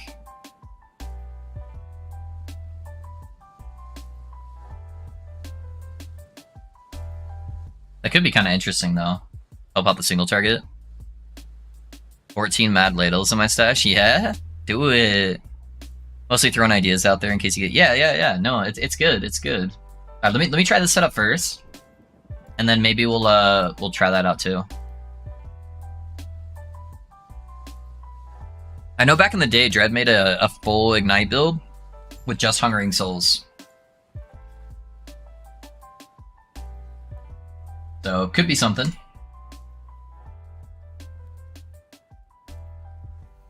The good part about doing Ghost Flame is it only has a 0.6 second cooldown. So I can get more access to the oh shits than I can without it.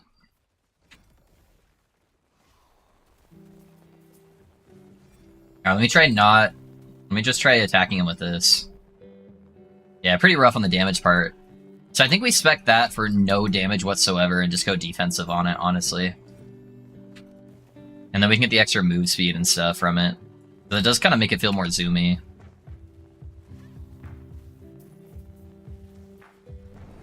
Oh, I died. I think I got one shot there. I feel like my ward was actually pretty good.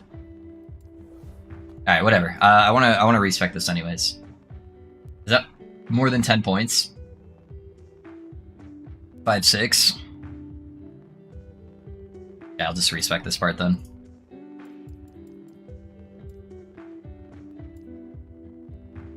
They'll give me another 6 points, so I'll put 3 into the movement speed.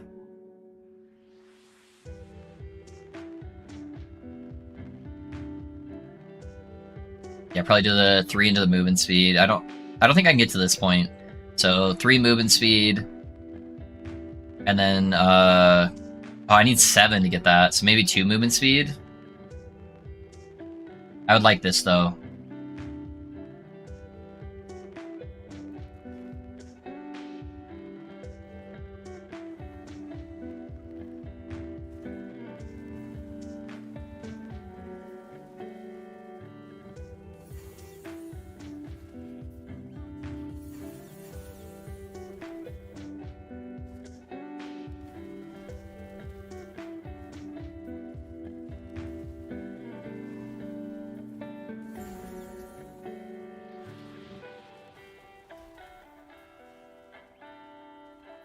Even without the extra movement speed, it's really zippy, honestly.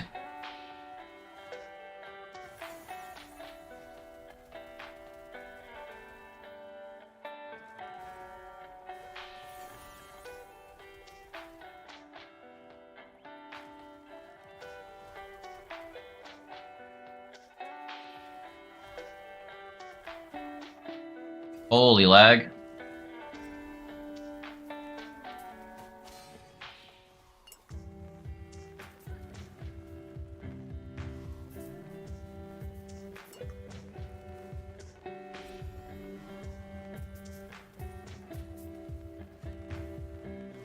There's a part of it that's like kind of fun, but it's also like super janky at the same time.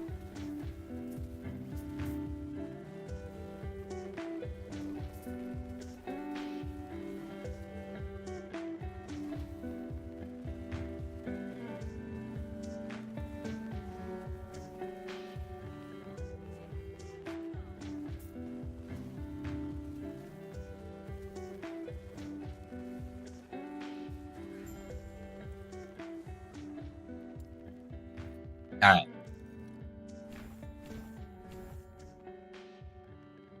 I know I'd still be able to get all those. See how it feels going full zoom zoom? Feels like you're skating? Yeah. It doesn't feel that much faster, honestly. Did it add a more mana multiplier for that movement speed?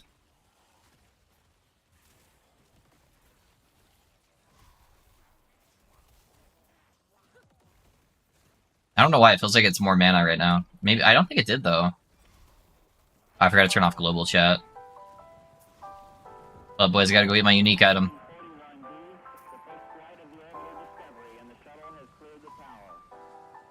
Raw.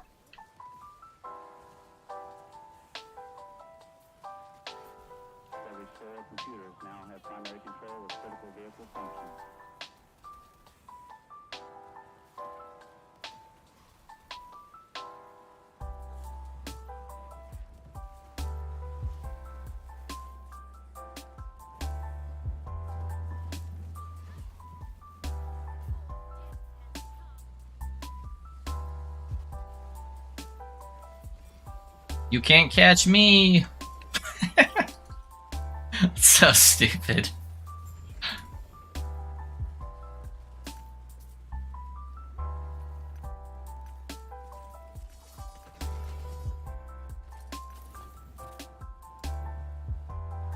Okay, yeah, no mana multiplier off this one. Weird. I really want to try an Acolyte build now using Scythe's Darksiders inspo. Yeah.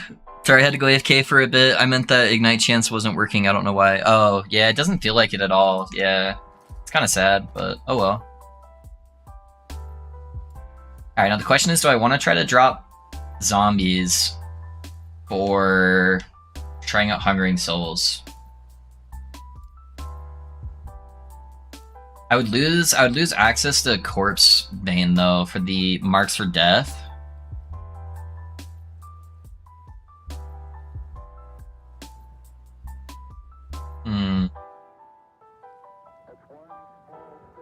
Why do I have to have one of these defense abilities, man? It sucks. I don't want to use these, but I feel like I have to.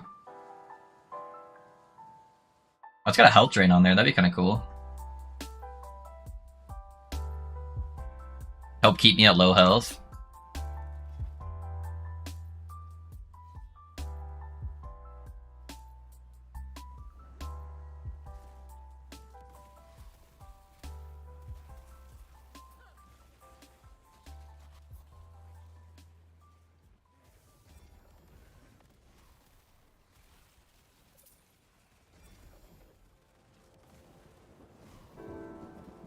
I feel like I don't really have enough time to spam when I'm using this ability, though.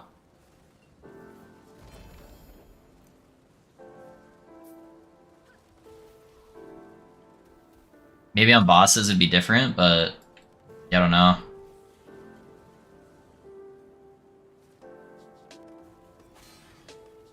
Ouchie.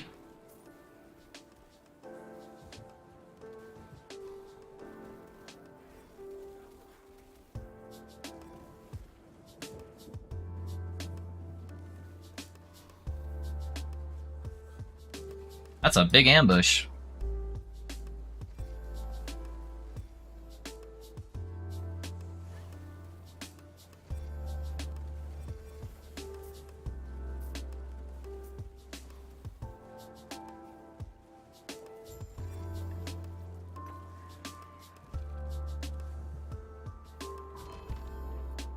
Hey, prismatic wraps. It's 1 LP.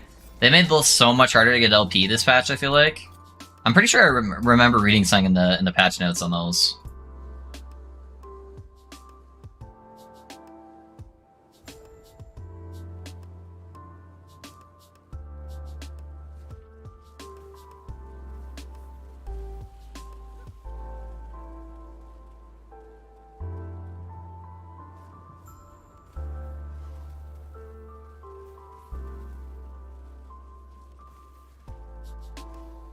You can't catch me.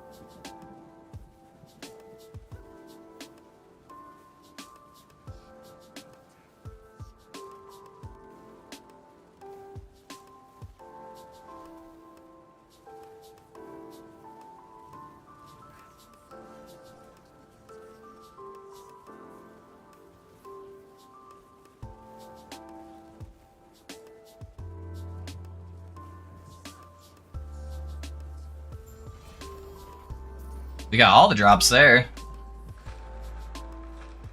No LP. That's 15%er. Not bad.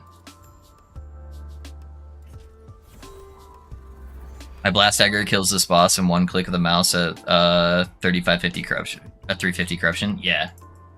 Guys, I know Marksman is broken and busted and apparently also bugged. You do all the giga damage. I'm just trolling you, Dobby. I get it. But sometimes it's fun to not play broken builds. What? That's crazy. Who is this guy? Speaking nonsense.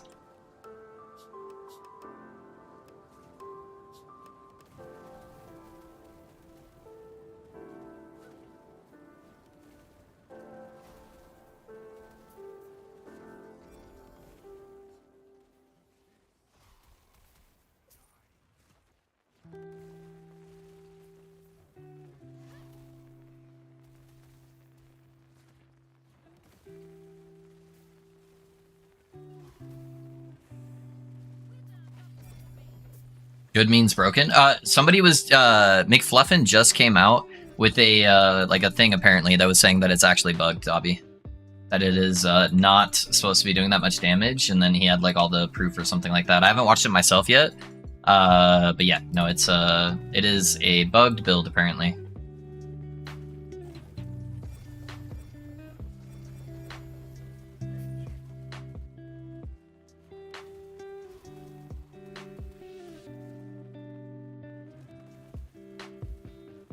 It was shown in a video, yeah.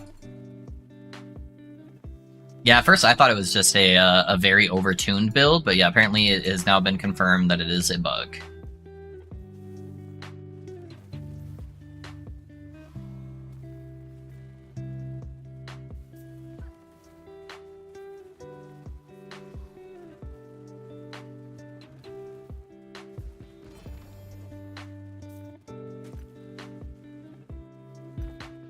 Seen it, don't care. Well, then don't pretend like it's not bugged, though.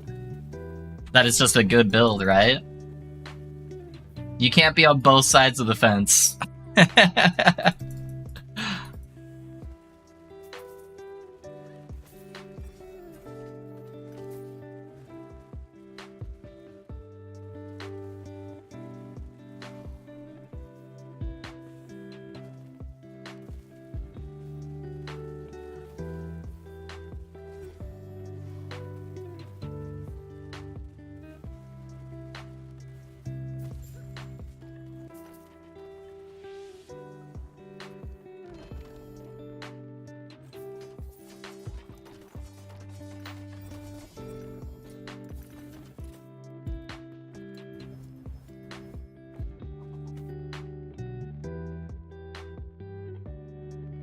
Real problem with the Pew Pew Marksman is that you can't play other classes after it. Just find everything to be slow, weak. Yeah, there's always a build like that shifts.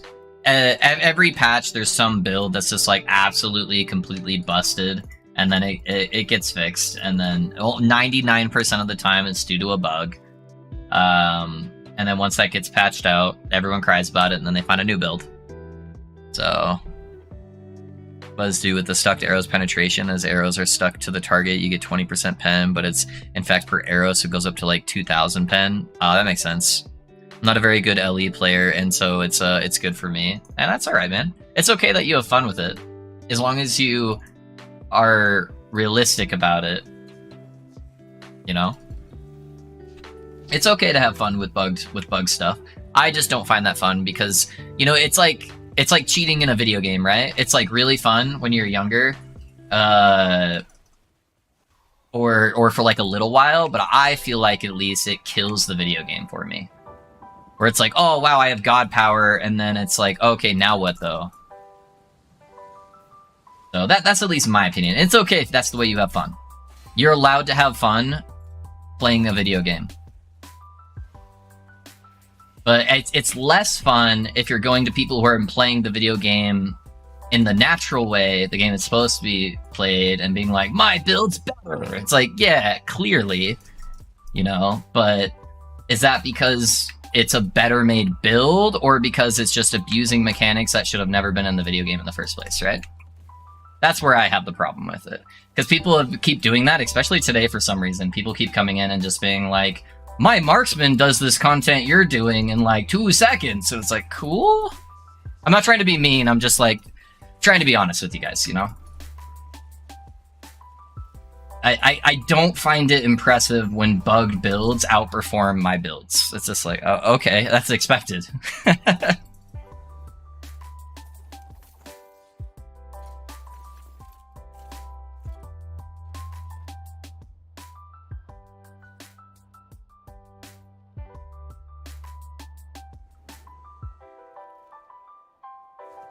Hopefully that makes sense.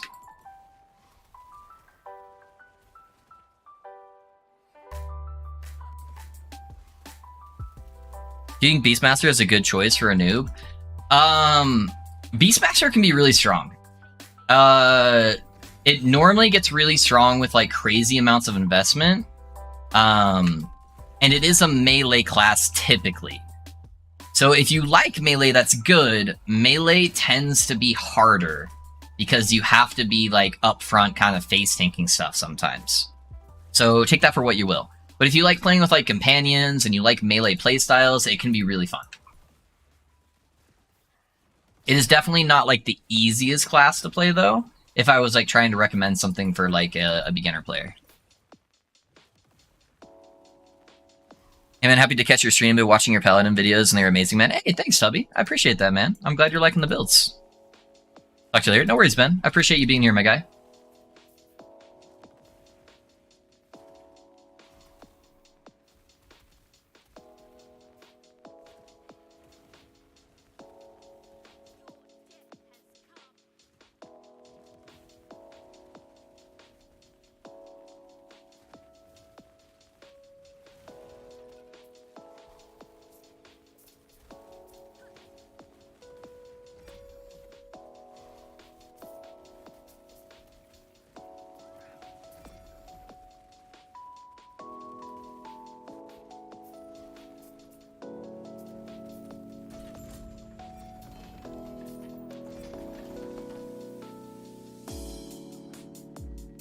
You want to be impressive, you got to play with bugs that make your build weaker. There we go. Now we're talking, Antonio.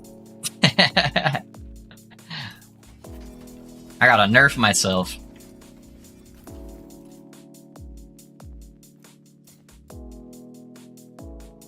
E7 health, not bad.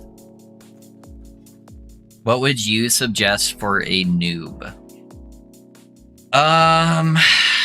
Easiest to get into playstyles. Trying to think. That doesn't require like a lot of like buttons to press and stuff like that.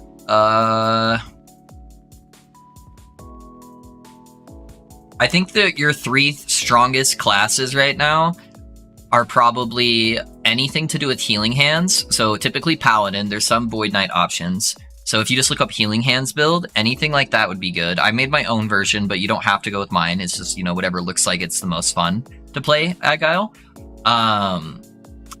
Rune Master is really strong, but Rune Master can be pretty intensive depending on what build you pick. I have a Mad Lightning build. That one's pretty strong and is pretty noob friendly. A lot of new players did that as their first one. I don't know how good a lot of the Falconer stuff is after the buffs because I haven't played the class. But like we were talking about, the marksman detonating arrow playstyle is pretty noob friendly. So I'd probably stick to one of those if you just want to like go in and just annihilate the game.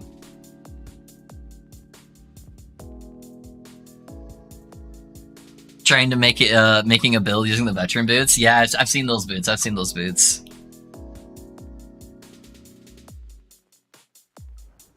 Blademaster Shadow Dagger is pretty good. Yeah, yeah. If you like playing those like fast roguey type builds, that's a fair call out. Yeah, the Shadow Dagger builds are pretty good. Isn't the Falconer one a little bit stronger though? I don't know if that was due to a bug or not. Because I know they fixed a bunch of the bugs on Falconer.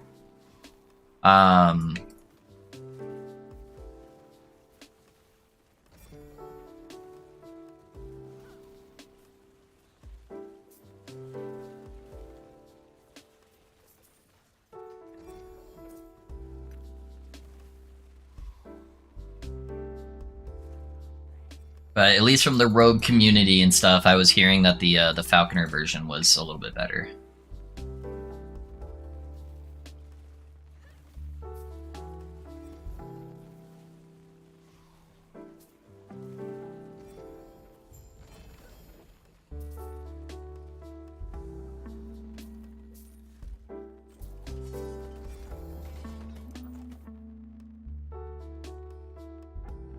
Oh, it was because of the smoke bomb bug? Okay, okay. Want something tanky. Yeah, play the healing hands build, Agil. So if you you can at least look at one of them on my channel. So if you go to my YouTube, you can at least get an idea for it. So go to my YouTube and look at the last like full video I posted. Then you know you can swap them out and you're slapping. True. The nerf they put in for the smoke bomb was a little harsh. Yeah, okay. Whenever one of the yellow pink items drop from your filter at T60Ms, you shatter them, or do you just put them in the stack? I save those ones. The ones I shatter from my loot filter are the recolors at the bottom, typically. So I shatter the ones, or I rune of removal the ones in red. Or if you're using one of my other loot filters, like the Paladin or the Mage, if it shows up as white, then that's one you would just always remove. Oh, dude, I got a fucking opulent focus. Let's go. What's yours at crit? Tier 2? I think I'm out of, I have one. Okay, I have one Glyph of Despair. And I need Void Res, so Void Res is good. Fuck, do I go for the Chaos on the Poison Res, or on the Critical Strike? I think I Chaos the Critical Strike, because it already has about as much damage as my current one. Oh, dude, it only has 32 forging potential, though. And then I think I try to pull the Poison Res off and seal it. Because that Poison Res will at least give me something. And then I can guarantee I get Necrotic Res, or... Actually, I think I want Ward per second. I think math-wise, that actually gives me more. Okay, let's try that. Please hit. Never lucky. Alrighty. Chaos time. Elemental damage is fine for now. No, dodge rating's bad. That's still honestly better than... Oh, no, because the implicit's actually kind of bad, too. Alright, hold on, boys. Let me go set up a prophecy real quick so I can get some of the seals. Apparently it's still good. Ali has good guides for Shadow Daggers, Falcon build. Yeah, we'll do things. Thanks a lot. Of course, man, of course. RIP. Yeah, dude, that was a little RIP. I just need to set up like 1 or 2 prophecies for these guys. Oh, I need I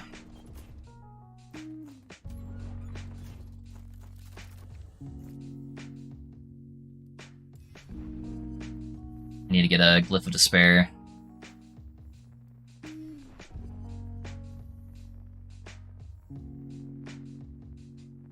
Just killing rare enemies? Sounds good. That one gives me 12, that one gives me 12. Build 6 times, both same price, okay.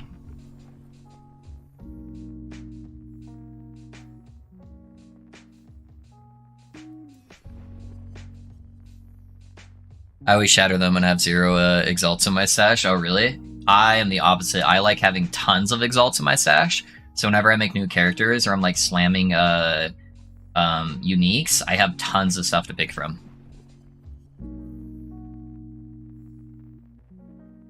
Yeah, I think the extra bright sparkles is the thing from the new. Specific to the Black Sun timeline. Okay. Like the rare mods.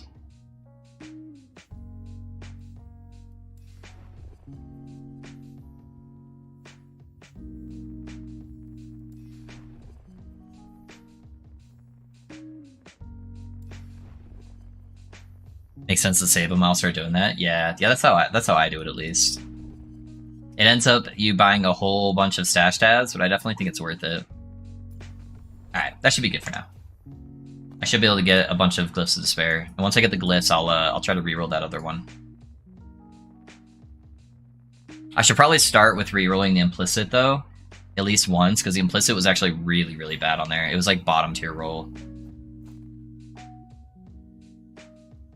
It goes up to 86% ward retention, and that's part of what makes it like super busted. Ugh. Alright, at least that rolled really, really well on the implicit though. Okay. Alright, we'll get a Glyph of Despair, and then we'll try to do that. Yeah, that took a bunch of my forging potential. That sucks, dude. That's like the bottom of the rolls for an exalted forging potential. And of course it's on like the rarest type of item to get for exalted.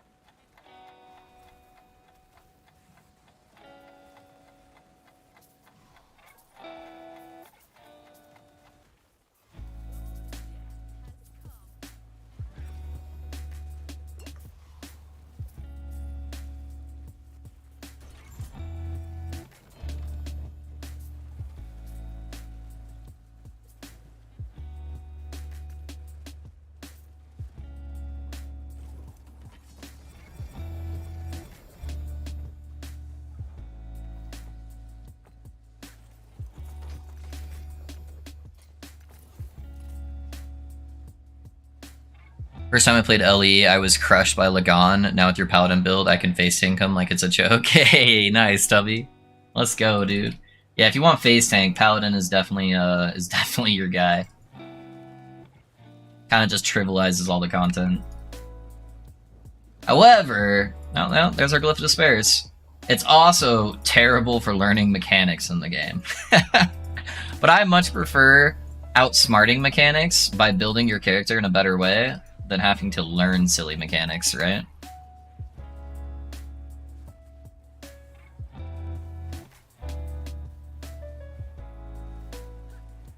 It's actually crazy how little you have to spend to get just like a billion Glyphs of Despair.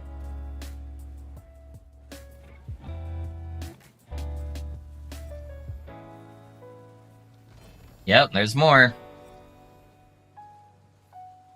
Like, just do this every now and then you're just, like, completely set.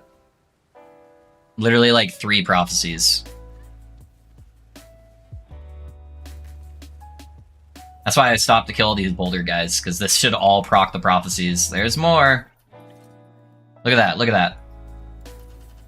1 echo with, like, 3 prophecies.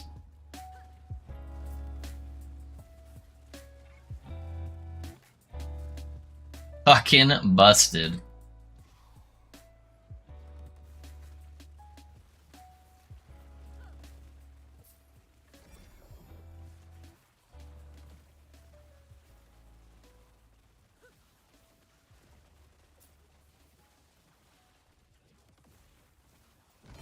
There's some more. So I had 0 before this guy, so we'll add them up and see how many I'm at when I'm done.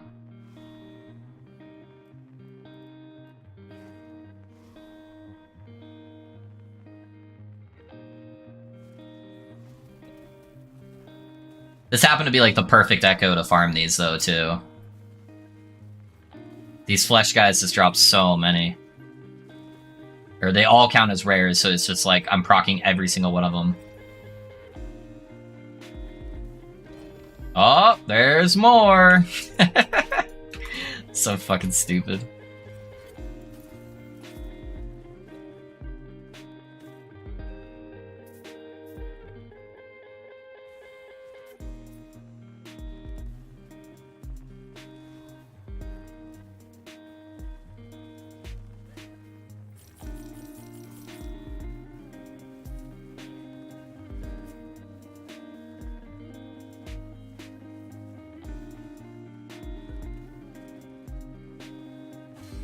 Oh, I can't move. Oof.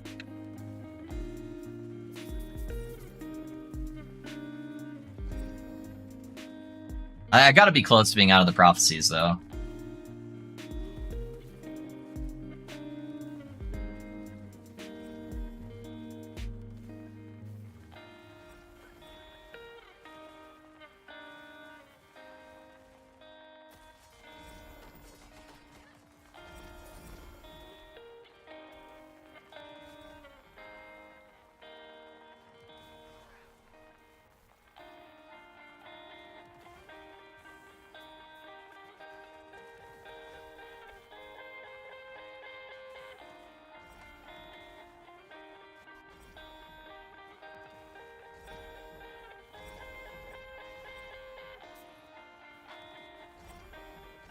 Yeah, I don't think you could get more rare monsters than what I have in this Echo right here.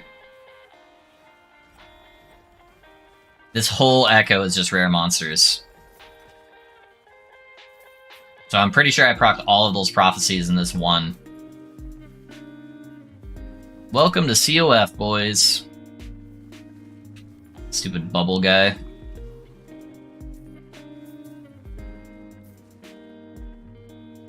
Because I had to kill like 7 rare monsters for each one of those procs.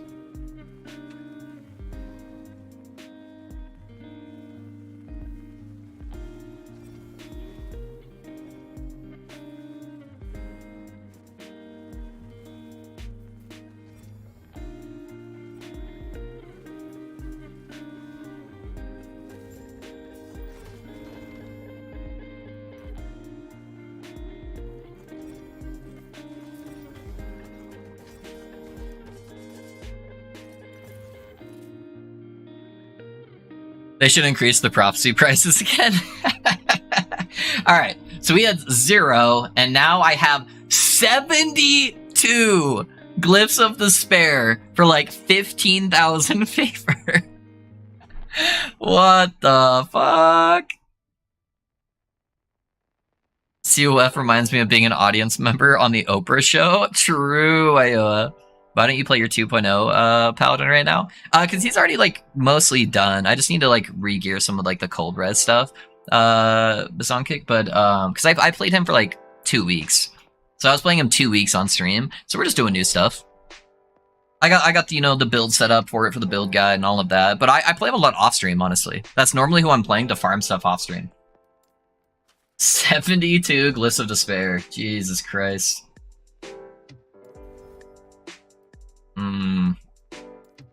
I gotta spend the rest trying to save this. Minion health's not bad.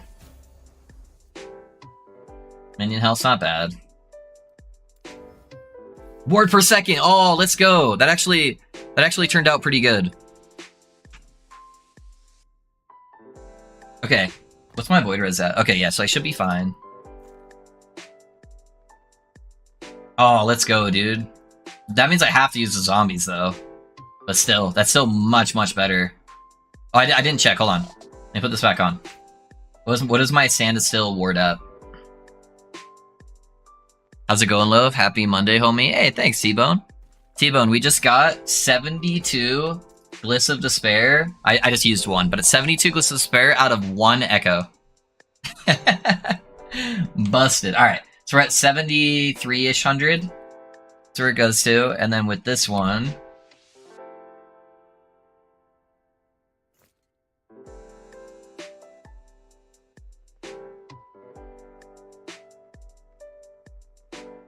Not bad, not bad. Like another 450 or something like that. Okay, alright.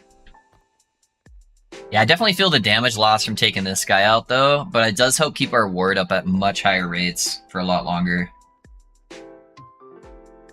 So, yeah, I don't know. Hard to tell.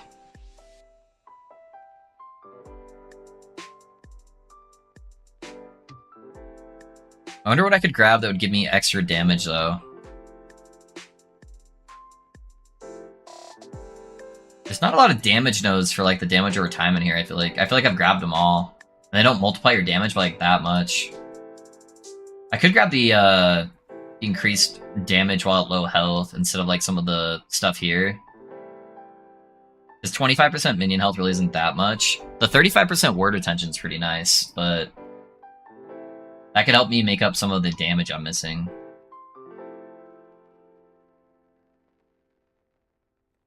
Oh. Alright, but that's pretty good. Not bad, boys. Not bad. Pretty big upgrade.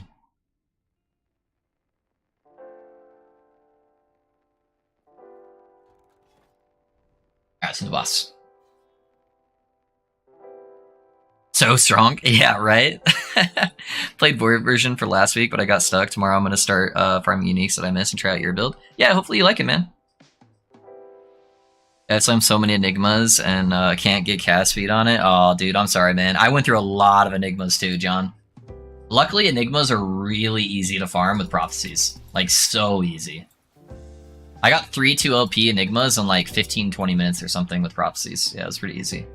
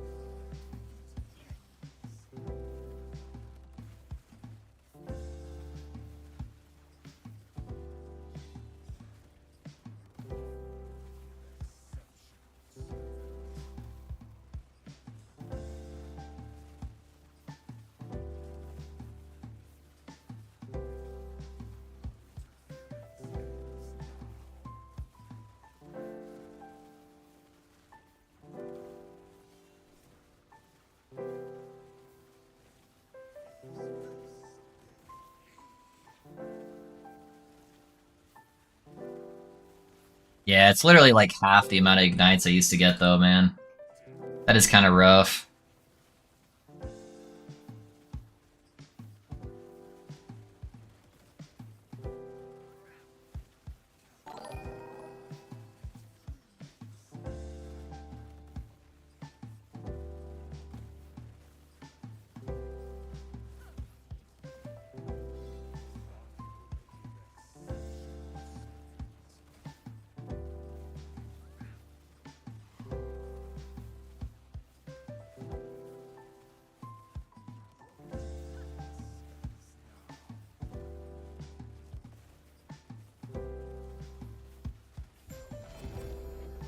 Alright, we got a pair of gloves.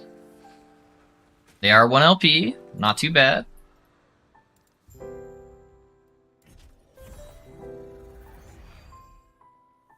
Yeah, I've had 3 2LPs drop in the last hour. Yeah, you got it, man. It'll just take a few slams. Yeah, it'll be good, it'll be good. Alright. We're getting places.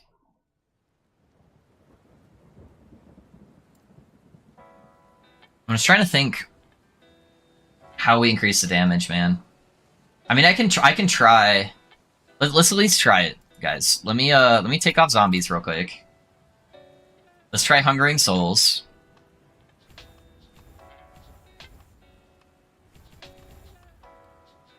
100% fire penetration is pretty strong.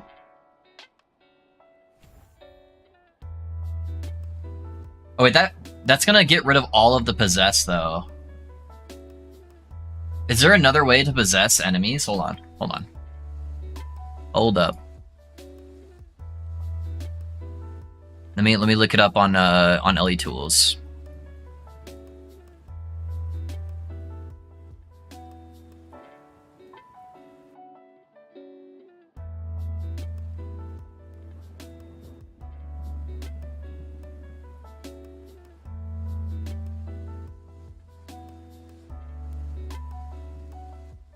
There's just stuff that gives you extra damage against possessed enemies.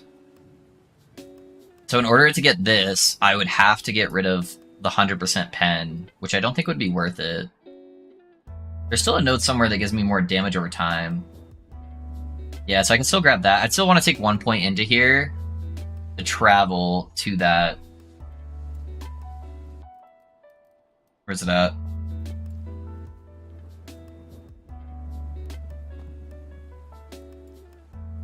It's still giving it to me. It just says increased damage over time.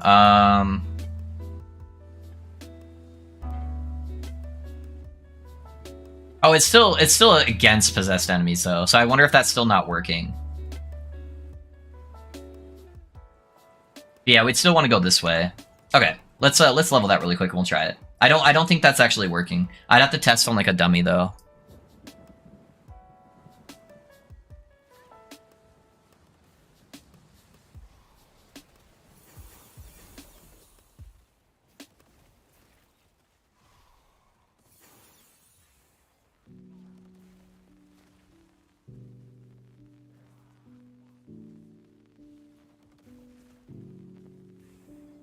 Well, I'll definitely level it on this one since it's an arena.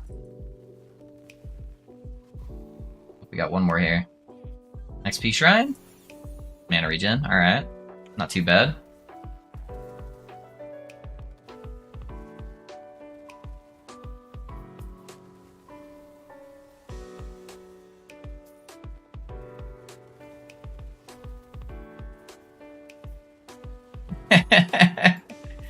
You can't catch me now, Tigers. What's up? What you got on this?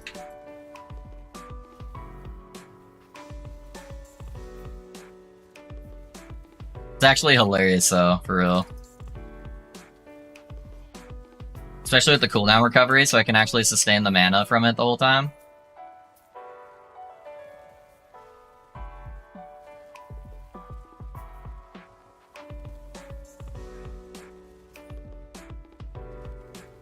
Alright, my mana's gone now.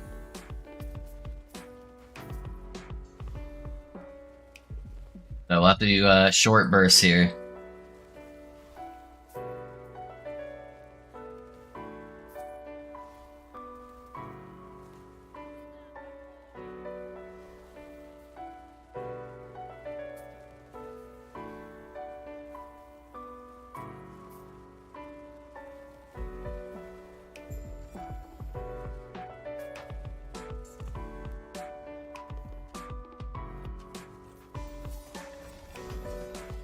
Got the gloves needed for Paladin at level 17. Easy, dude. Nice. Congrats, man. I am not a beast of burden.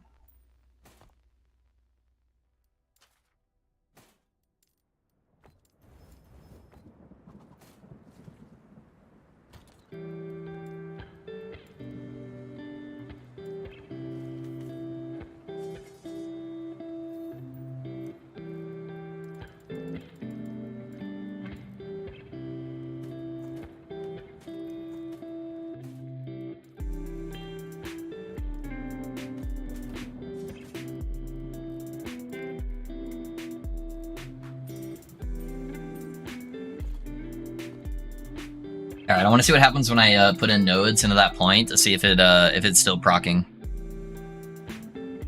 Arenas are so boring. Yeah, I hate arenas.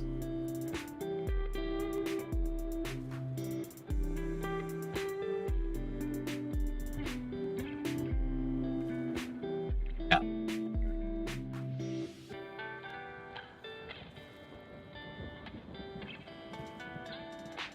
Hold up. Messing up my numbers, Mr. Zombie.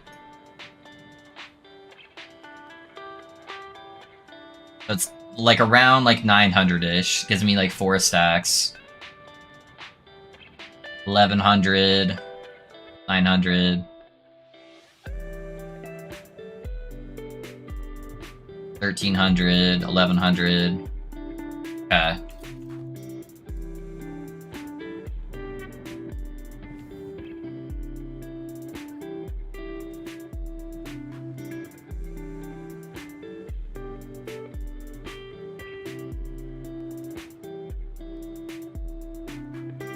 I guess if we're gonna test it, let's really test it and see.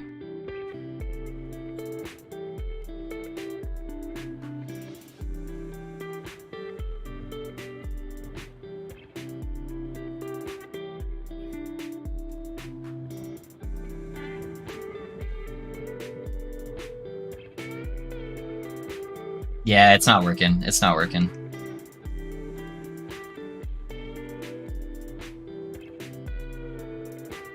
Yeah, that's okay. We still need to path through there anyways, so we can get over to this guy.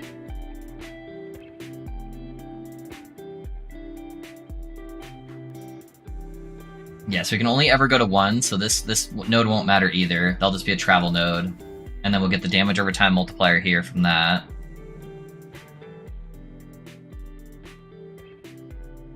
And then since I'm missing the kill threshold, I'll probably grab the kill threshold.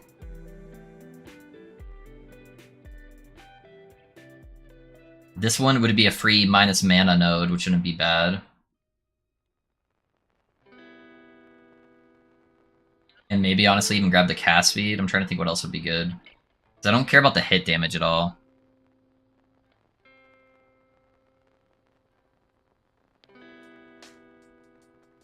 Why is it being larger? Does that matter? Does it do splash damage?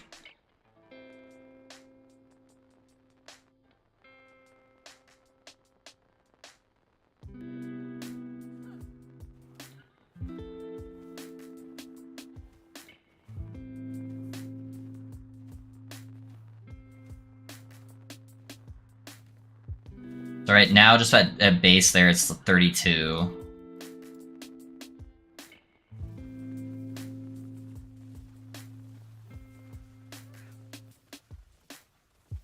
I am able to get quite a bit more with these because it's summoning out a whole bunch of them. Ticking for like up to 70k max. Where'd it go? So blind.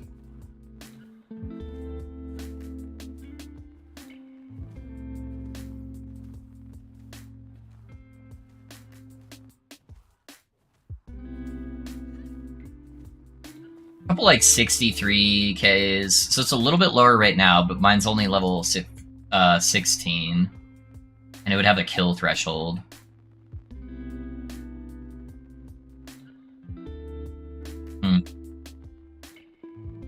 I wonder if it's better just to go for this node, because that would multiply all the chaos damage, and then not actually grab this guy right here. It's already going to be fire anyways. I would just miss out on the ignite duration, the fire pen, but that would only be for the ignites applied by Hungering Soul. And then I could get the whole bunch of Hungering Souls rather than just the one. I think that would be the play, boys.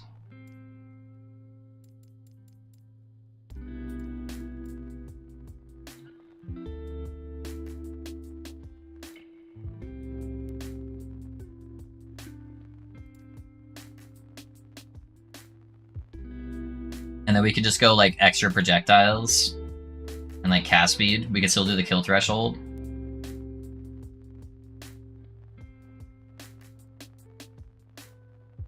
So we'd max out these guys for sure. Grab the extra chance for projectiles. That's 4, so we have 10 points. So we have 4 points there. That's 5 points. 6, 7. And then probably take 3 points here. Just for the mana. How much mana is it's 4 mana cost, and that's with this.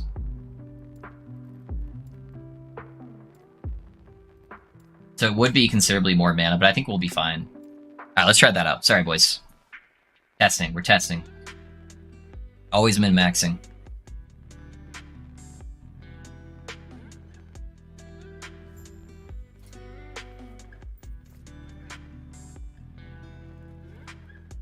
I guess I don't even really need the zombie ring at this point. I'd be better just going and throwing on a regular ring. I'll drop that after this one for right now.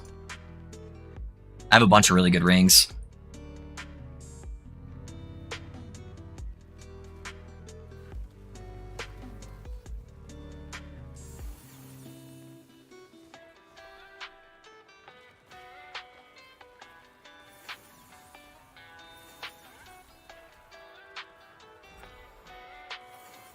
I love how those look, though, with the Hungering Souls.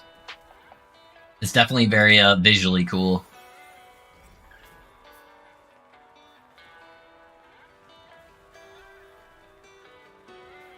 Sorry, boys. My son didn't have school today, so I don't actually need to go pick him up, so we're good there. You want ivory at the end of the day? Ivory rings are definitely the best ones if you're using exalted rings, yeah. Because they give you that necrotic res. Yep. Ivory is goated for sure.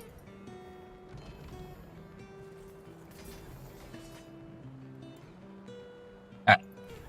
So grab those. Hands for the extra projectiles.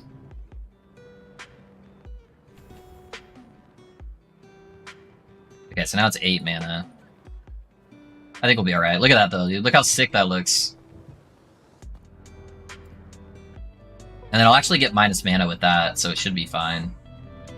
I kind of want the cast speed, though. Maybe just grab 1 there, and then 3 into cast speed. That makes it 6. I think the projectile and cast speed would be the biggest difference maker. Yeah, look at that. That's way faster. That looks sick, dude.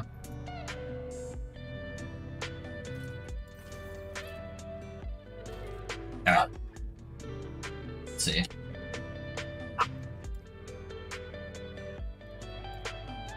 Can't remember where I threw all the rings. I think I want the one that has reduced chance to be critically strike. Sorry if you guys can hear my dogs. I think my wife just got home. I dumped them all in the stash here somewhere.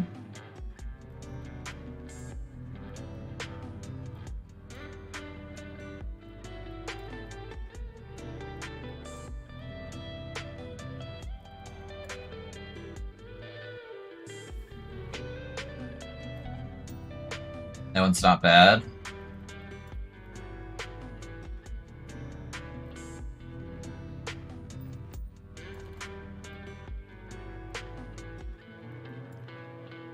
This gets me closer to crit avoidance capped. Yeah, I'll put that one on for now. Looks good, true. Yeah, I like that. It looks sick. And that will amplify all the damage from my other abilities.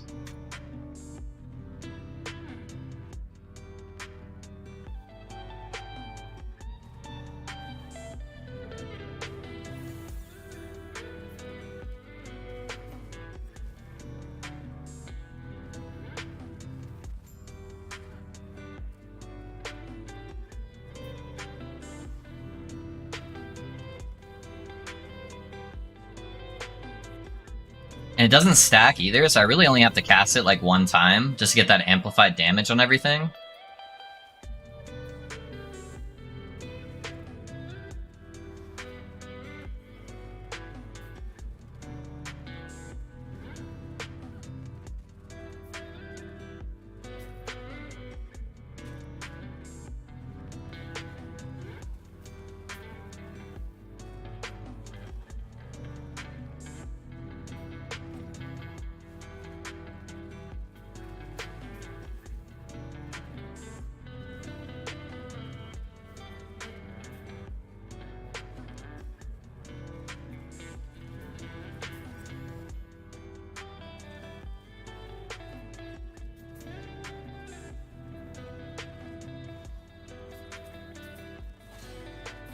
Ow.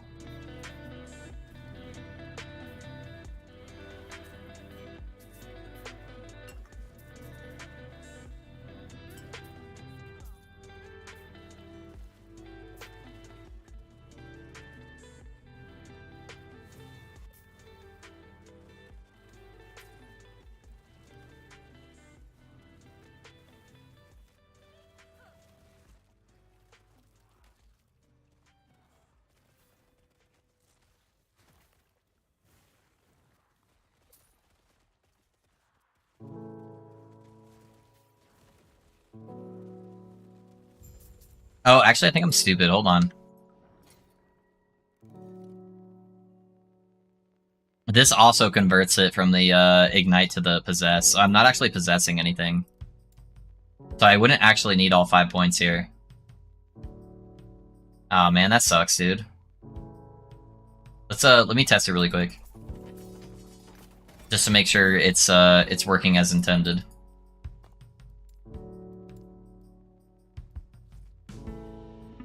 Friday, big day. Decided what you will league start with? No, Demetrius, I haven't, man. I'm so bad at that. Normally, I decide the morning of. Demetrius, but I'm stoked, man. HP lost per second. Word gained. I'm missing. Oh yeah, for the gloves. Yeah, yep. Yeah, that's the gloves we're talking about.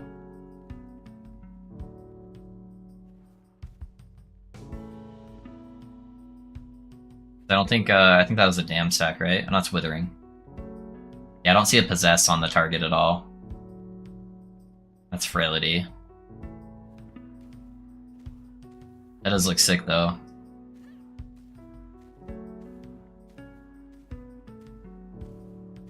What I could actually do, since I'm not using zombies anymore, I could put this here and then that there.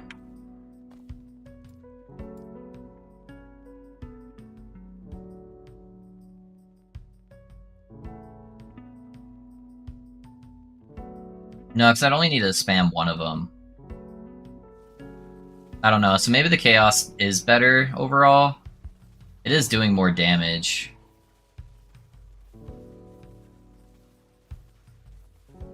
I'm able to get to like 50-ish stacks, depending on how RNG everything is. And then this one, I mean, I'm able to get to like not even half. Maybe it's a pipe dream and just looks cool. Let me see what Dread was doing with it back in the day. Yeah, I'll show you guys too.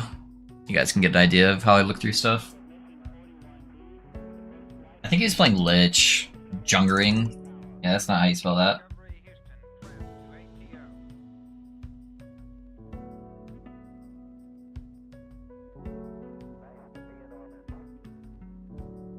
Yeah, it was forever ago, though. A couple years ago.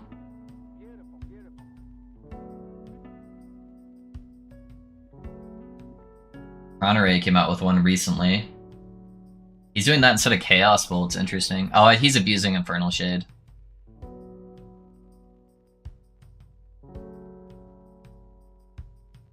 Okay, Curse makes good stuff. Yeah, I don't want to use the bug on Infernal Shade. He's playing Lich.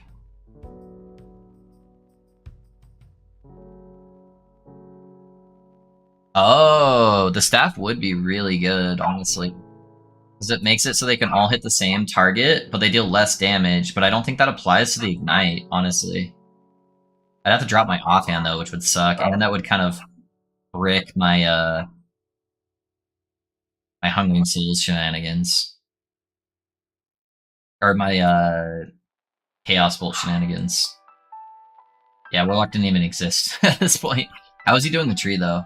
So he wasn't even taking these. Interesting. Oh, yeah, because it was getting converted. Okay. So he was doing the stuff with the 3 minions.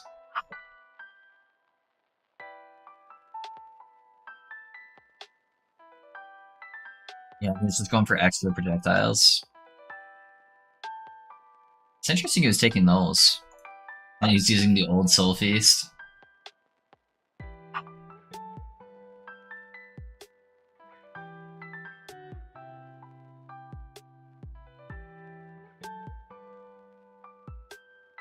Hmm.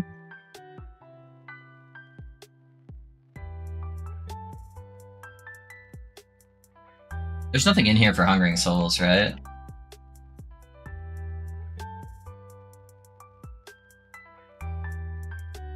This is for Soul Feast. I don't know, it's an interesting concept.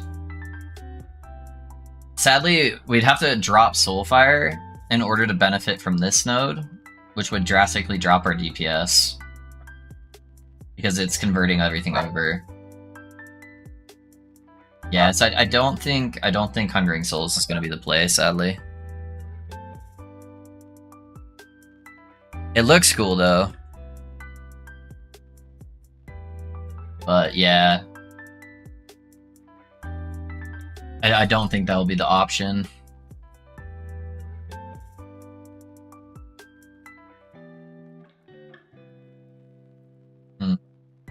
There's so many like almost really good things. It just falls like a little bit shy.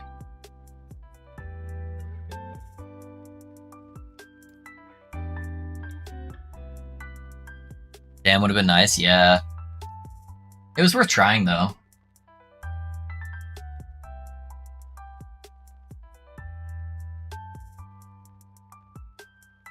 We maybe take out the spread and add the extra ignite chance on Chthonic Fissure.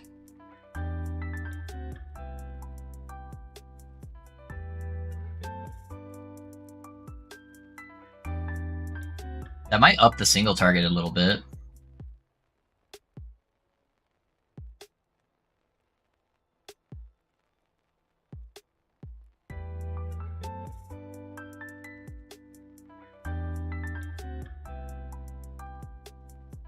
That might be a good play. Case Vault current design is already a deal breaker though, sad. I really like the Chaos Bolts in our build for Ignite Chance. It's pretty good. It's pretty good. Yeah, so I think we have to drop Hungering Souls. I'm gonna try taking these out. I can only take one node out. I forgot.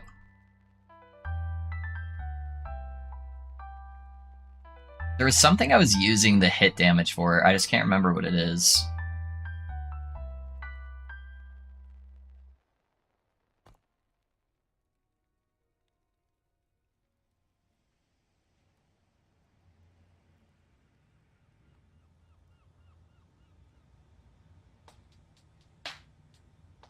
Yeah, that doesn't have to be from a curse.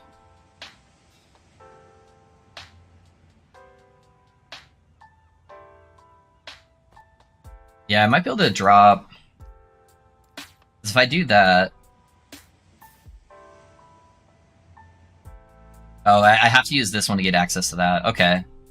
That would give me the extra... That would give me 2 points. At least, that I could do in there. We can try that out at least. See how that feels. Let's go back to Zombie.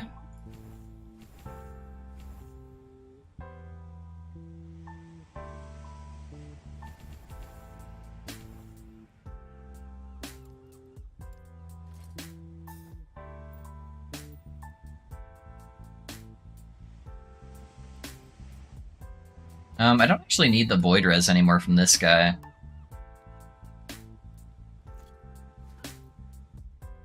I wonder if I have a higher DPS ring.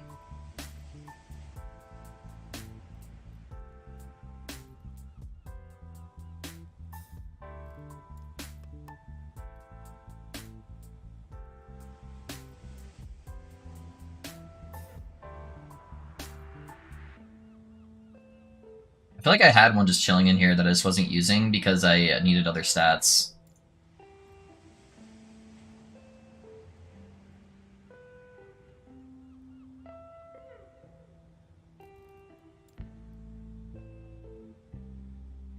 That's a T7.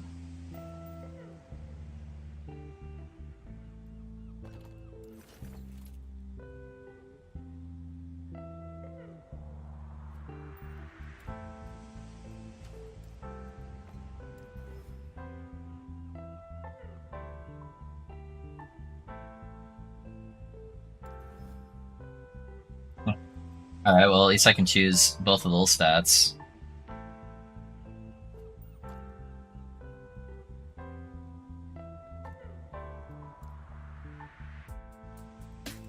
I guess the intelligence is fine.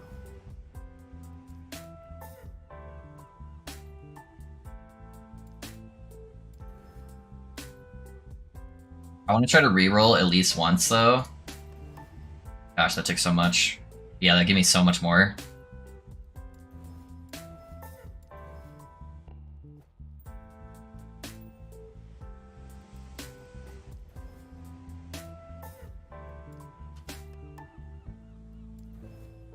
Endurance is pretty bad.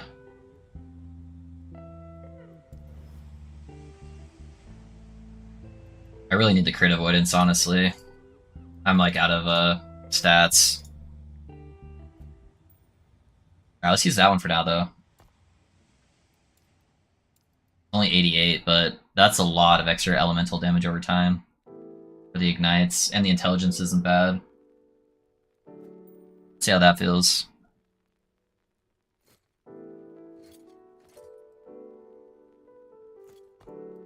Okay.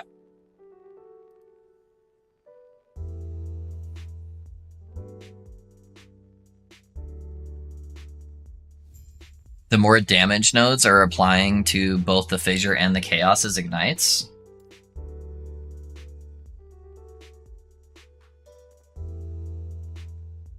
Which ones are you talking about?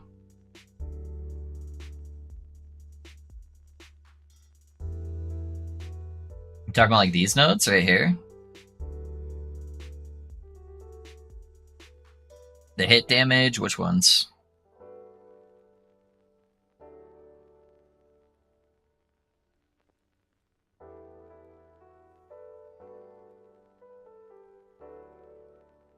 Yep. Okay, so I did say like 3 of them, but that one and eradication. Yeah.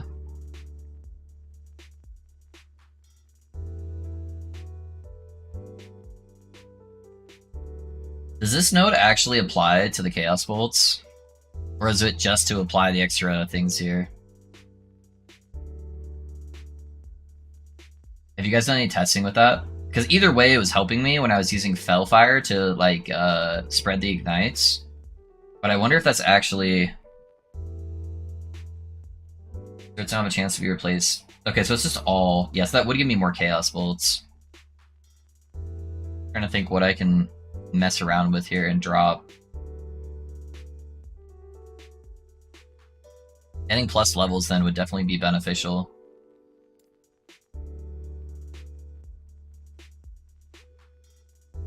Like this node would apply to the actual ignite scaling, or this one right here. That's specific to hit damage. I think it'd be mainly fissure. I mean, I can try doing that instead of the extra ignite chance.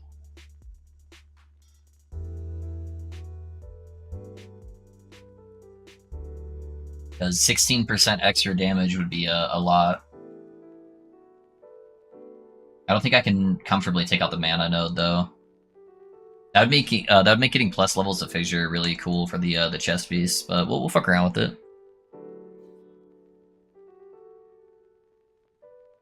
The torment, you think? For this? Yeah, let's try. See how it feels. It's testing day. We'll test stuff.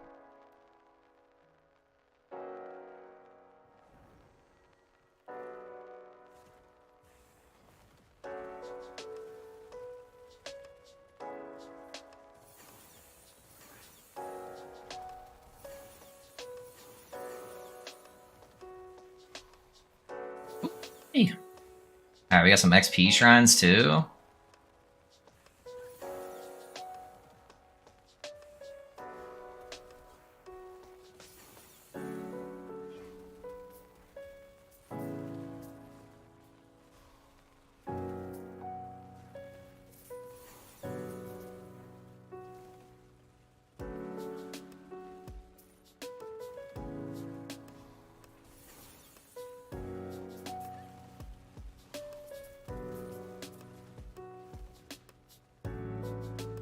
Honestly, row, that's why I went with Fissure on my equipment. I think the plus damage, yeah.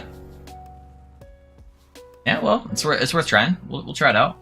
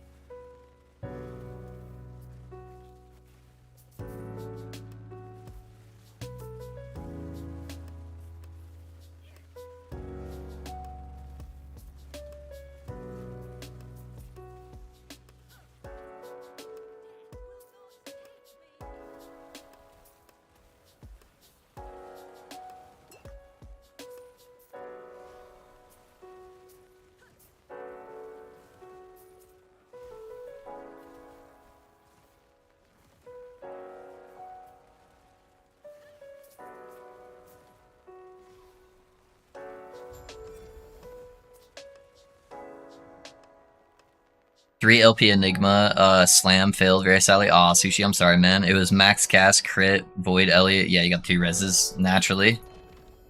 Naturally, that's what happens. Dude, I'm sorry, man. That sucks, dude. Alright, let's get our curse back here. Grab the extra kill threshold. Here you got the mana, we want the big boy, and the extra move speed. Alright. Cool, so that's good. We'll grab those, that's 24% extra damage to bosses, and then we'll grab the death from below. That's 20% right there. We'll try that out, see how it feels. Yeah, still seems like pretty close to the same amount of Chaos Bolts there.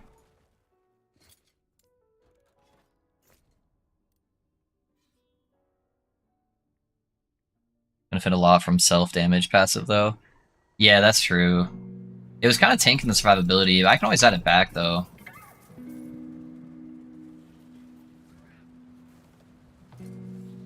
What would be ideal is if I could get the gloves that give me the armor applied to dot damage. I think that would help out a lot.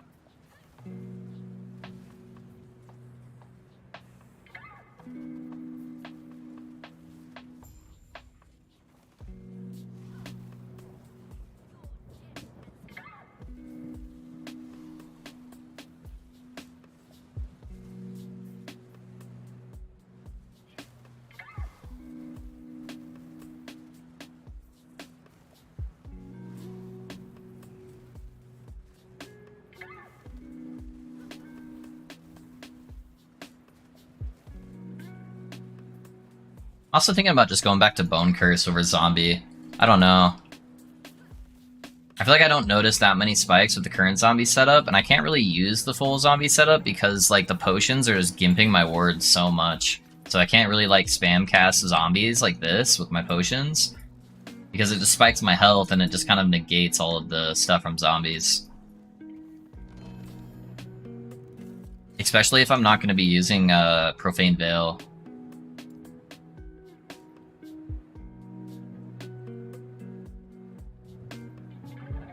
But that was still giving me that. It was giving me another Bone Curse. It was giving me Threshold at 12% instead of 16, but still pretty good. I feel like I was getting a little bit more damage output consistently with Bone Curse. I don't know, what do you guys think?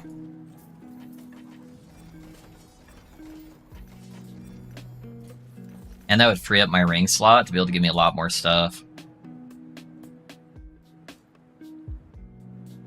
Like, if I put this guy on... It actually drops my word, that's funny. Oh, it's because it was a double necrotic. But that should actually cap out my crit avoidance, which would be really nice. Hey guys, thanks for the sub on YouTube.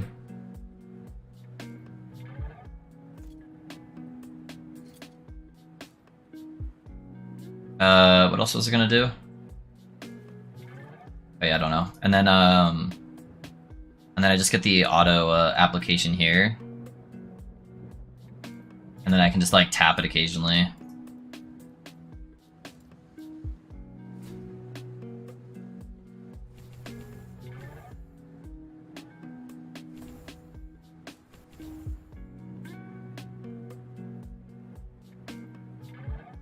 You went with Plague, so you're just like spam casting Plague.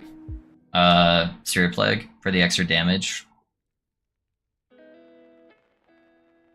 I mean, in theory it makes sense. But then, I can't really spam cast Chaos Bolts either. What else do I get?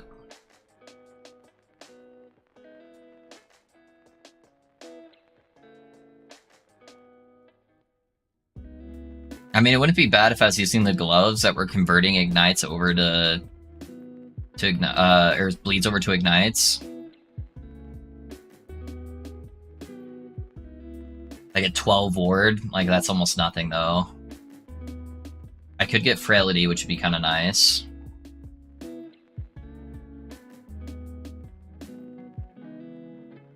I mean, I could try it. Let's try it, see how it feels.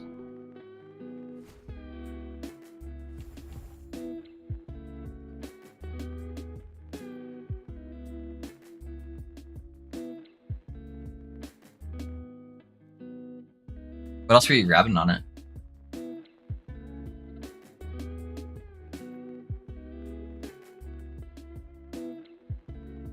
I tried both, yeah. I think I want the cast speed for sure. I think the cast speed will make it feel really nice.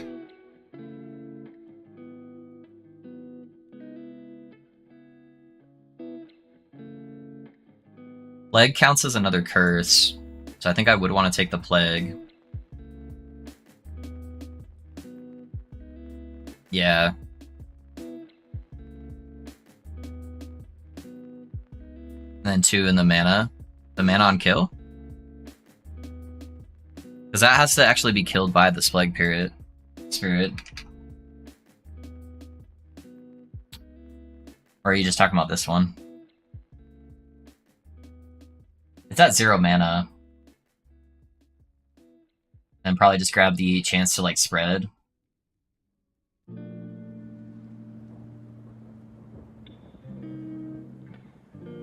Yeah, I gotcha.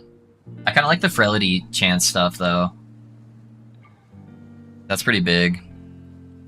Yeah, I've already got that one maxed out, I think. Yep, yeah, with the Infectious, yeah. So I think I'll grab those. We'll level it. We'll fuck around with it and find out.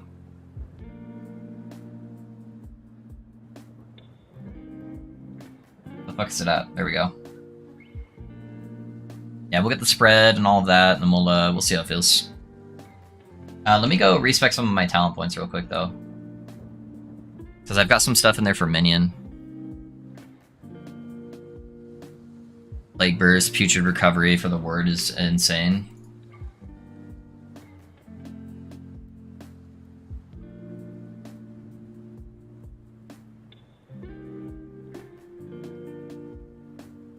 Yeah, you think the word's pretty good? Yeah, we try it. We'll see what happens. Okay, I'm gonna lose a little bit of word retention, but I don't really get anything else from these nodes.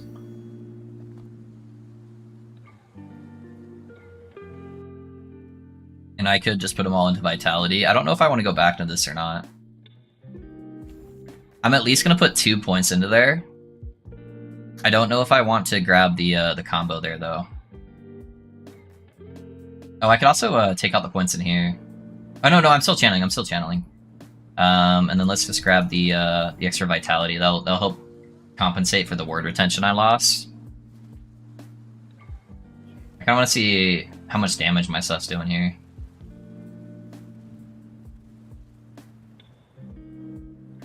There was like 100k ticks there for a second. It's not bad.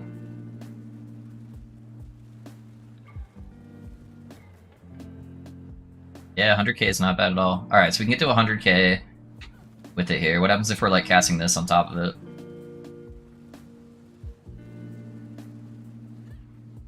Yeah, that I saw like 160k. That's like almost 50% more damage. That's not bad. I like it. Alright, let's try it out. Let's level it up all the way.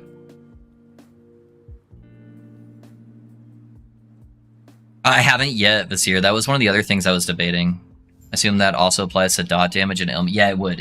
It's generic damage, so it doesn't say like hit damage. So that would apply.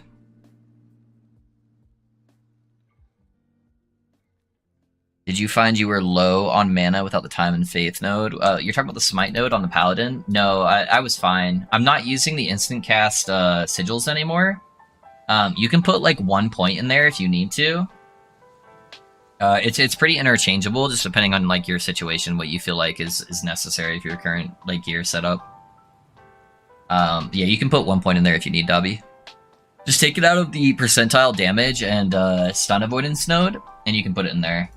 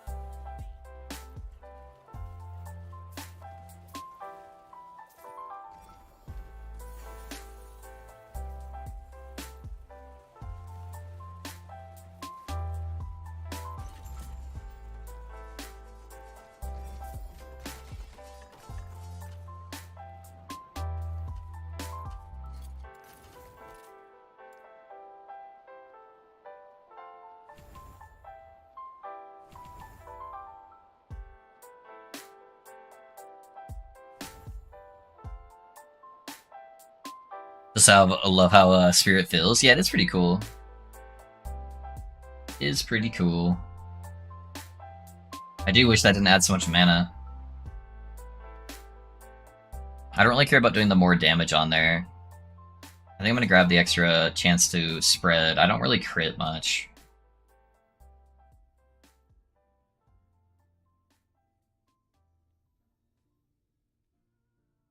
I don't need any more mana efficiency. I guess I just grabbed the extra frailty stacks. I don't see anything else that would really impact me all that much.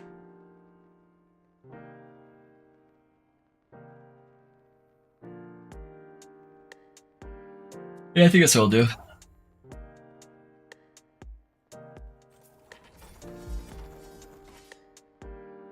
$160k seems pretty good.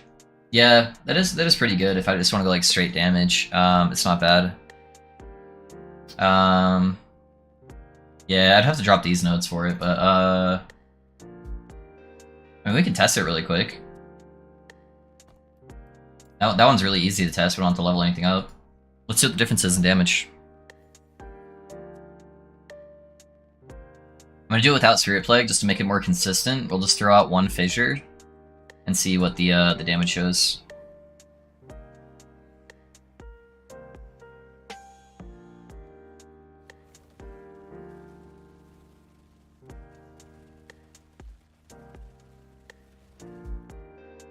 Yeah, it was about 100k when it was like fully ramped up.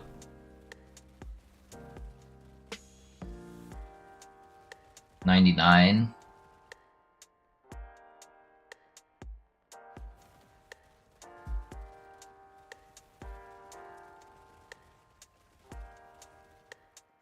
That one's over 100k as well. So yeah, roughly around 100k.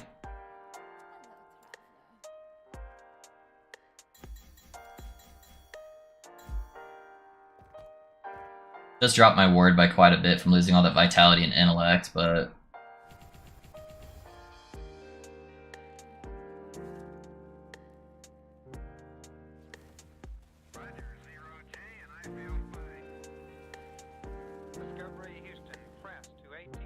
it was like just at 100k, I feel like. Maybe it's not applying to the dots?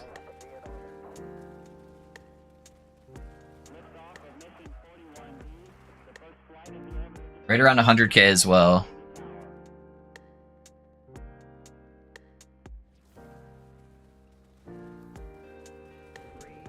Yeah, maybe it's not applying. That one was only like 70, 80k. That one was higher, but I don't think I waited for all the ignite to drop off.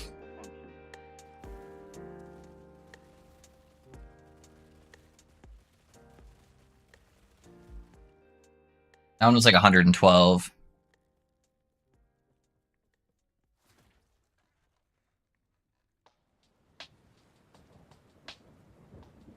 Yeah, I think the other node would be better because it also gives me survivability.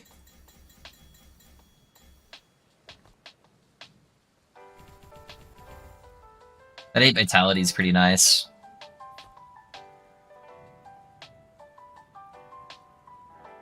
Yeah, and I don't know if there's anything else I would like to take off.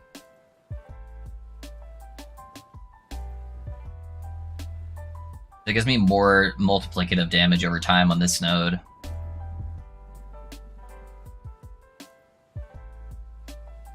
That also gives me more multiplicative damage. And just once I got that, started melting mobs. I think at higher corruption plus, you would want to switch to Bone Curse over Spirit Plague.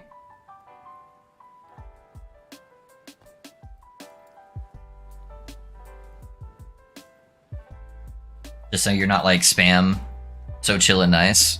Low music is good for Theorycrafting. Yes, sir. Yes, sir. That's why I end up just sitting here Theorycrafting on my computer for hours on end. I just like forget what I'm doing and I'm like, oh shit, it's been 2 hours and I have 18 different build planners ready to go.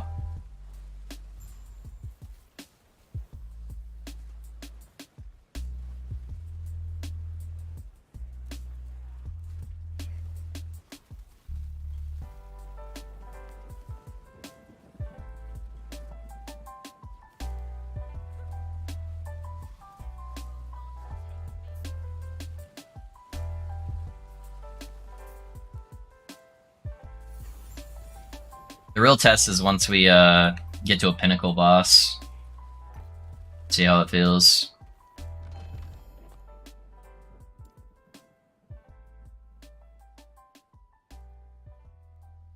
I'm just gonna put it in this slow.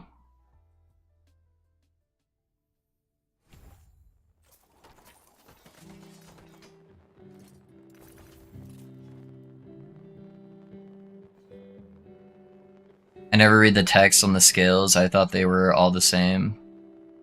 The text on the scale... Oh, Scales of Atera? Yeah, you gotta make sure you get one without fire. If you have a fire one, it like breaks the build. I lucked out, and that was the only one I had that had LP on it, was the fire one I had. And it was a 6% roll. So the other really important part on your Scales of Atera is you have to make sure you get one with like a 5 or a 6% crit roll. Otherwise, it's not worth using. Just use a Crystal Skull with 5 or 6%. Yeah, people vastly underestimate how good base items are in this game. They like double the effectiveness of your character if you're like using actually good bases. Bro, I just got one tapped. What the fuck? That was nuts. It's always on an exalted node. Jesus Christ. Same, yeah. It's a problem.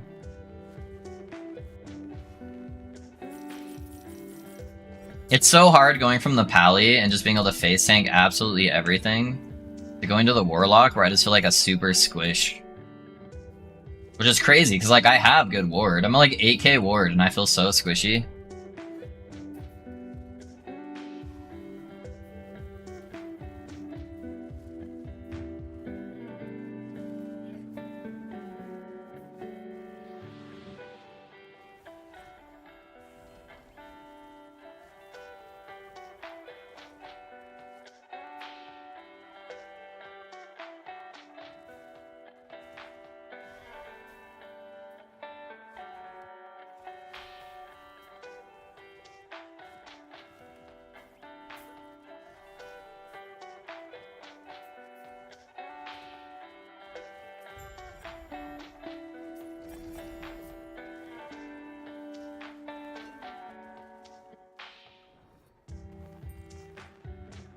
Spec into Profane Veil? I was.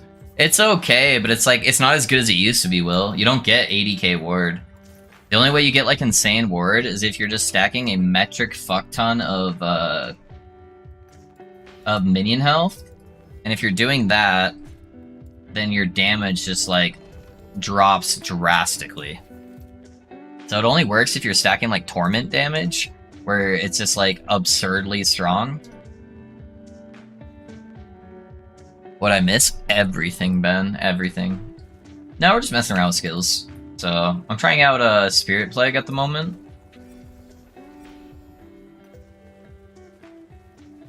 We dropped the zombies, trying out Spirit Plague. I'm not fucking around with these beetle boys anymore. Fucking one-shotting me.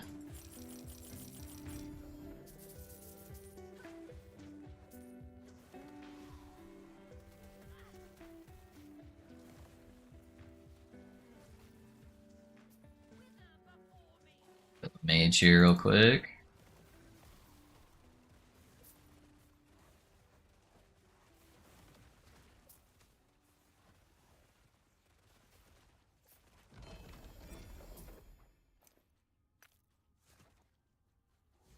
Just hit 120k ward on the Pally. Nice, dude. Hell yeah. You got some good gear then for cold res, huh? Yeah, I'm telling you, man, that setup is fucking goated on the Pally, boys. If you guys just want to forget how to like even play the game and just absolutely face roll everything,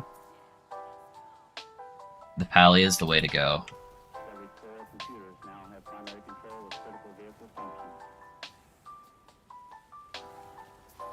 Oh, get away from me, you stupid bugs. Will you play the next PoE League? Yes I will. Yeah. I am at least planning on playing launch on stream.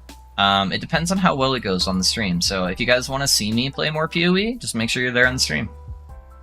Also, boys, I I got a pretty good idea for how to pull people into the stream on PoE, and I hope you guys enjoy it. So I'm gonna have some extra little shenanigans going on the day of League launch. So if you guys want to see me make a fool of myself, come hang out on PoE League launch day.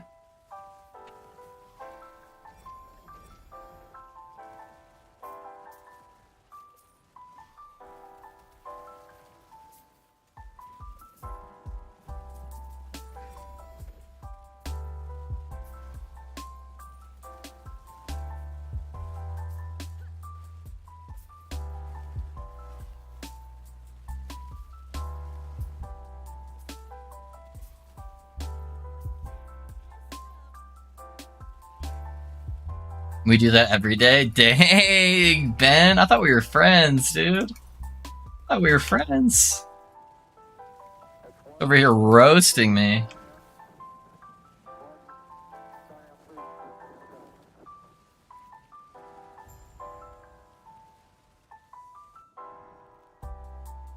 Yeah, I have 1.5k minion health and get like 17k word from eating my bone wall, but like we said before, it's a bit clunky. Yeah, I hated doing that for sure.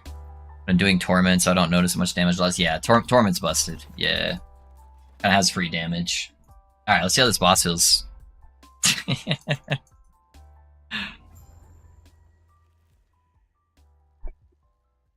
Dang, Ben.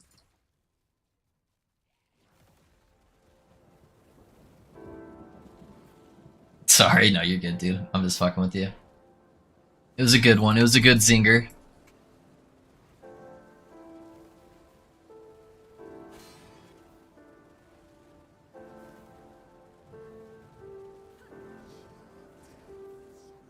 I need that fucking Wingari guy to die. Alright, here we go. Now I can actually build up stacks.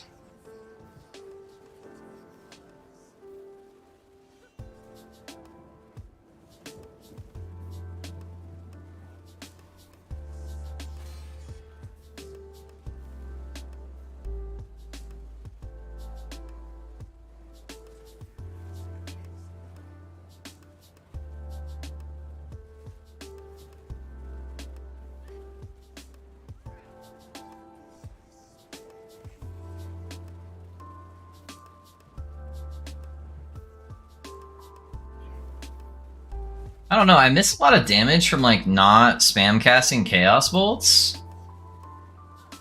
I only get like half as the amount of Ignite stacks. I don't know if it would actually be stronger or not. It feels like roughly about the same damage. Then I would be missing out on Bone Curse.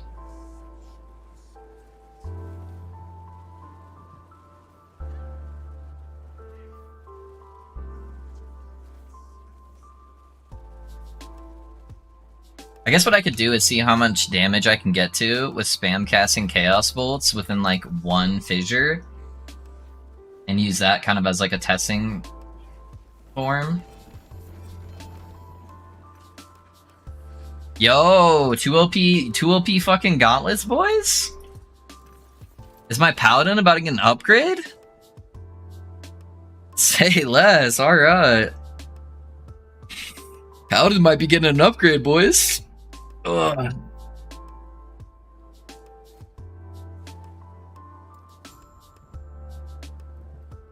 Yeah, very clunky, yeah.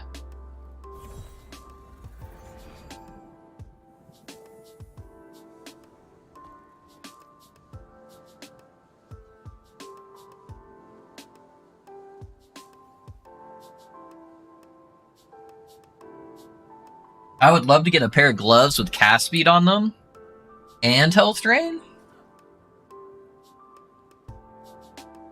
Alright, so here's the test. I'm going to throw down a fissure, and I'm going to spam cast Chaos Bolts, and I'm going to see what I can get my damage to. And I'm going to do the same thing, except I'm going to spam cast Spirit Plague.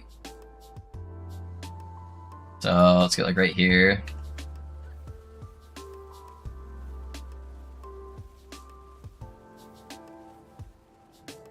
$200. It was like 214 or something like that. We'll do it. We'll do another one just to make sure.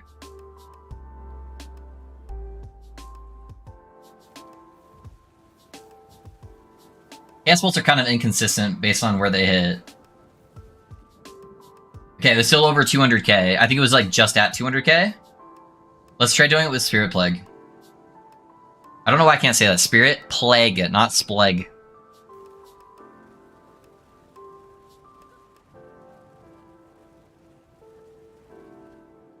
$160 of 6, I think?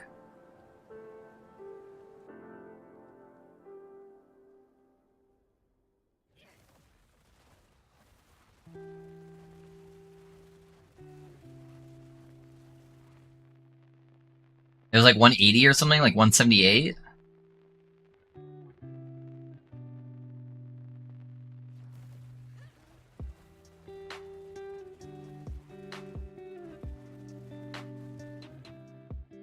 That one was really low. I don't know, guys. I think it might be better just spam casting Chaos Bolt.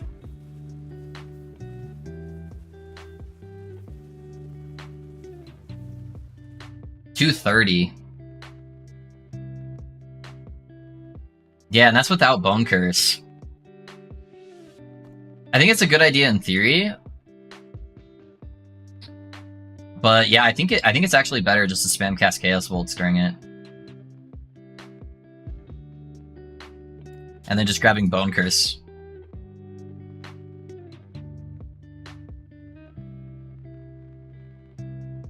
So yeah, I think that's probably where I'm at. It's alright, we're testing though. We're figuring shit out. And that also gives us the execute on bosses, which is massive.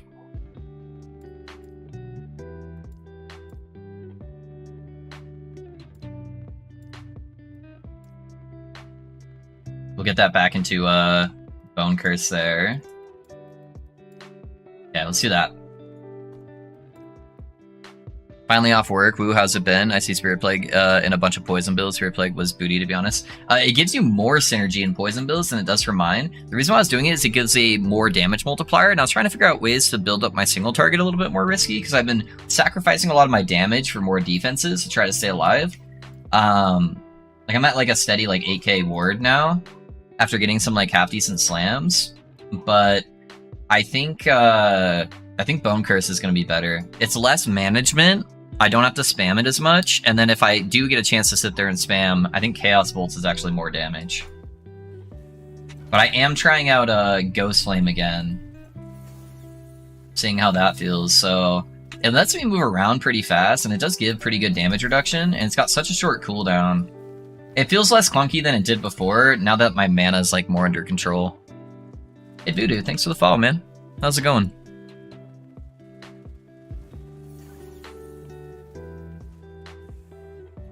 Little XP shrine. What do we drop here?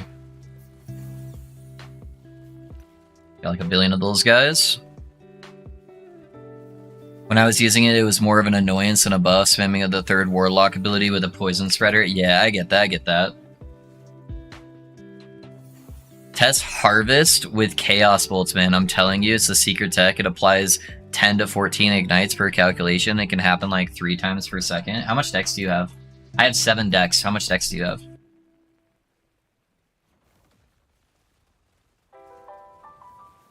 I'll try it, dude. I'll try it.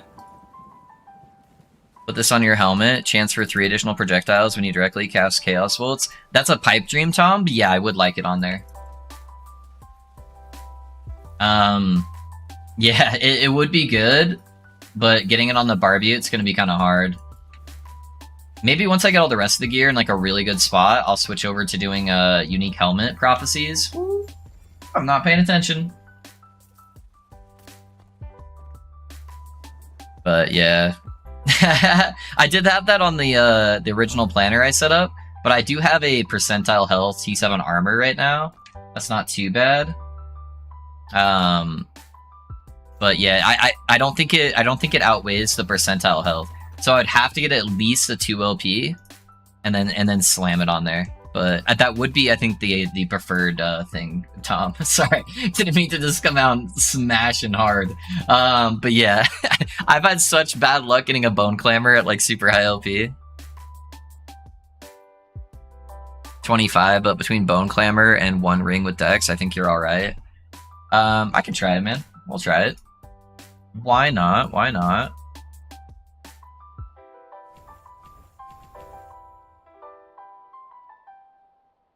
What am I missing? Oh yeah, I was getting the duration stuff.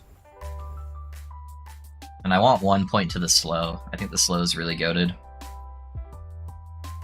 Wait, does your relic turn Hungering Souls into fire and make them a beam, or am I missing something? No, you're mixing up 2 different things. It does turn it into fire, Hungering Souls. I already tried Hungering Souls just earlier at Risk. It was not good. It looks fucking sick, but it's not a benefit. The main reason why is the main thing you'd want out of Hungering Souls is this node right here that gives you extra damage over time for all of your skills. However, it's only against possessed enemies. And if you take the Ignite node, or if you have the Soulfire, it transfers all of your possessing to Ignite instead. So you can't actually possess enemies anymore. And there's no other way to possess enemies other than Hungering Souls. So everything else is kind of bad. I do less damage spam casting Hungering Souls than I do just spam casting Chaos Bolts. But it looks fucking sick. You want to see how like sick this looks? And I had like extra projectiles, so the whole screen was just getting filled with these like fire skulls, so it looks sick. But it's sadly not better. What was I doing? Oh yeah, you wanted me to take the 1 point there. Yeah, we'll do that. I actually want the cast speed node instead too, so I'm gonna take 2 points out. We'll try it, we'll try it. For the science. I use it with the staff, so it beams. Oh yeah, the staff. Yeah, with the staff, it's all right. It's. I think that's what people were doing for like the full Ignite version with Hungering Souls. But a lot of people were doing that prior to Chaos Bolts existing, and I think Chaos Bolts is better. I don't know. I could be wrong.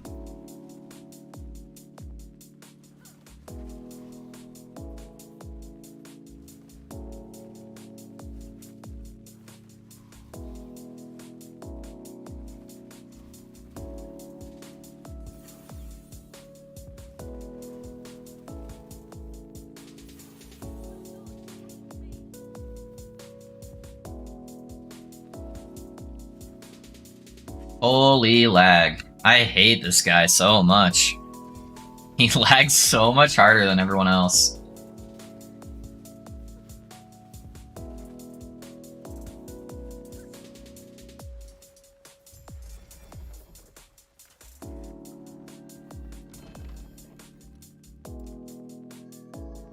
Oh, I need 2 points in here, so I do actually need... I need to take that guy, and then I can go into it.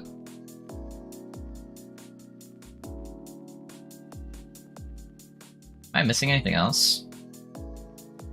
No? I guess I can take the full duration. Alright.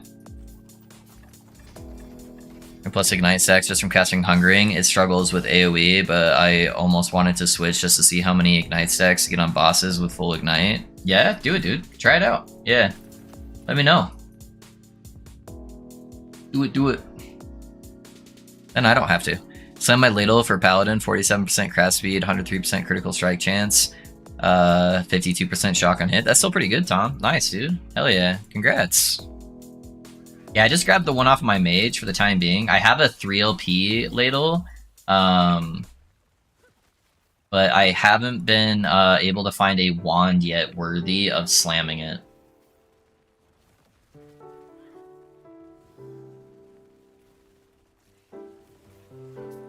Are you actually speccing into Harvest? Or, are you just using it to proc, like, Ignites as, like, your generic Ignite hit?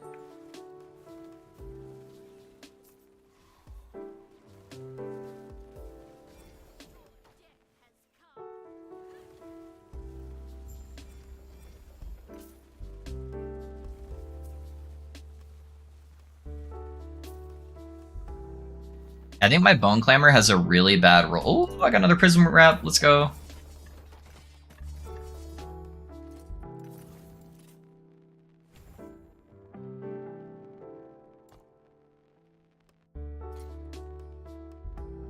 Yeah, mine's like a bottom tier Dex roll, sadly. Yeah, I spec into Harvest. What are you using inside of Harvest? There's nothing Ignite related, right?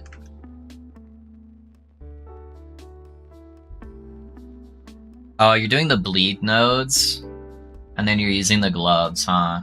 I guess I could swap my gloves back since I don't have any minion shenanigans on there. This node shouldn't work. It shouldn't do the double convert.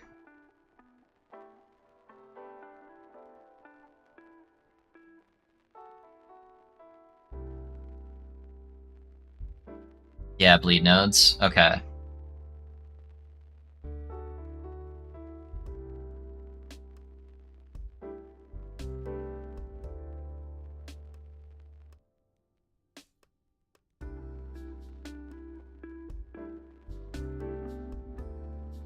Dude, just get the kill threshold. Oh, you can do marked, Oh, they're just using the same icon. Never mind. Yeah, this is all the crit stuff over here.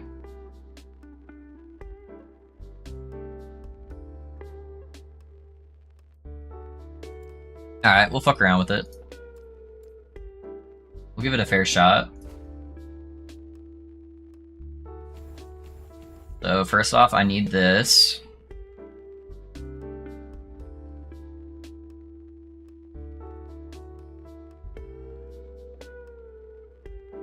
That's actually a pretty good node, honestly.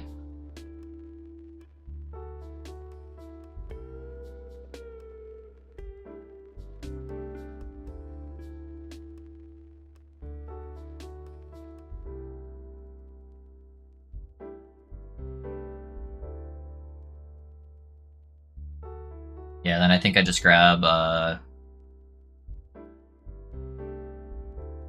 those nodes. That's another 6 points. I don't know what else I'd grab, honestly.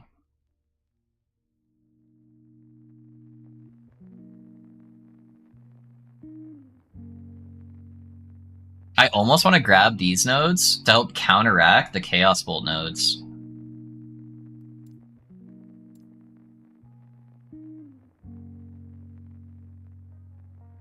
Maybe the increased area too would be pretty good.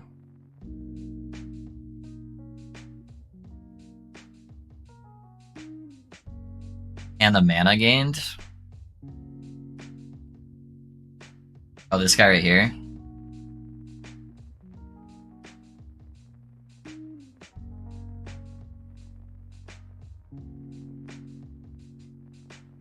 Yeah, that'd be a good spot to spend a bunch.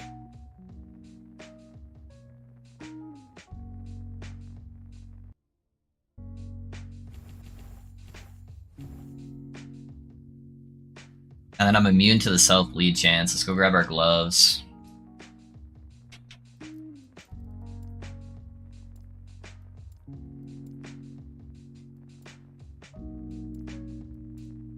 Where'd I put them? They're called Hubris. Around here somewhere. That might fuck up my Void Res. Yeah, that does fuck up my Void Res.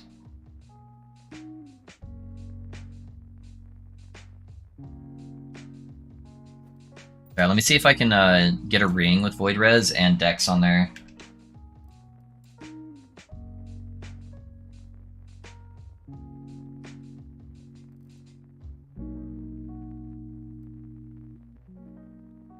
See what I can craft.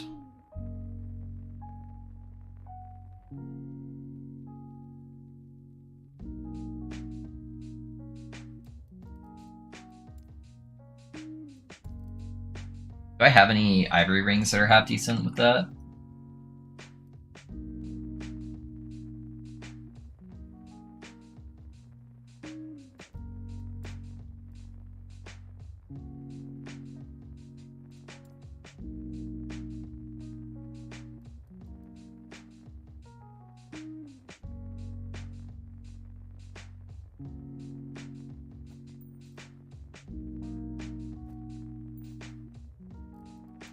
I might be able to pull off the other shit on there.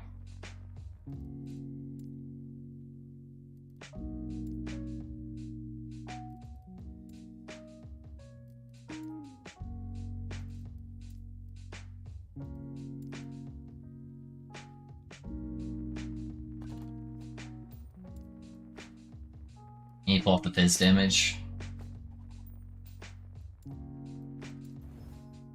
Okay, that was good.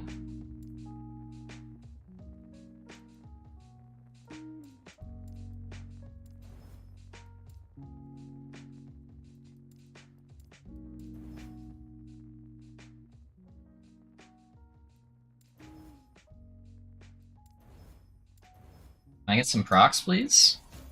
There we go.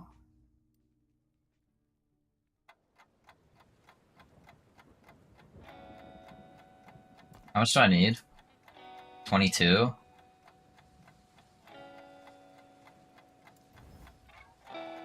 Yeah, 22, boom. And then I need 43 on the Void Res. That definitely has to be T5. Yeah, that's close enough.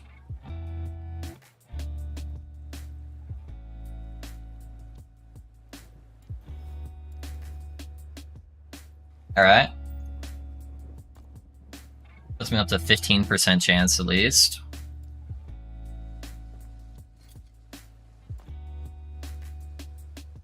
At least decent res. Alright, let's see how it goes.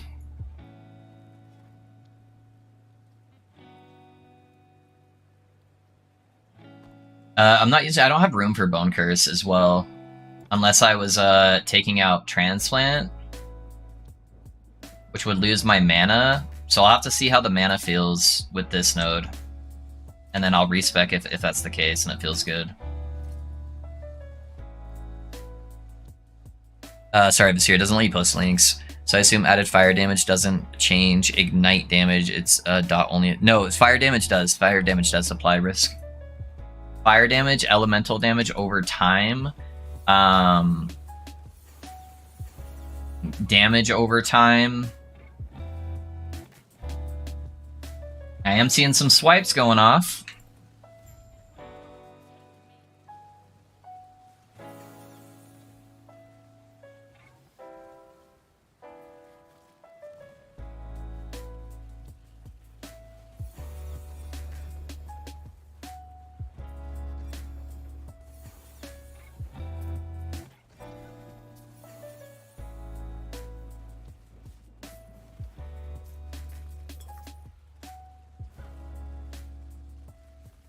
Sierra, are you in the Discord? I can't remember. You can send it to me on Discord if you want, or you can just private message it to me on Twitch, and then I can look at it from there.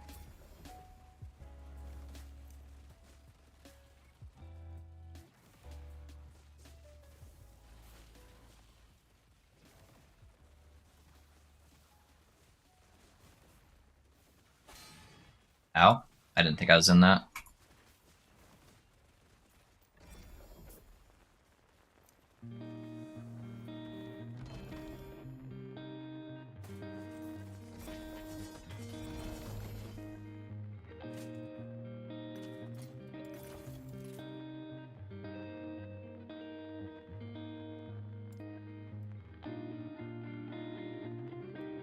It's the mana node.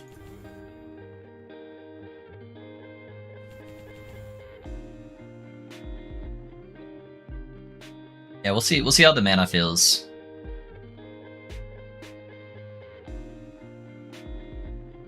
What was the other nodes I wanted? Area's not bad. I could get the extra ward node there. I definitely want the kill threshold.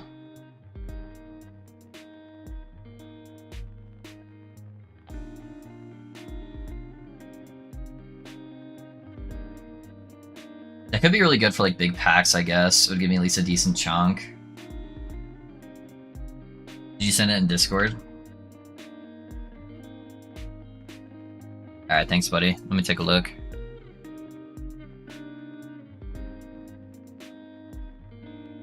Oh, you didn't grab this node, huh? When you hit an enemy with Harvest, both you and the enemy are inflicted with bleed stacks. Yeah, that gives you an extra 100% chance to ignite.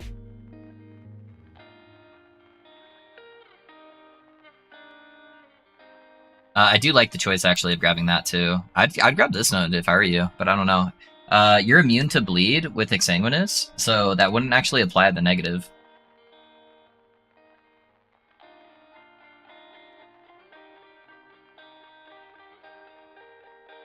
And I think I grabbed everything else you did. Oh, you grabbed 2 points here.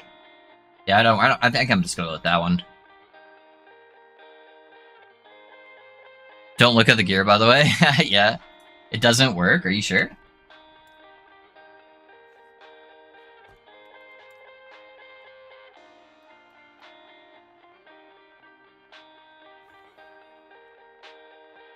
Definitely got lucky. That is pretty lucky, Tom. Not bad, though, dude. Not bad.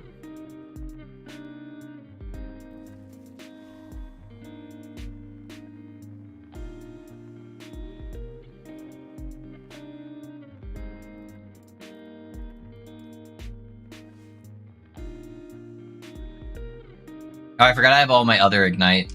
Hold up. That's gonna be harder to tell. When you hit an enemy with Harvest, both you and the enemy are inflicted with Bleed. Did you take off all your Ignite chance to tell?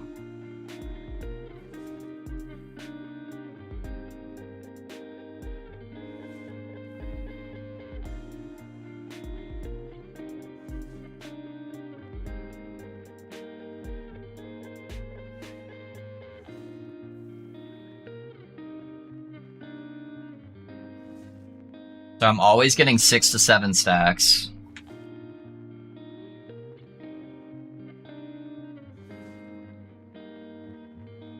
Well, if it drops down to 5 stacks, then we know if it works or not.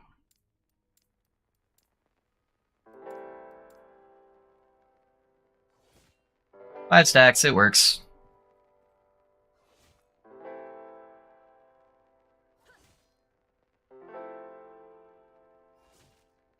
Yeah, it works. I'll check that out.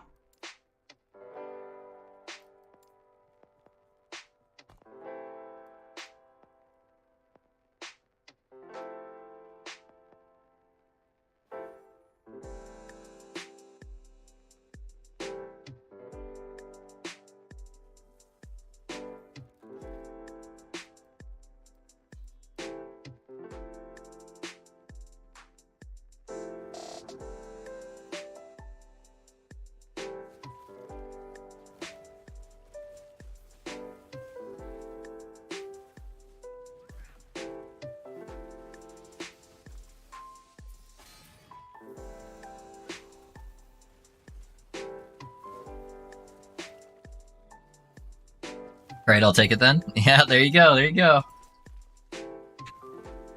Yeah, and you don't get any of the downsides either, so seems like a pretty good node. You can't catch me, Wangari! Oh, maybe he can.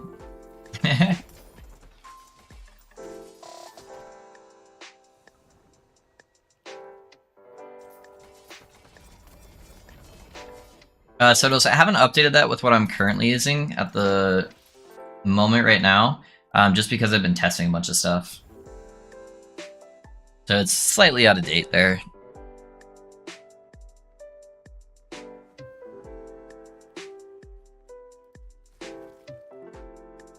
Yeah, I need to take that Bone Curse node probably out. Oh, actually, let me see. I'm not going to use Transplant. So without Transplant, let me see how everything feels with mana.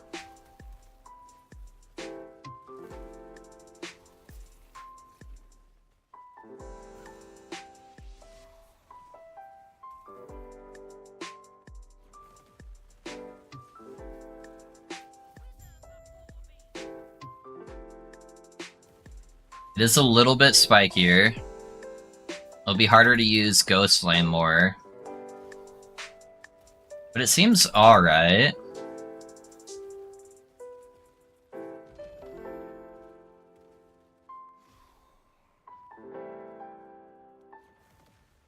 And then I could just take the Traversal skill from Fissure.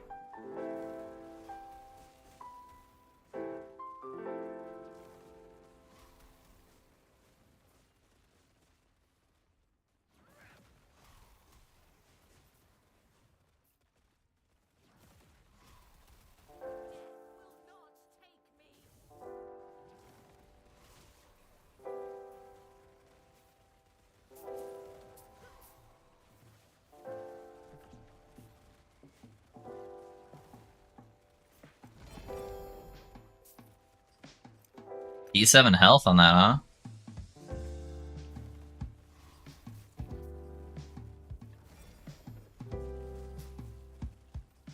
But if I could take the Bone Curse, that would amp up my damage by a lot.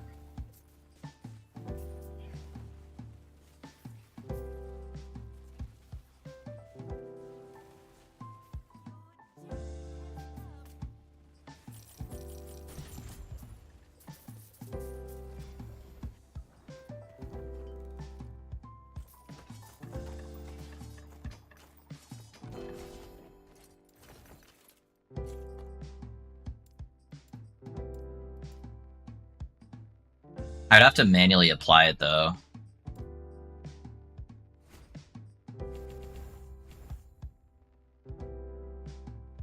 That would give me the bone armor. I guess I only get the bone armor on kill, though.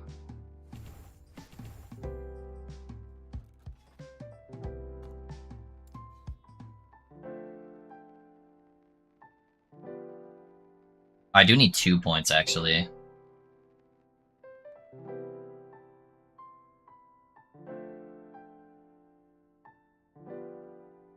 I think that Ignite chance probably isn't, like, super beneficial, but I don't know.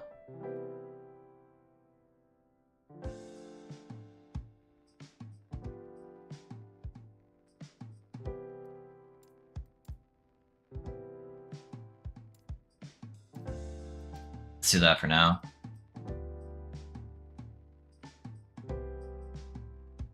So far I'm using the one on the site, is great. Why you change the Wandering Spirits? So you only change Wandering Spirits, so it tells you in the build command, Sodos, but you change it once you get the slam on the Firestarter's Torch that gives you -3 spell costs, because that will give you -7 in total with the Firestarter Torch, which is enough mana mitigation that you no longer need Wandering Spirits. Because the only reason why we're using Wandering Spirits is for this node right here that gave you mana. So once you get the slam, you don't need it anymore. I'll leave Transplant on there for now.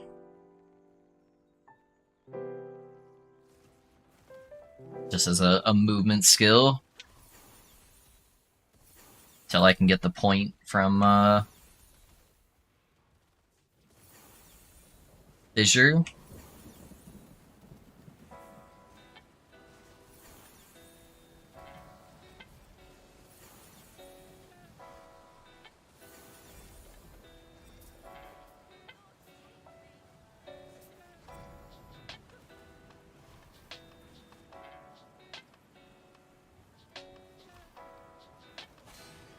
Oh, I was just in the range of that.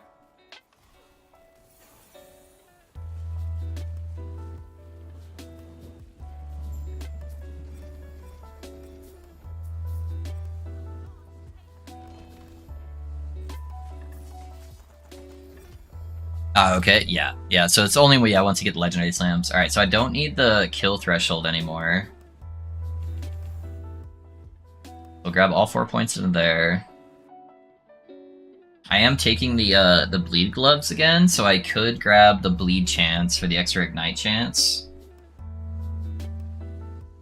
It's only like 1 stack of ignite, honestly. It's pretty bad.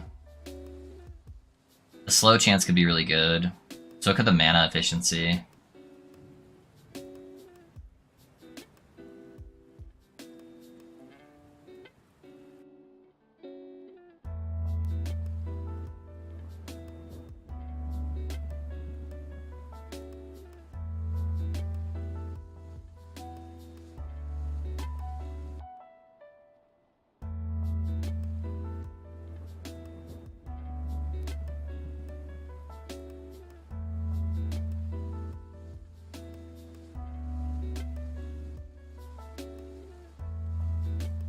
Yeah, I think I'll probably just grab the 2 points into slow duration. 4 seconds is pretty good.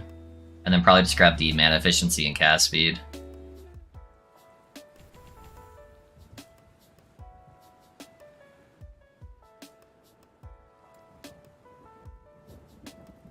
I think maybe I'll change it to this. I always had Bone Curse as number 2. Maybe to go like that.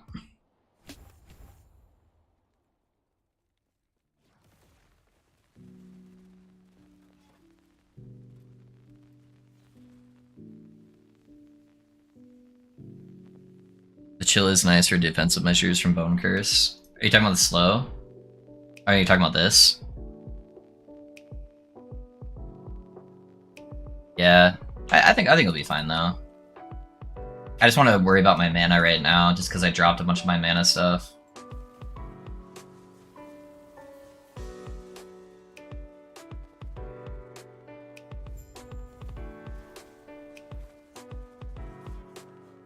Alright, this is definitely going to be a wonkier playstyle, so I kind of need to figure it all out, but I'm always going to get teleported whenever I'm trying to do damage now, so I got to make sure I don't get myself in trouble with that.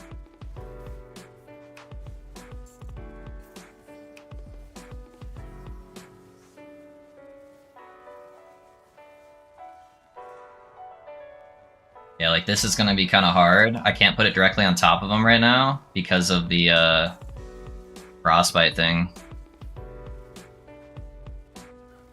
Oh, I just teleported right into it. Yeah, that could be kind of trouble, honestly. I wonder if it's worth just like not even taking that node and just using Soul Flame or Ghost Flame as my soul movement skill.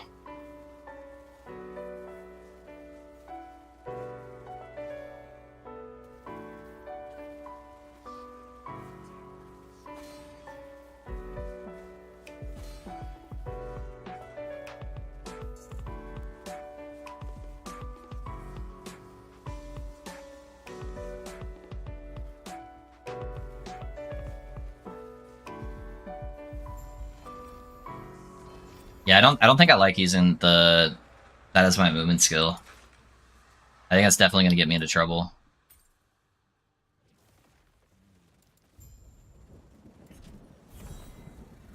Hello, hey, what's up, Buggard? How's it going, man? Yeah, I could use that. Yeah, I'd have to drop Profane Veil, but I could use the Unspec Transplant. So yeah, I think I'm gonna take these out. I don't like. Yeah, I just have to get rid of the Unspec Profane Veil. We'll try it out like this first, and we'll see how it feels. What are you up to, Buggard? How's it going, man? Back from work? Let me do at least one echo so I can get my points back. Will you update it with the one you are using now later today? If I end up liking it as like the actual like end version, or I feel like it's at least a better version than what I was currently using, then I will update it, yeah.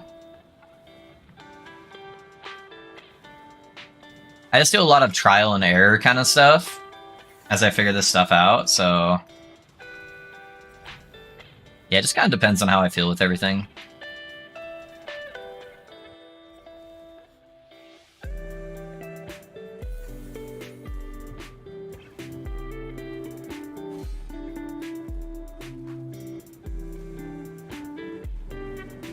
I do really like having the oh shit button with the Profane Veil.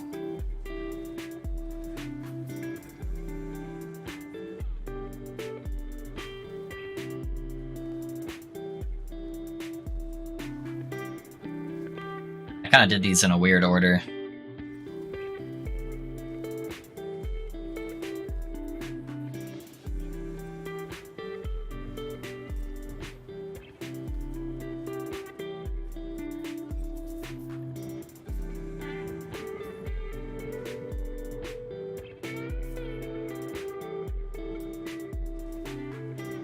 I didn't go today. I had an accident over the weekend that resulted in an ER visit. I've just been sleeping in the morphine off. Oh, dude, I'm sorry, man.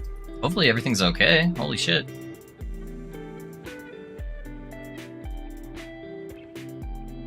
Yeah, if it was bad enough to get morphine, man.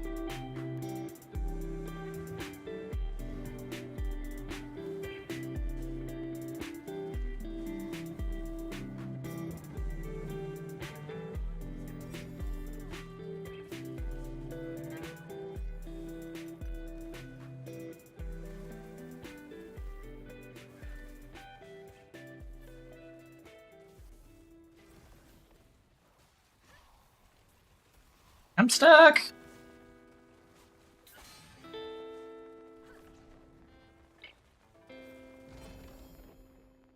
A bow?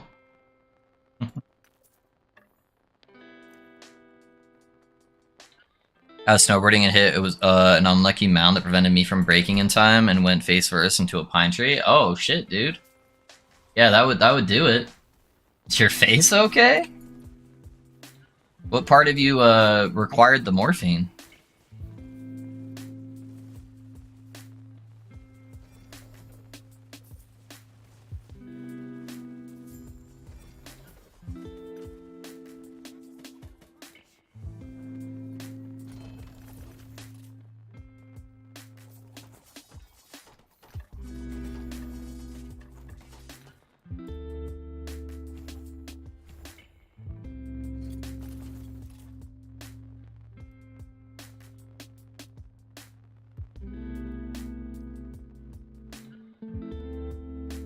You should see what the tree looks like, right? Got a puggered face implanted into it. That's what it looks like.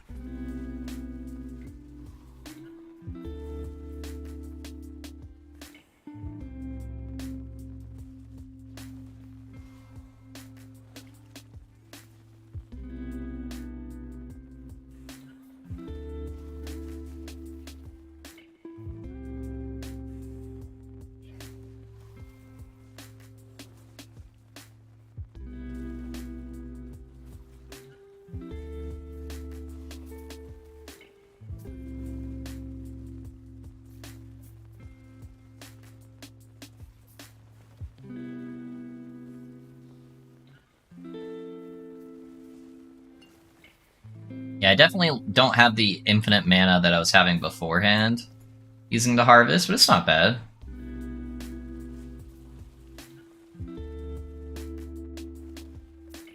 I don't know if the damage felt like noticeably different.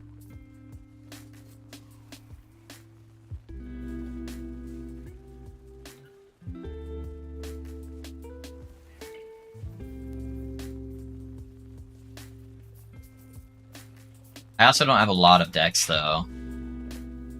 But I don't think it's really going to add that many ignite stacks. It's mainly just like another version of like setting up my mana.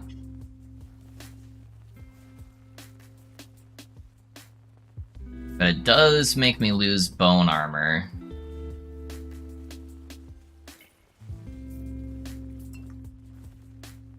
For most of the time anyways. I have a chance to get bone armor if I kill something that's got bone curse on it, but it doesn't proc very often. I dislocated my jaw a bit and through the inside of my cheek. Popped my jaw back in place, gave you some more feed for the pay. Yeah, that's rough, dude. Well, I'm glad you're doing all right now, though. And that, kids, is why we don't go outside.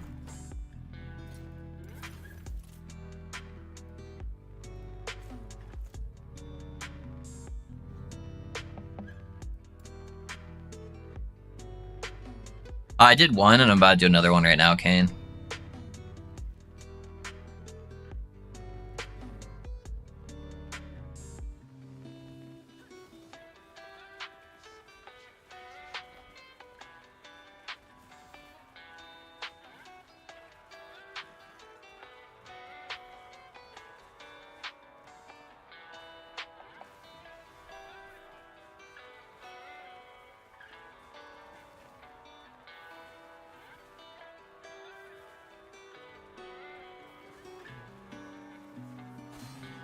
Ouch.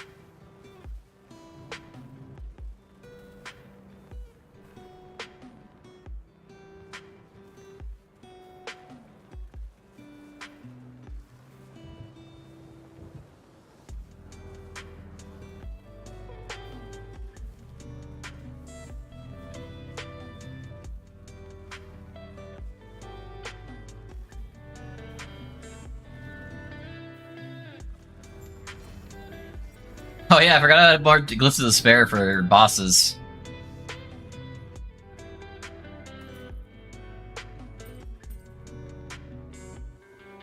Yeah, I don't know, it didn't really feel noticeable in the bosses either. It's mainly, it's giving me like a couple extra stacks of Ignite here and there. It's like 2 stacks of Ignite. Occasionally. It gives me the same kill threshold, I believe, as Bone Curse. Yeah. And then the mana I was able to get with the other stuff, and I didn't really feel like my ward was that much higher. Let me take a look at the ward. I think it stacks add a lot of stacks though. I reached like 320 stacks on me, but maybe just need a little bit more dex. I don't know. Yeah, how much damage are you losing though from investing into dex? So there's always that trade-off, right?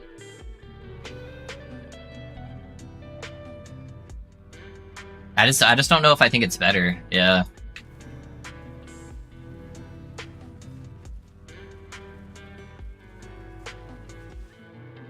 Yeah, I mean that's like about what I was getting before.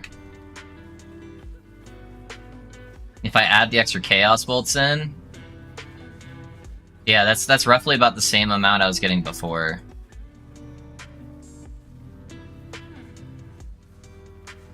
Still pretty on the low side. Yeah, I just don't think it's worth the investment, honestly.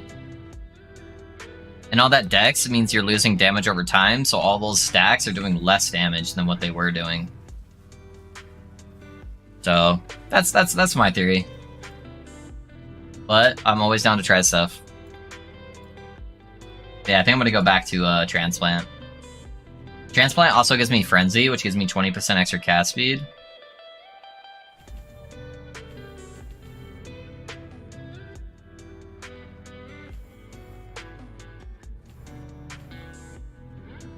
Yeah, I don't know. It was worth the shot, though. Put that back there.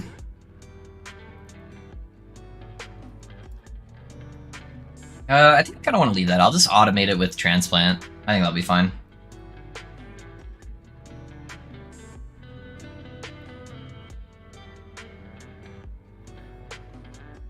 Spoken like a true gamer. Right? We don't go outside here. I need to swap that ring off in a second, too. I'll do it after I do one echo, though.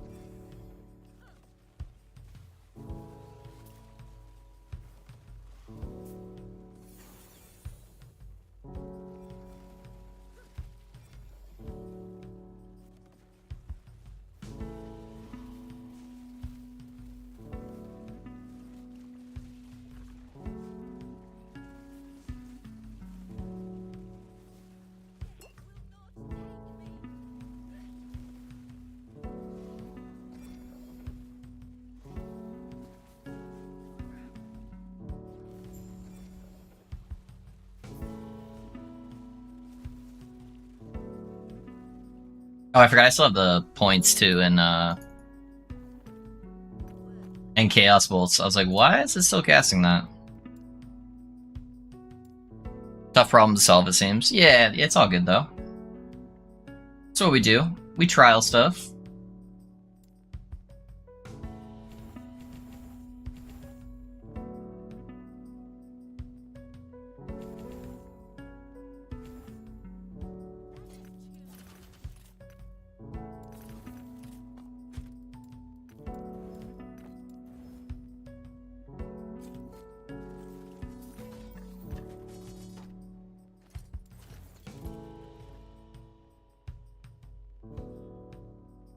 I don't know if you changed the zombie belt. Oh, I think I am still using the zombie belt, Kane.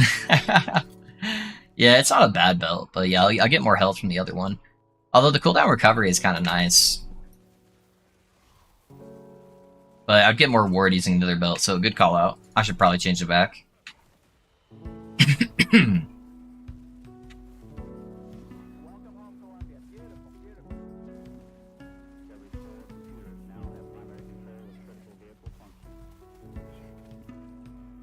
Oh, they got slow and chill. I'm like, why do I feel like I'm hardly moving?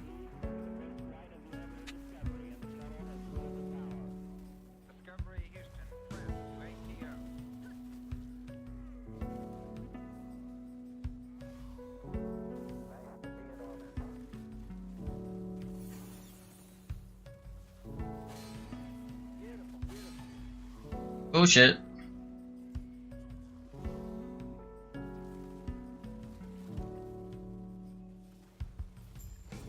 There we go. Hit the ambush right on top of the mage.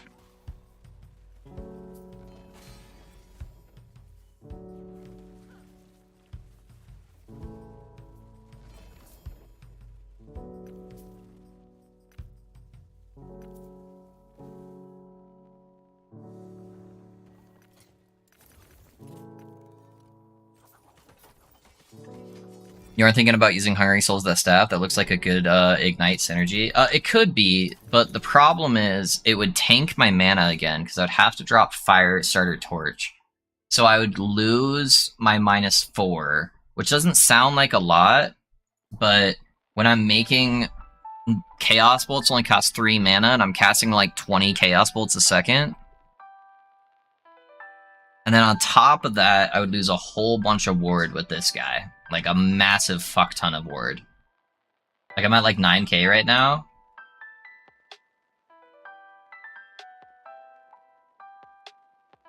Let's put that into perspective.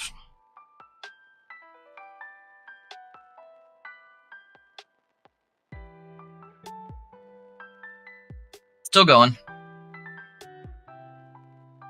I don't know if that's the way.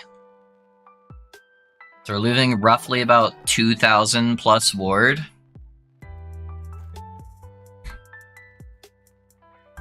I'm pretty sure I have it.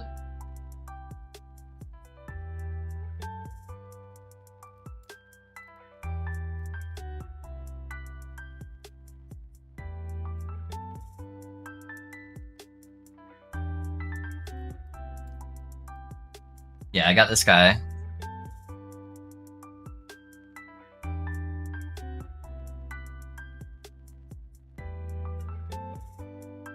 I would also have to take the leech node. That makes it so it disables all health leech. So that'd take 3 passive points. I would lose all of the damage over time multipliers off the fire starter. So that's 32% more spell damage. Or I mean more fire damage, 52% fire damage over time, the fire pen, the 100% damage over time, and the -7 mana for a -3 mana. That's a hefty amount of damage loss to try to add another damage stat in there, or another damage skill. I don't think Hungering Souls is going to outweigh that damage, but I think Risky's trying it. All right, let's put some of this stuff away really quick, and then I'll grab a belt.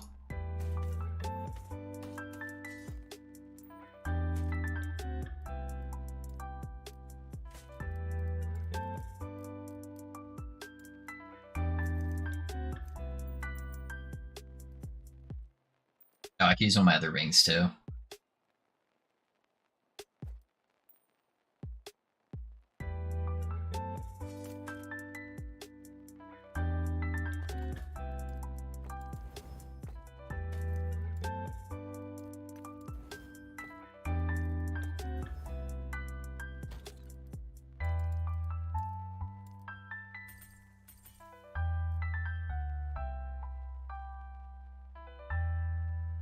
I'm testing Hungry right now. I'm not the best at this shit though. I could give you a setup for it. I can do that after stream for you. I'll give you a generic like setup on how I would do it. Spider silk. Spider silk I have in here. Okay. That could actually be nice. I could craft that half decent. This is the one I was using.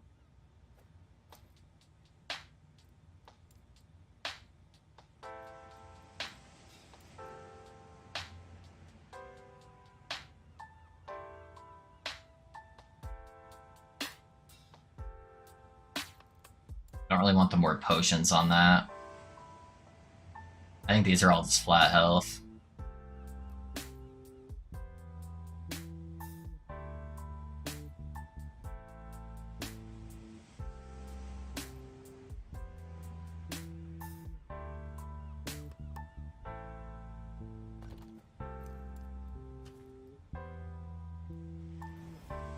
Never lucky.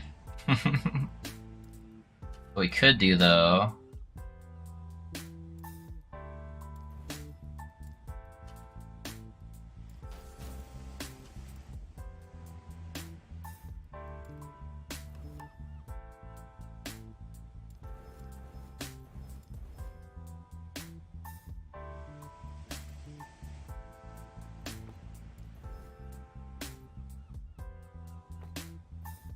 It's a pretty good belt. It doesn't have any of the health, though. I feel like the health would probably still be better.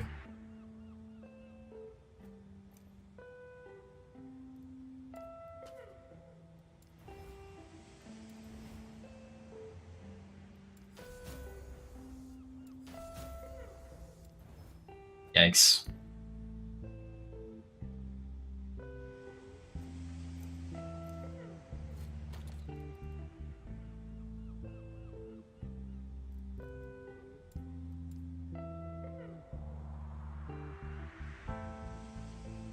Are any of these past 115? That's a T7.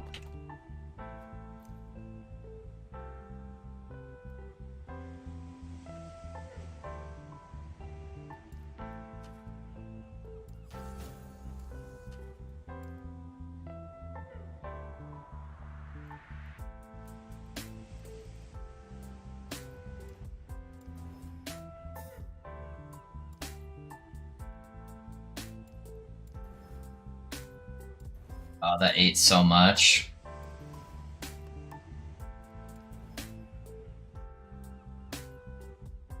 I want to see what the ward difference is. Just shy of 9k. So this slightly outweighs this guy, but it loses a bunch of damage. Yeah, that's probably the play. You want to use minions again? The Torch of the Phoenix could work too. Or the... not Phoenix. Whatever. Torch of...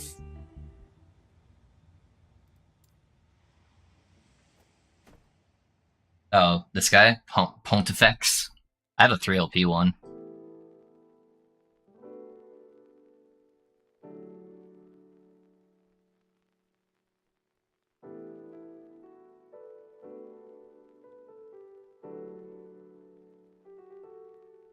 Yeah, it could be decent. I have two 3LPs. If I just wanted to go like straight damage. Oh, it's a two-handed mace. Interesting. Hold on. What could I roll on a two-handed mace?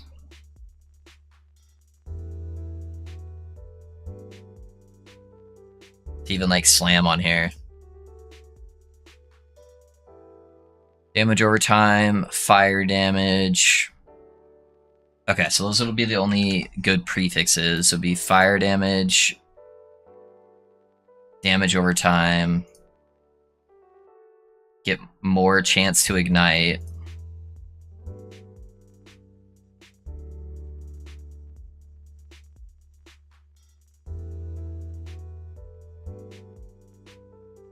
Can you get bleed on here? I don't think you can, because it's a blunt weapon. Yeah, so you'd have to do fire pen. So fire damage over time. It would be really heavy too because it's a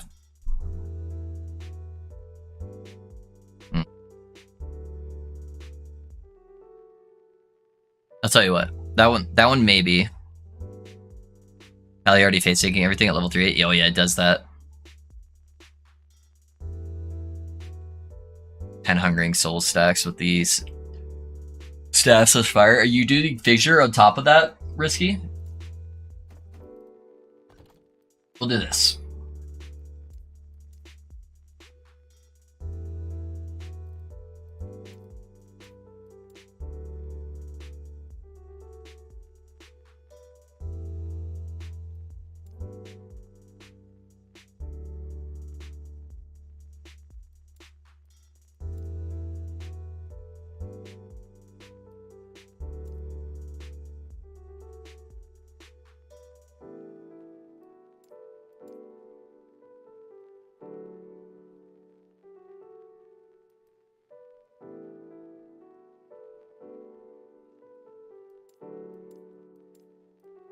We'll look out for it. If I find any maces, I'll at least slam it, and then we'll go from there.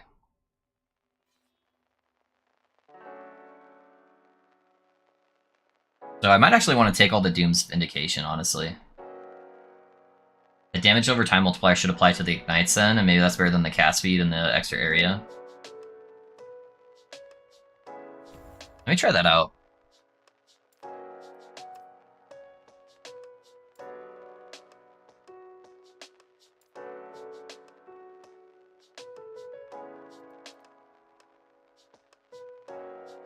Sorry if you covered this already, but what are your thoughts on Cinder Song 1 for this? No, T-Bone. So, the Firestarter's Torch would outperform it in every way.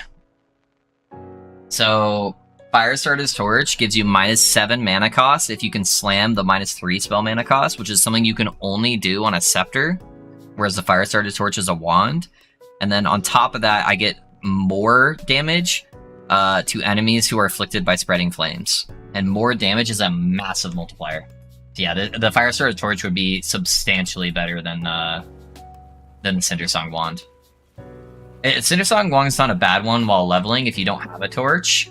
But yeah, you'd be better off with the torch. So the main issue is when I'm casting Fissure, all those projectiles that are coming out, every single one of those costs me the Chaos Bolt mana cost. And so typically the Chaos Bolt mana cost is 10 mana. So it doesn't seem like that much, but when you're casting out like hundreds of them, it's a lot of mana. And so I'm able to negate 7 of that mana, so it's only costing me 3 mana from using a Firestarter's Torch, whereas the Cinder Song would only negate 3 of those mana costs, so it'd still be 7 mana instead of 3 per one of those casts. So that's why we won it. On top of it, just doing way more damage.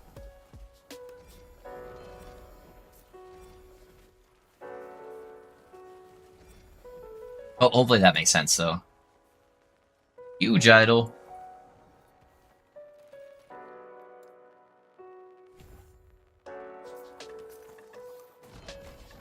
Makes sense, thanks. Yeah, no worries, man. Are we making a crossbow sentry?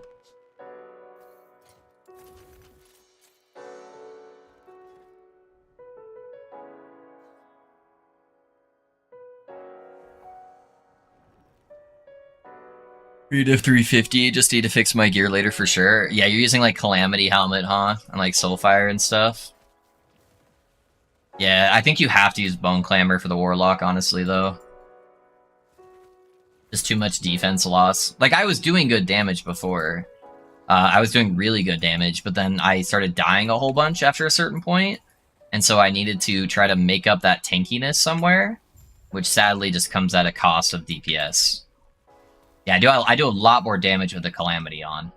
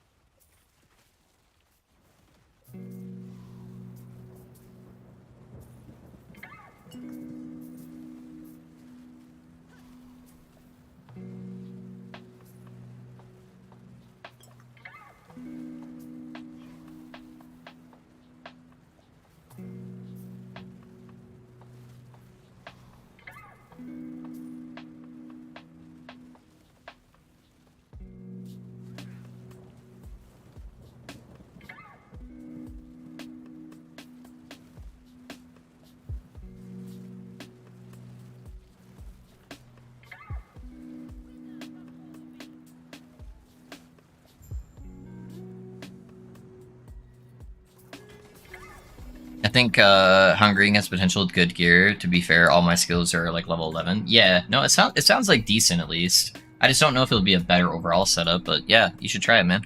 I'll try to get you a planner for it. Hey, for the Pally build, can make a suggestion for clearing? Yeah, go for it, man. Is it for using the flares on the sigils? But yeah, what's your suggestion? Alright, let's see how this boss feels.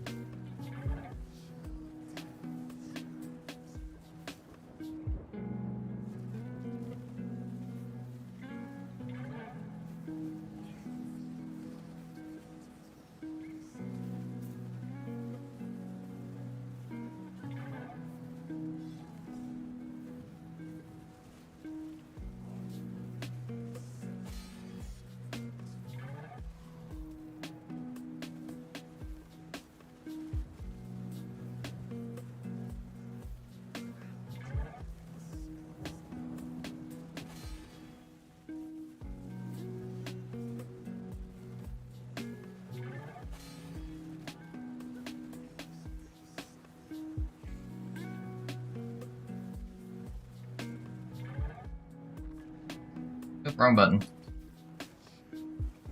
I feel like I am doing more damage this time around, though.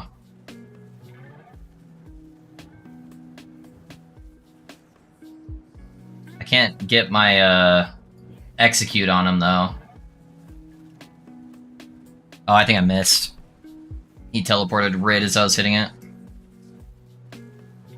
There we go. And execute. Oh, I think I forgot to put the execute on there. Hey, I got another 1 LP gloves. Because I had it on the... Yeah,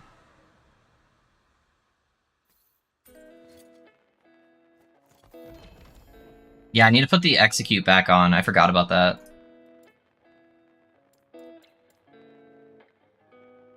I need 1, 2, I need 5 points. Okay, I was wondering why I wasn't proccing that.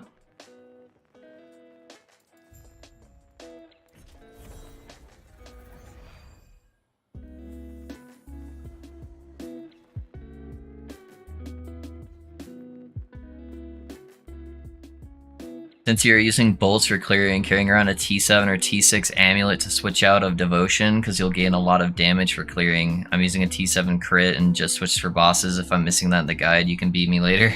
Tom, I use smite while I'm doing echoes as well, for tanky mobs. So it does still help out quite a bit. I don't do as much mana drain on echoes, so you know it is an option there for you. Yeah, you don't have to use devotion. None of the uniques are actually like necessary for the build. They just make certain parts of them shine a little bit more.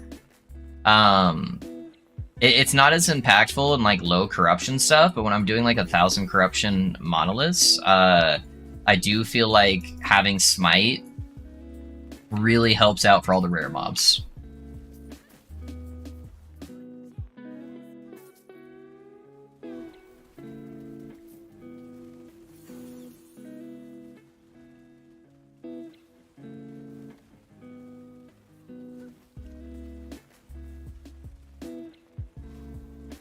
Yeah, that's what I was noticing. I wasn't draining mana. Yeah, so that's the only downside. And maybe it's still worth using the instant cast sigils for the draining mana. But you can actually drain mana really fast because your sigils don't have a cooldown.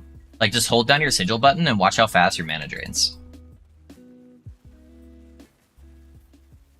Also, there's some tech that you can do with that, too. You can just use the wand that drains all your mana. So that's what I actually have in my Paladin's inventory.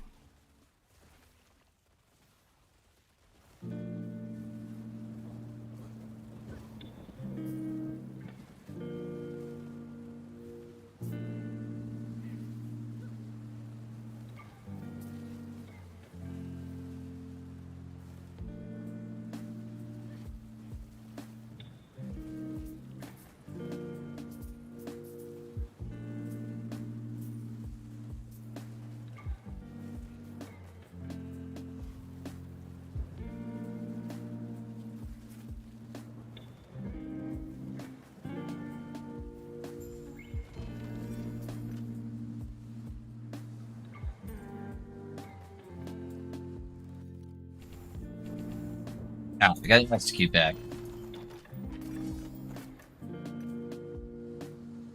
4%? Really? Come on, man.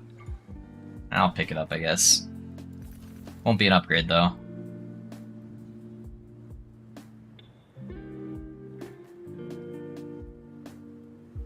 Yeah, risky. I'm excited to see what the Hungering Souls looks like. I would like to use Hungering Souls because it looks fucking awesome. And it just adds to that aesthetic of just sickness on the build.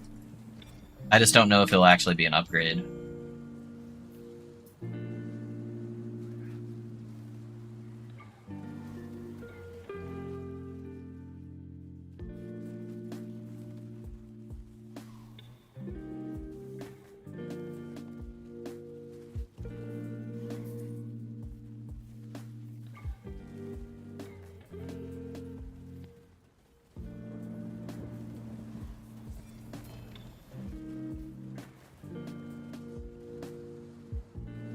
Hey, 1 LP Valdier's Chalice, huh?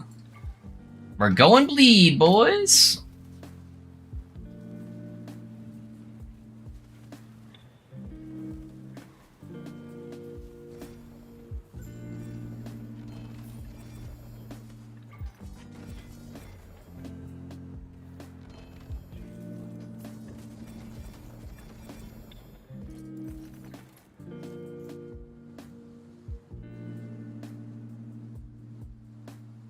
Ain't too Haiti, she ain't a lady. Hey, what's up, Grim? How's it going, man? The staff, it's cool to see you instantly stack to 300, 400 stacks, to be honest, with Fissure being able to spend Ignite stacks. I think it'll be okay AoE. Yeah? Yeah, man, we'll get it all sorted out after stream. We'll get you a half decent setup, since I know you were kind of getting drained on the poison setup, you know? It could be a pretty good option for you.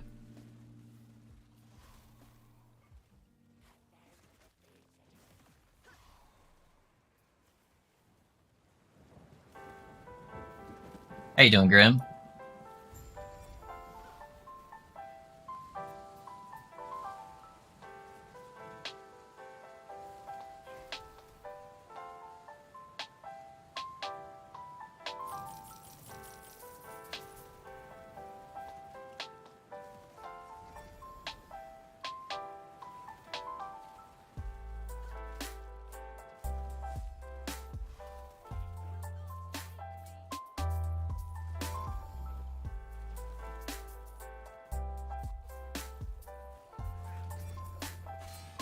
Oh shit! That hurt.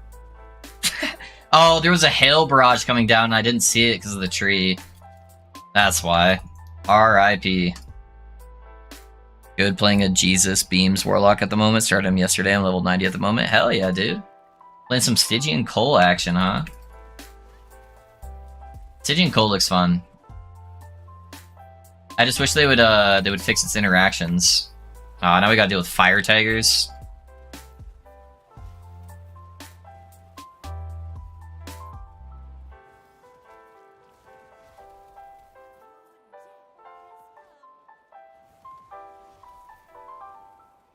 Other patrols. Okay.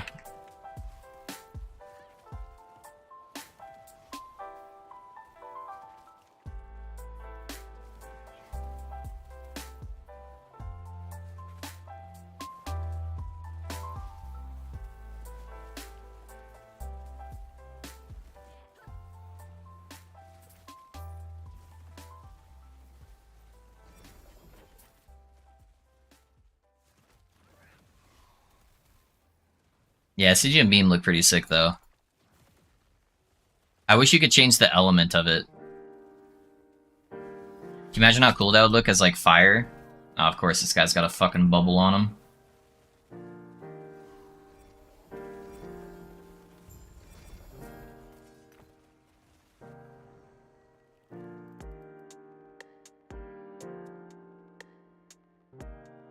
You're not getting Power Blessings. Why aren't you doing infinite channeling Ghost Flames?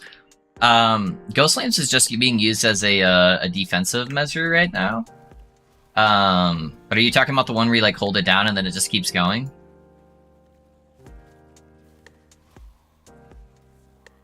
Yeah, I just barely started using Ghost Flames, so maybe like an hour or two ago. So I'm just kind of testing stuff out with it. I'm not really sold on like a certain way to use it yet.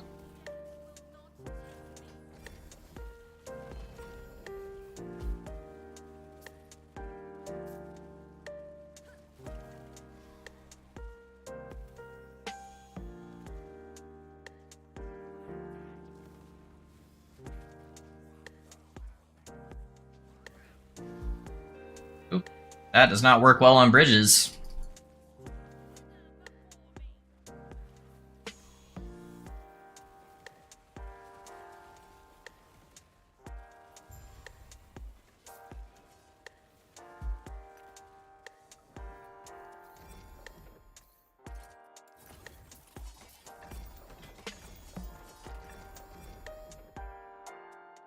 Maybe with the Ashes Mortality and the ward gain, we can swap off the Bone Clamor. Yeah, maybe with Hungering Souls, because you can cast it a lot faster than you can like Chaos Bolts.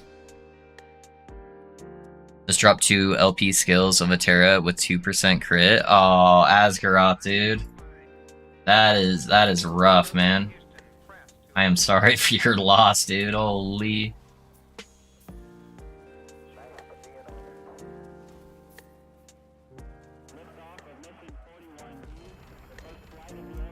Amulet? What amulet you dropped me? Serpent's Milk.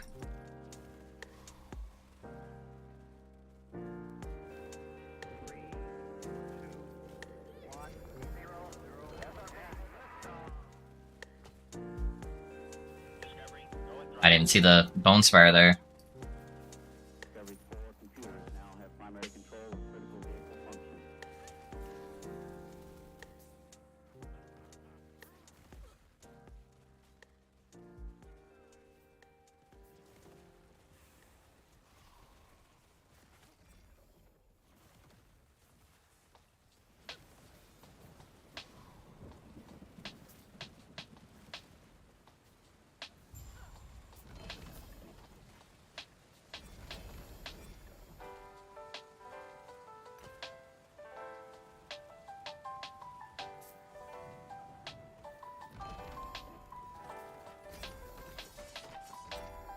Yeah, I assume, Grim, you're talking about, the nodes over here.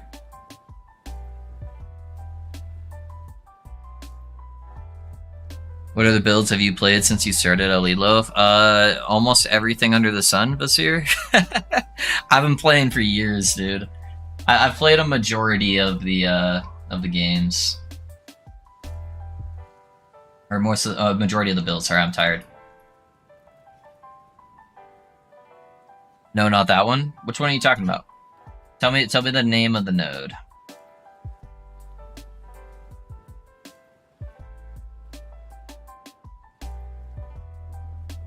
You have the right ones, but they there's a way to sustain it so you never stop channeling. How do you do that? Tell me. Tell me the science, and we'll take a look at it.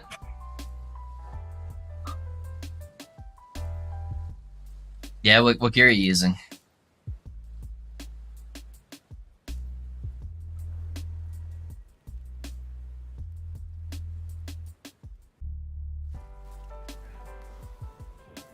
We got the bees.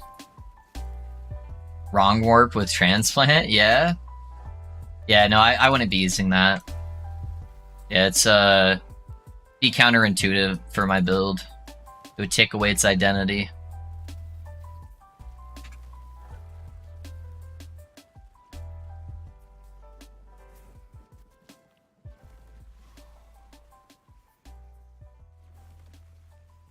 I have to use Firestarter's Torch because it gives me -7 mana cost, which allows me to spam the Chaos Bolts with Fissure. And it gives me a more damage multiplier.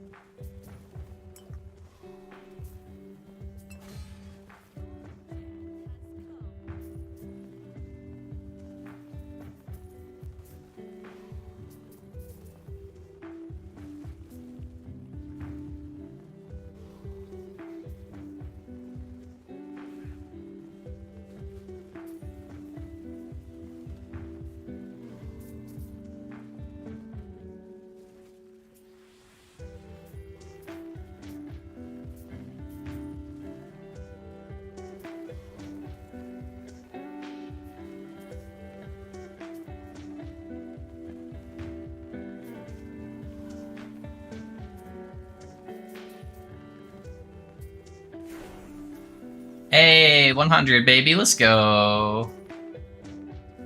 I keep forgetting though I wasn't at level 100 already.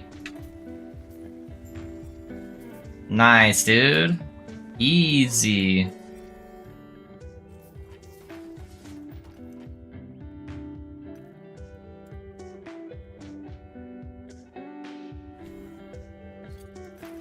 Not too bad, not too bad. 100 boys? Ugh. Ugh. Alrighty, boys. Well, on that note, I think that's a great place to stop. Got to level 100. Did a lot of tweaking with the character. The Ghost Flame's not bad now. Now that I actually have decent mana sustain, I think it's pretty good. Not too bad. I like our combo that we've got right now. We're getting more damage output. We've built a lot more defenses than what we had this morning. So we made some really, really big improvements, honestly. Yeah, I don't know. I think it's feeling pretty good. Hey, Zerbius, thanks for the follow, man. Congrats, Liv. Hey, thanks. Thanks for here. Guys, if you guys haven't been around my stream at the end of the stream before, what I do like to do is just ask you guys to hang out for 5 minutes. And I like to try to find somebody who has a little bit less viewership than us that we might be able to share some of the last epoch love to. Just giving them that 5 minutes and just saying hey to them there can make all of the world of a difference for them. So that's kind of what I am planning on doing. So I'm just looking through the list right now, see if we can find somebody that maybe we can make their day a little bit better. See if there's anybody that looks like they're doing something interesting. Oh wow, dude. The amount of people streaming last epoch has dropped off drastically as we're getting closer. We might be able to find somebody with like 1 view or something. Let's see, who do we got? What's this guy doing? Ooh, I like his setup in his background, and he's level 98, so he's pushing, and he's not playing Ward, boys. All right, I think we're gonna raid this guy. So, guys, make sure you go say hi to him. If you do enjoy his content, maybe drop him a follow. I'll be around tomorrow. I'm gonna cook some stuff up tonight, guys. I'm gonna be theory crafting tonight, and seeing what we can come up to now that we got the Orion's Eye. And see what happens. Let me give this to the YouTube channel people as well if they want to go check this guy out. I really like his stream aesthetic though. Looks kind of cool. But yeah, guys, we'll be back at 10:30 tomorrow a.m. Mountain Time, and we'll see you guys then. I'll catch you guys all later. Have a great night, bye. Thanks for dropping by, Grim. YouTube guys, I'm gonna end the stream for you guys as well. Sorry I can't